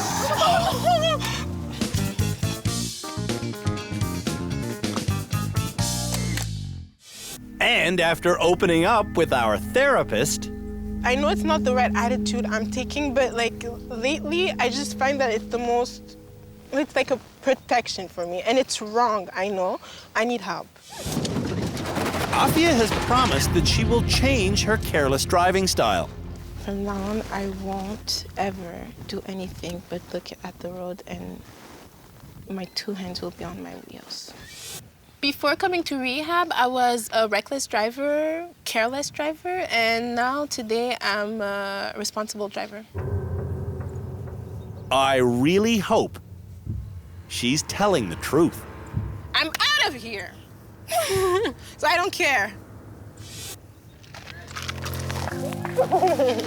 Good for you, Afia. I really hope you're much safer in the streets of Montreal. I will. There she goes. Next episode, I will be driving through the streets of Hamilton with these fine folks.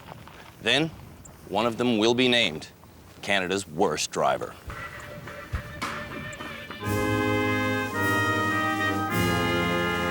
This year, on the nation's proudest driving show, we wanted to use patriotic automobiles. But the truth is, there just aren't a whole lot of classic Canadian cars out there. So we wound up buying a Canadian-made Dodge Challenger that we painted up real nice, but then the most abysmal drivers in the entire country got in it. And now, it kind of looks like it was mugged by a tank. At the end of this show, though, our final one of the year, I will get my retribution the only way I know how, by handing out this trophy and naming our Season 7 recipient of the unwanted title, Canada's Worst Driver.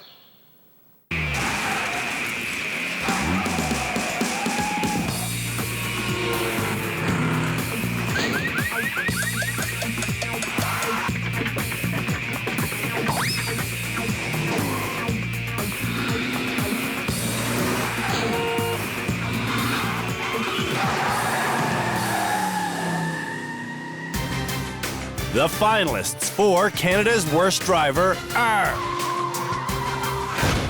Aaron, Sly, and Shirley.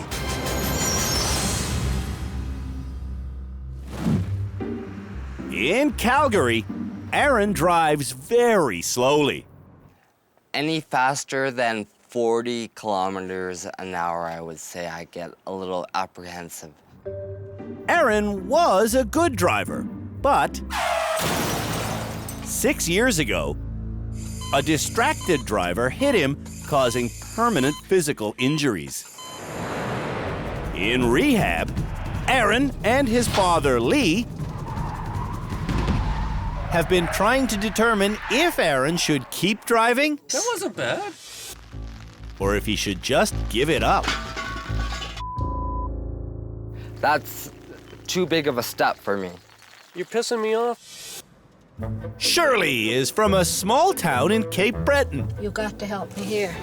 and she never used to have to drive in traffic. Am I going over there? Yes.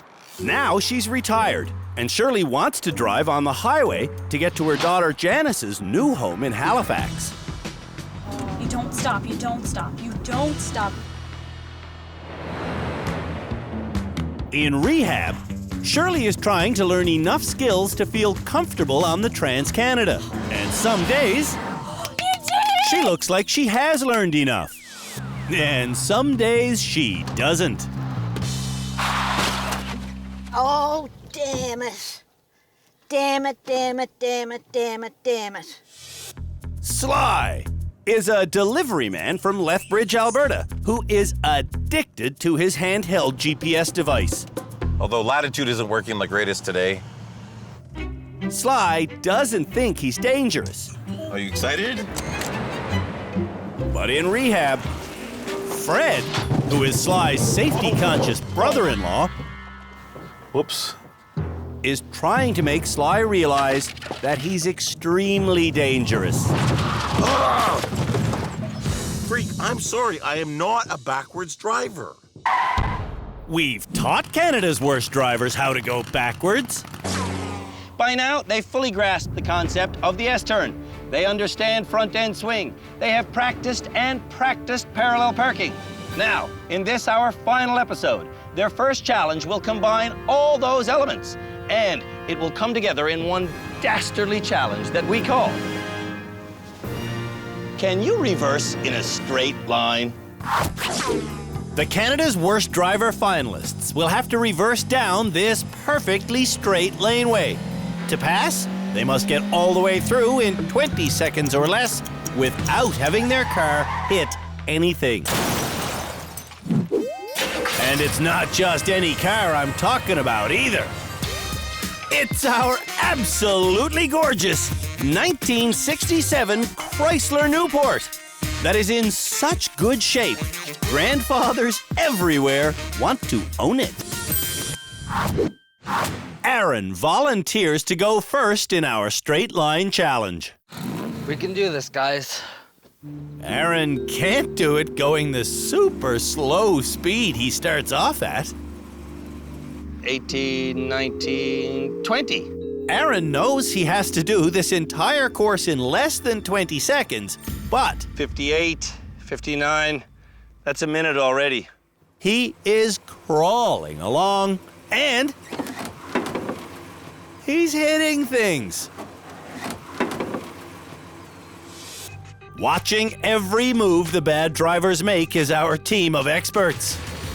We've got traffic law guru Cam Woolley, therapist Shamala Kiru, and our driving instructors Philippe Laterno and Peter Mellor. I'm not hopeful about this one. At the end of this show, these experts will help me decide who is Canada's worst driver. And if Aaron doesn't hurry up, it'll be him. He finishes his first run in 5 minutes and 5 seconds. Okay, the goal is 20 seconds. 20, 2-0. On his second run, go. Aaron is out of control.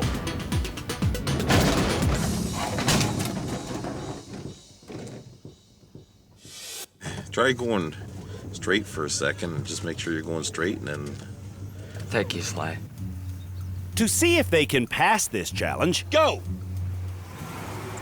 Drivers get 10 chances. Oh, awesome. Sly, I need you to shut up, please. Okay, sorry. Sly keeps chatting. Oh, wow.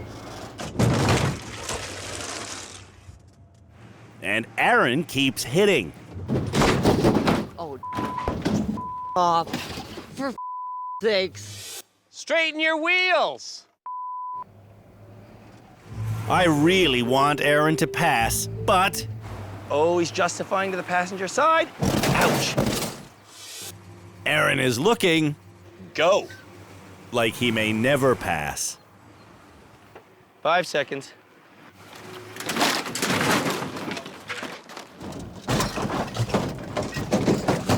Holy. Car. On your mark. Get set. Go. There you go. There's a start. Well, there's a finish. For sakes. I have a terrible, terrible feeling about this. On his final run, Aaron starts off fast and... he ends with a bang. Aaron might be Canada's worst driver. And I was like, dude, you know what you're doing. You've been shown by experts, now do it. And I caused damage. Aaron still doesn't think he's Canada's worst driver. Because if I did that bad, things are gonna get worse. Not necessarily. Shirley is up next. Go! Shirley gets off to a fast start.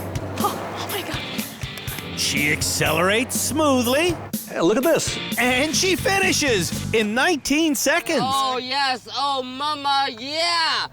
Sweet. Yes! I did it, I did it, I did it, I did it, I did it, I did it. Oh, and I knew I could, I knew I could, I knew I could, I knew I could. Shirley and I have shared many hugs at the rehab center. Yes. After the snowplow challenge, after the moose avoiding challenge, Oh, God, love you. and after every challenge she passed. But this hug will be the sweetest of them all. Shirley can reverse in a straight line. I'm the proudest Canadian today. Sly says he's going to go fast. Go! Whoa, that is fast. It's too fast.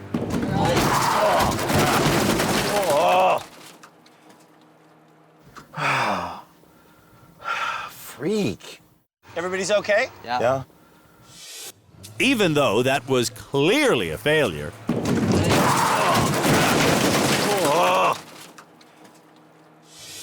I want Sly to complete this attempt so he can get a better feel for the car. Holy cow. I can't seem to do this. What is he doing? That was a complete disaster. On his second run, disaster ensues again.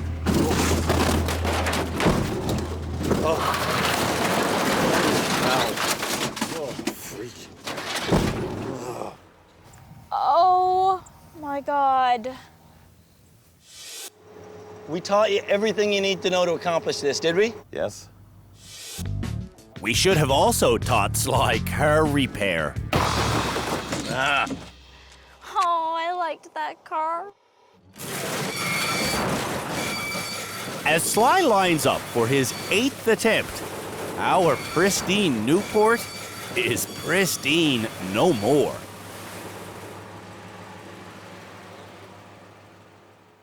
Man, what is it about one's eyes that makes you go where you don't want to go because you're looking at it? Sly's 9th run gets off to a terrible start. Crap. Well. But his final attempt starts perfectly. Good, good. Will this be Sly's winning effort? Oh, I just lost. Sly should consider giving up driving. I can't give up my driver's license. I mean, I use it for to earn income.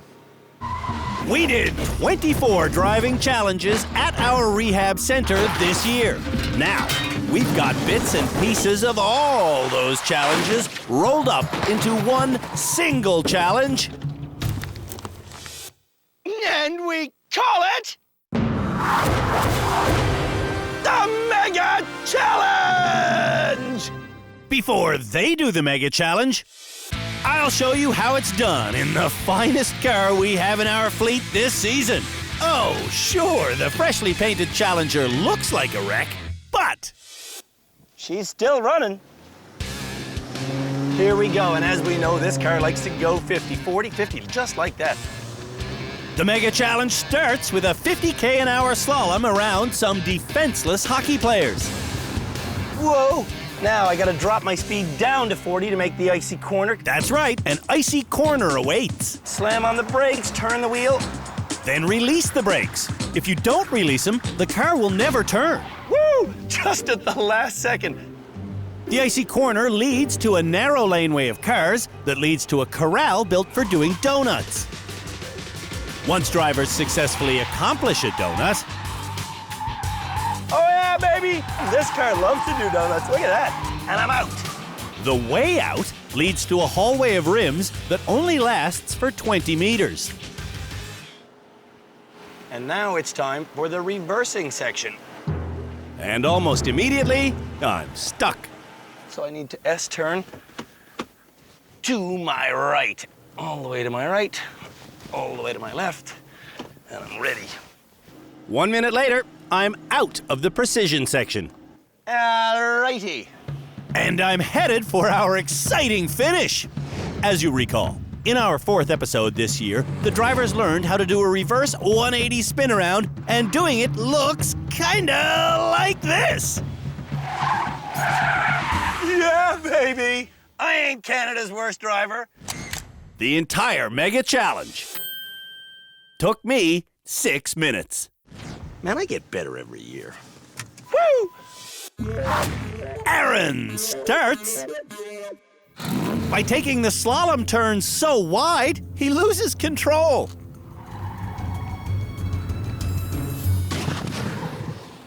Nailed him right in the middle.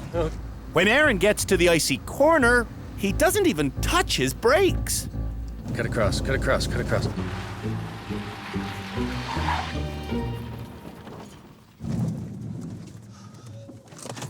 Did I do that wrong? Right off the course.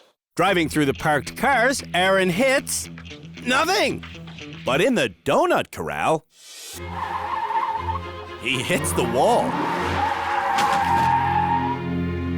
Well, that's not what we taught him.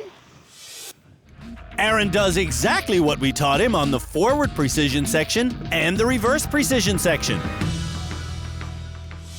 And on the exciting finish, Aaron goes through the arches, but he only steers one way on the spin out, and he does it too soon. Okay.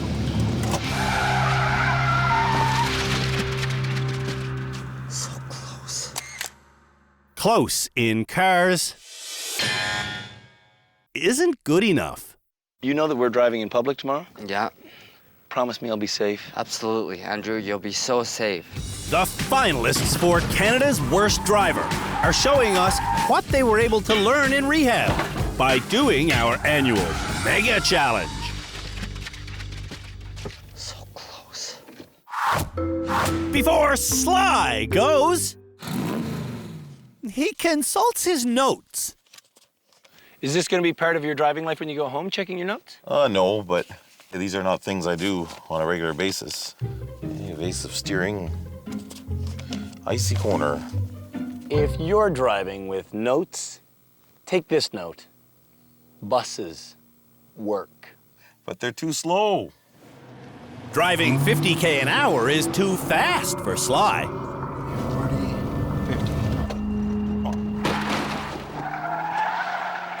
Whoa! Freak!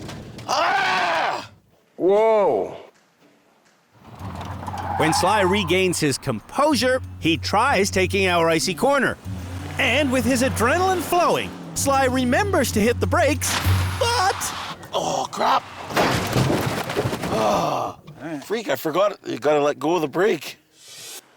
Through the hallway of cars, Sly doesn't stop when he hears himself caught on something. I think Sly might be Canada's worst driver. Even though Sly checks his notes on how to reverse, he's unable to reverse. No, the front end swing, Sly. That's front end swing. We learned about that. How do you do an S-turn? Yeah, don't do it like this. Going through the eye of the needle, Sly does very well, until the last one. Oh. Oh, freak. When Sly regroups for his reverse 180, he tries to do it while looking forwards.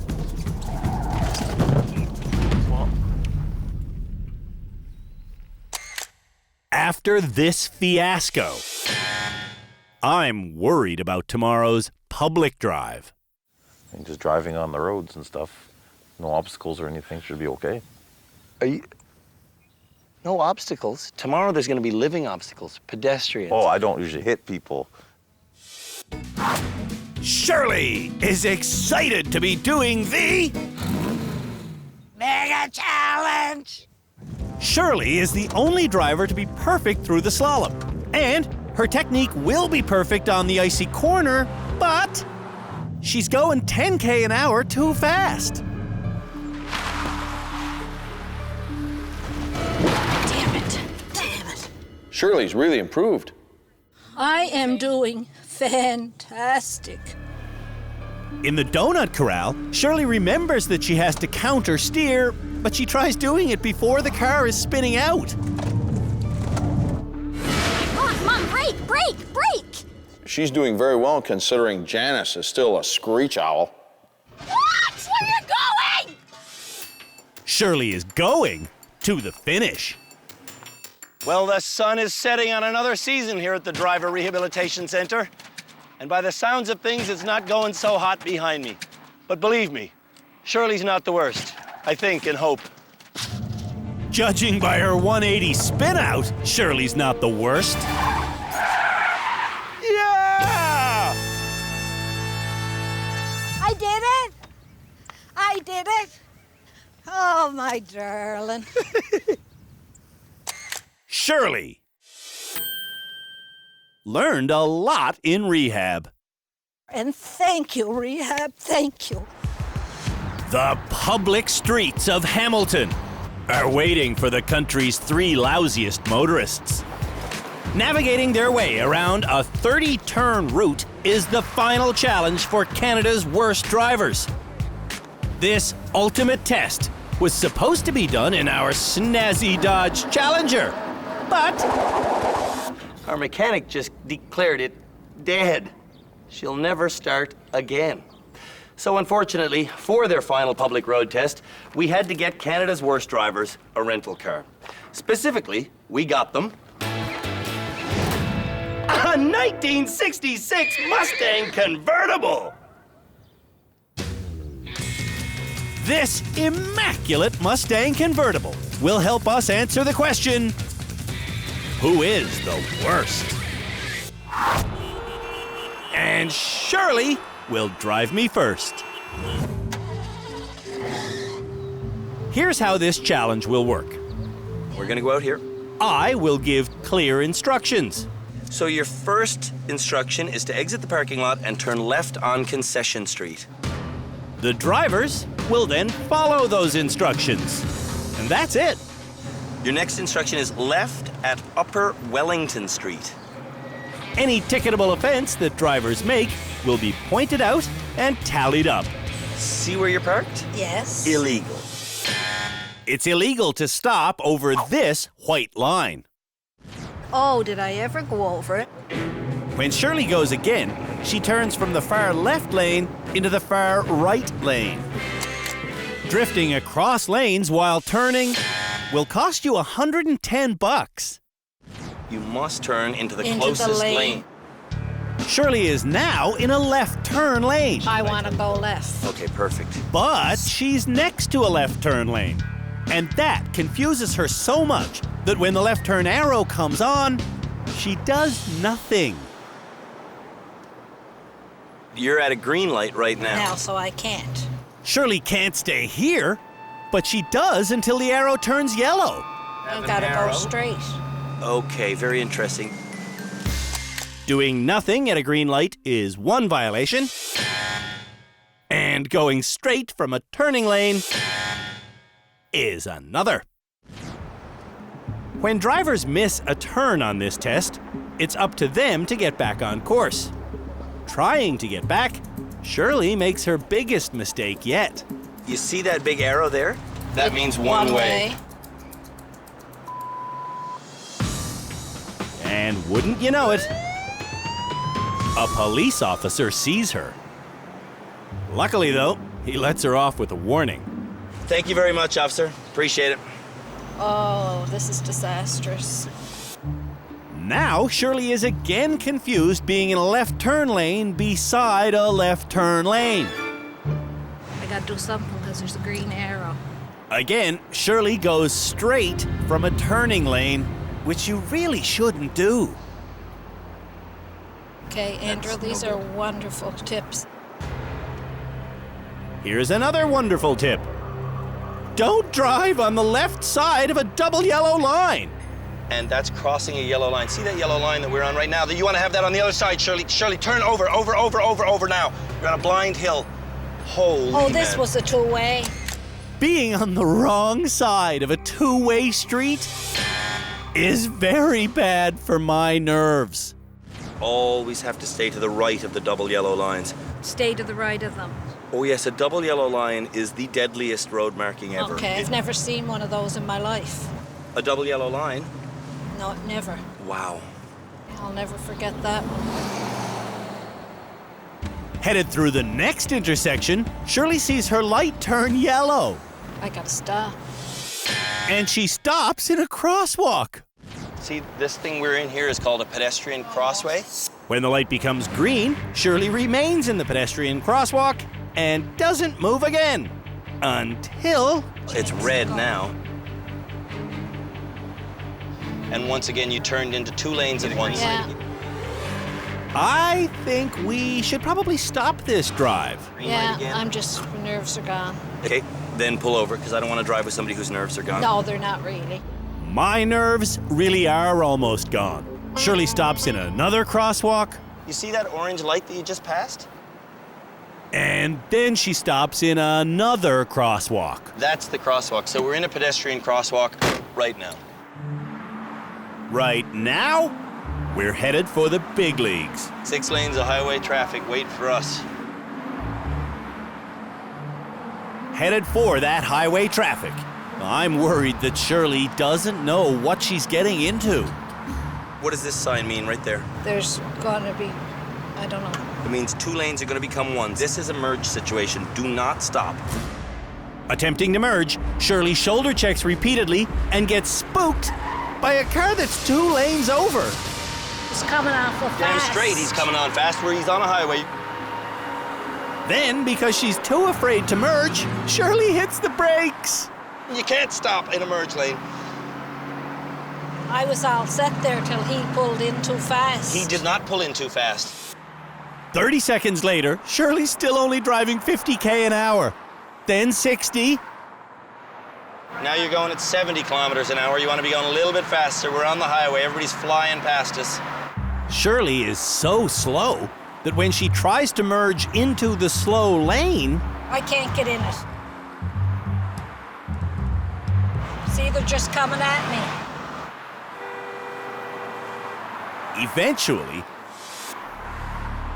the lane that Shirley's in leads her to an exit that she doesn't want, and she still can't get into the proper lane. You're stopping on the highway. Go, go, go, go, go, go.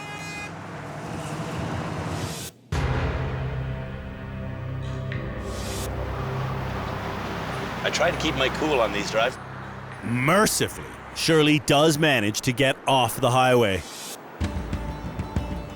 And when she runs one final red light, That was yellow. she does bring me home.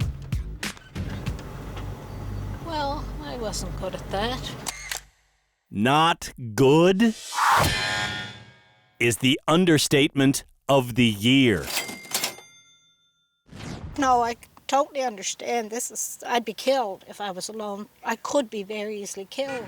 Canada's worst drivers are doing their final public drives today. Can we get a green light again? I'm just, nerves are gone. And being in a car with Shirley Go, go, go, go, go, go. nearly gave me a heart attack. Sly is my next chauffeur. Okay. No GPS? Not having a GPS Here we go. makes things difficult for Sly. Because, as someone who suffers from nonverbal learning disorder, Left onto King Street East. Sly gets confused when looking for street signs. What's this one? This one is a red light. And this is a red light, Sly. Yeah, I know. That's a big red light. That's where I think GPS is good. How so? Well, because it lets you know that the road is coming before you're there. GPS devices are good, but the one that Sly uses in Lethbridge is handheld. Keep my eyes open for Wilson. Handheld GPSs are illegal because they steal more focus than looking for street signs.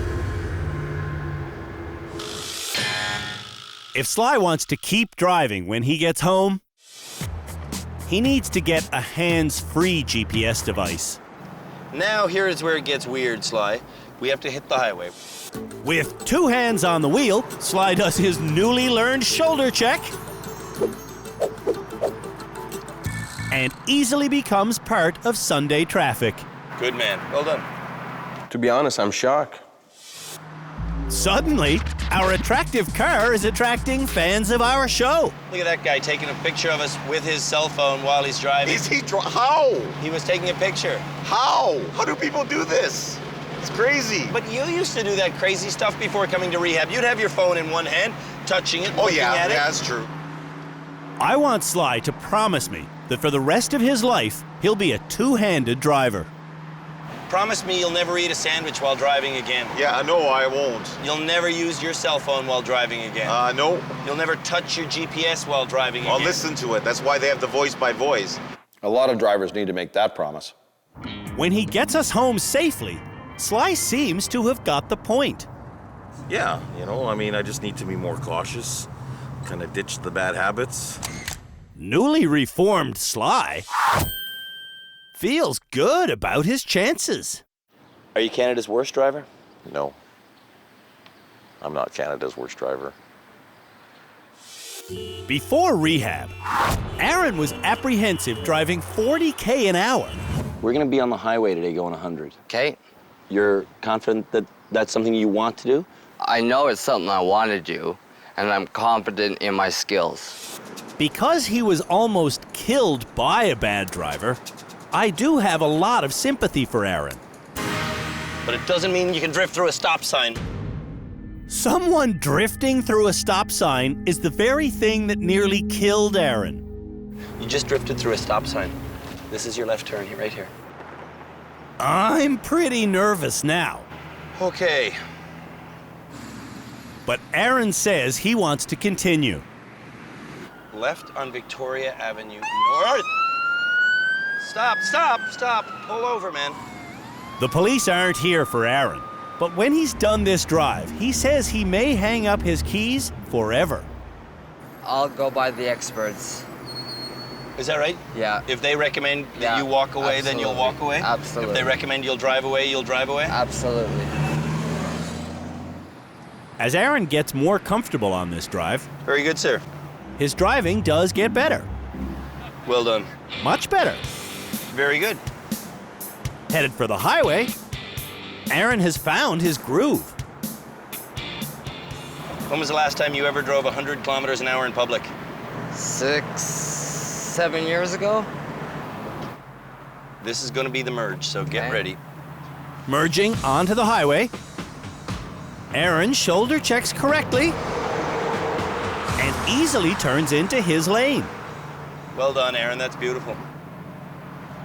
Bring it up to 100 for me. Let's do this together. And with that, feels good. Aaron drives 100. Wind's blowing in my hair. Yes! Feels good. This is beautiful, Aaron. This is what our rehab center is all about. After 5 minutes of safe highway driving, big truck, totally cool. Aaron correctly merges off the highway. All right, Aaron. Yeah. Woo. Good job. 15 minutes later, well done. Aaron brings us safely home. Wow. Aaron is definitely not Canada's worst driver. Dad, it's Aaron. I'm back. You're back? Back from where? Back from being away for a long time, Dad. It's almost time for the 3 Canada's Worst Driver finalists to go inside and tell our experts why they shouldn't receive our unwanted title. But first, we have to say a somber farewell to a special friend. Our once proud and shiny Dodge Challenger is now more a carcass than a car.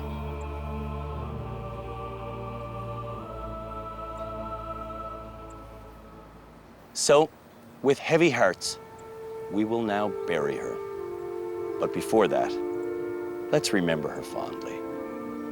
Shirley, do you have any words to say? I do. I feel so sorry. I thank you, Challenger, for the wonderful speed you gave me when I did my 180 so proudly.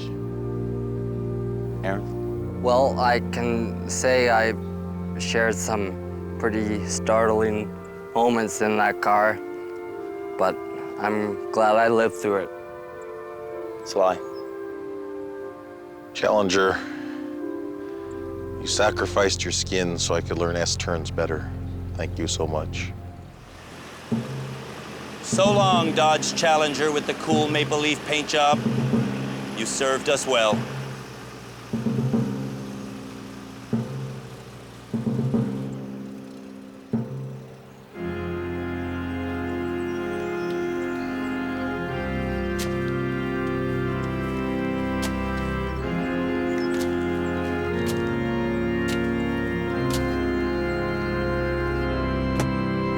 Our beloved car gave up its life so the lives of Canadian drivers could be saved.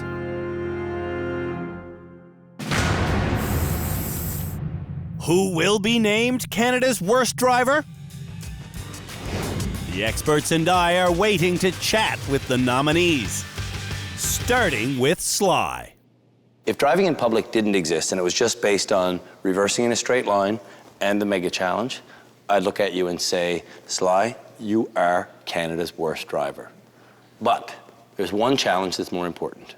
Public drive, how did it go? Well, I think that one went a lot better than any of the challenges I have done. So why do you think it is that you felt more relaxed during the city drive? Sly says he actually didn't feel relaxed because he had to look for street signs. Usually I have, the GPS that warns me ahead of time when I'm at the street, and so I can just focus on the lights. Well, me, I'm just concerned with your decision making. That's where I'm a bit worried about you.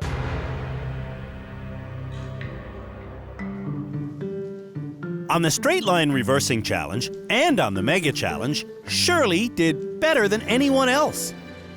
I was just so proud of you, and I know Philippe was too. But then came the public drive. Without you in the car, it's something for safety reasons I would never in a million years have done. I've been on the show 6 years, and this was one of the most dangerous drives I've seen. In my heart, I thought all I learned, I was ready. It sure proved I wasn't. Aaron proved that he's still unpredictable on public streets.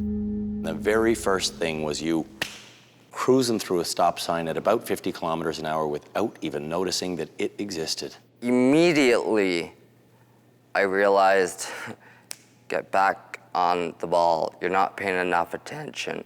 Loved it when you got onto the highway. I thought I wouldn't ever do that again. And I was completely impressed that I did as well as I did on the highway. Sounds to me like you got everything you wanted out of rehab. And more, and more. It's time to decide who is Canada's worst driver. Let's just go straight to the vote. Peter, do you want to start? I'm going with Sly. Shamala is on the fence. Why are you on the fence? Sly doesn't know his shortcomings, and I think he'll continue to make choices that are going to put others at risk. Shirley simply can't drive on public roads. Philippe has an opinion. I think Sly is, for me, the most dangerous driver out there.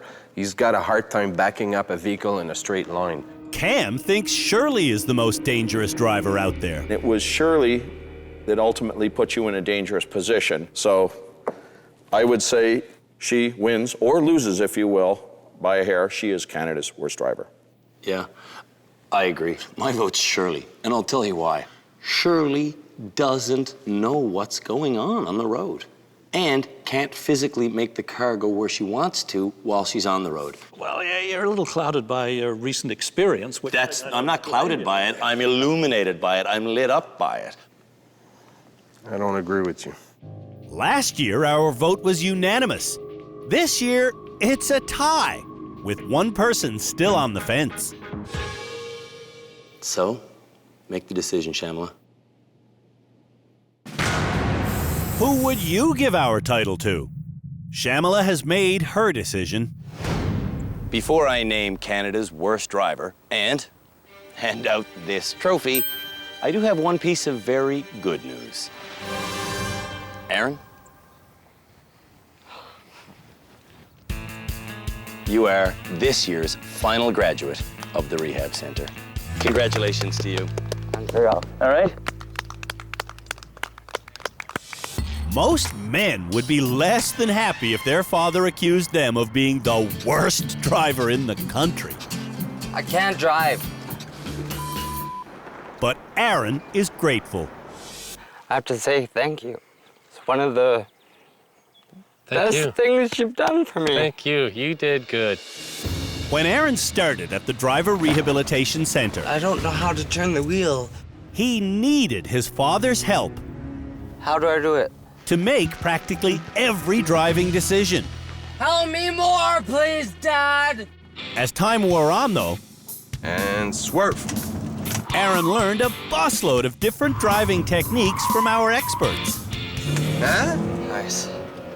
With that newfound knowledge, Aaron became a self-sufficient driver. Red, green. Your old man is fired as your driving instructor. I agree. Aaron is now this year's final graduate.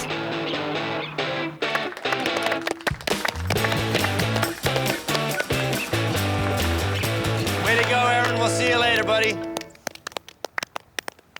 And then there were two.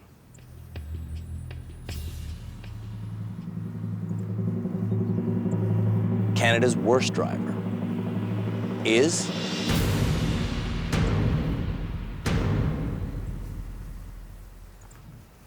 you, Shirley. Of course.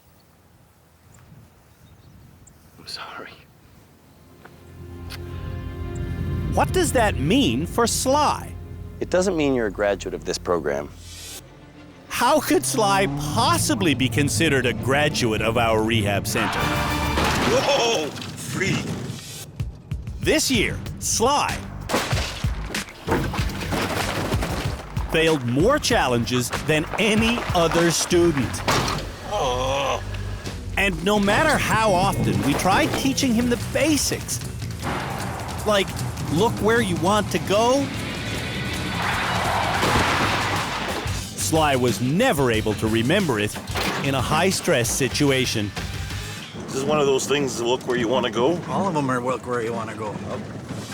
I do think that Sly should have been named worst driver. We don't believe that Sly should ever drive. But at this particular moment in time, good. We also don't believe that he is Canada's worst driver because Sly is capable of driving himself home, whereas Shirley is unable to do that. So, she gets burdened with our unwanted trophy.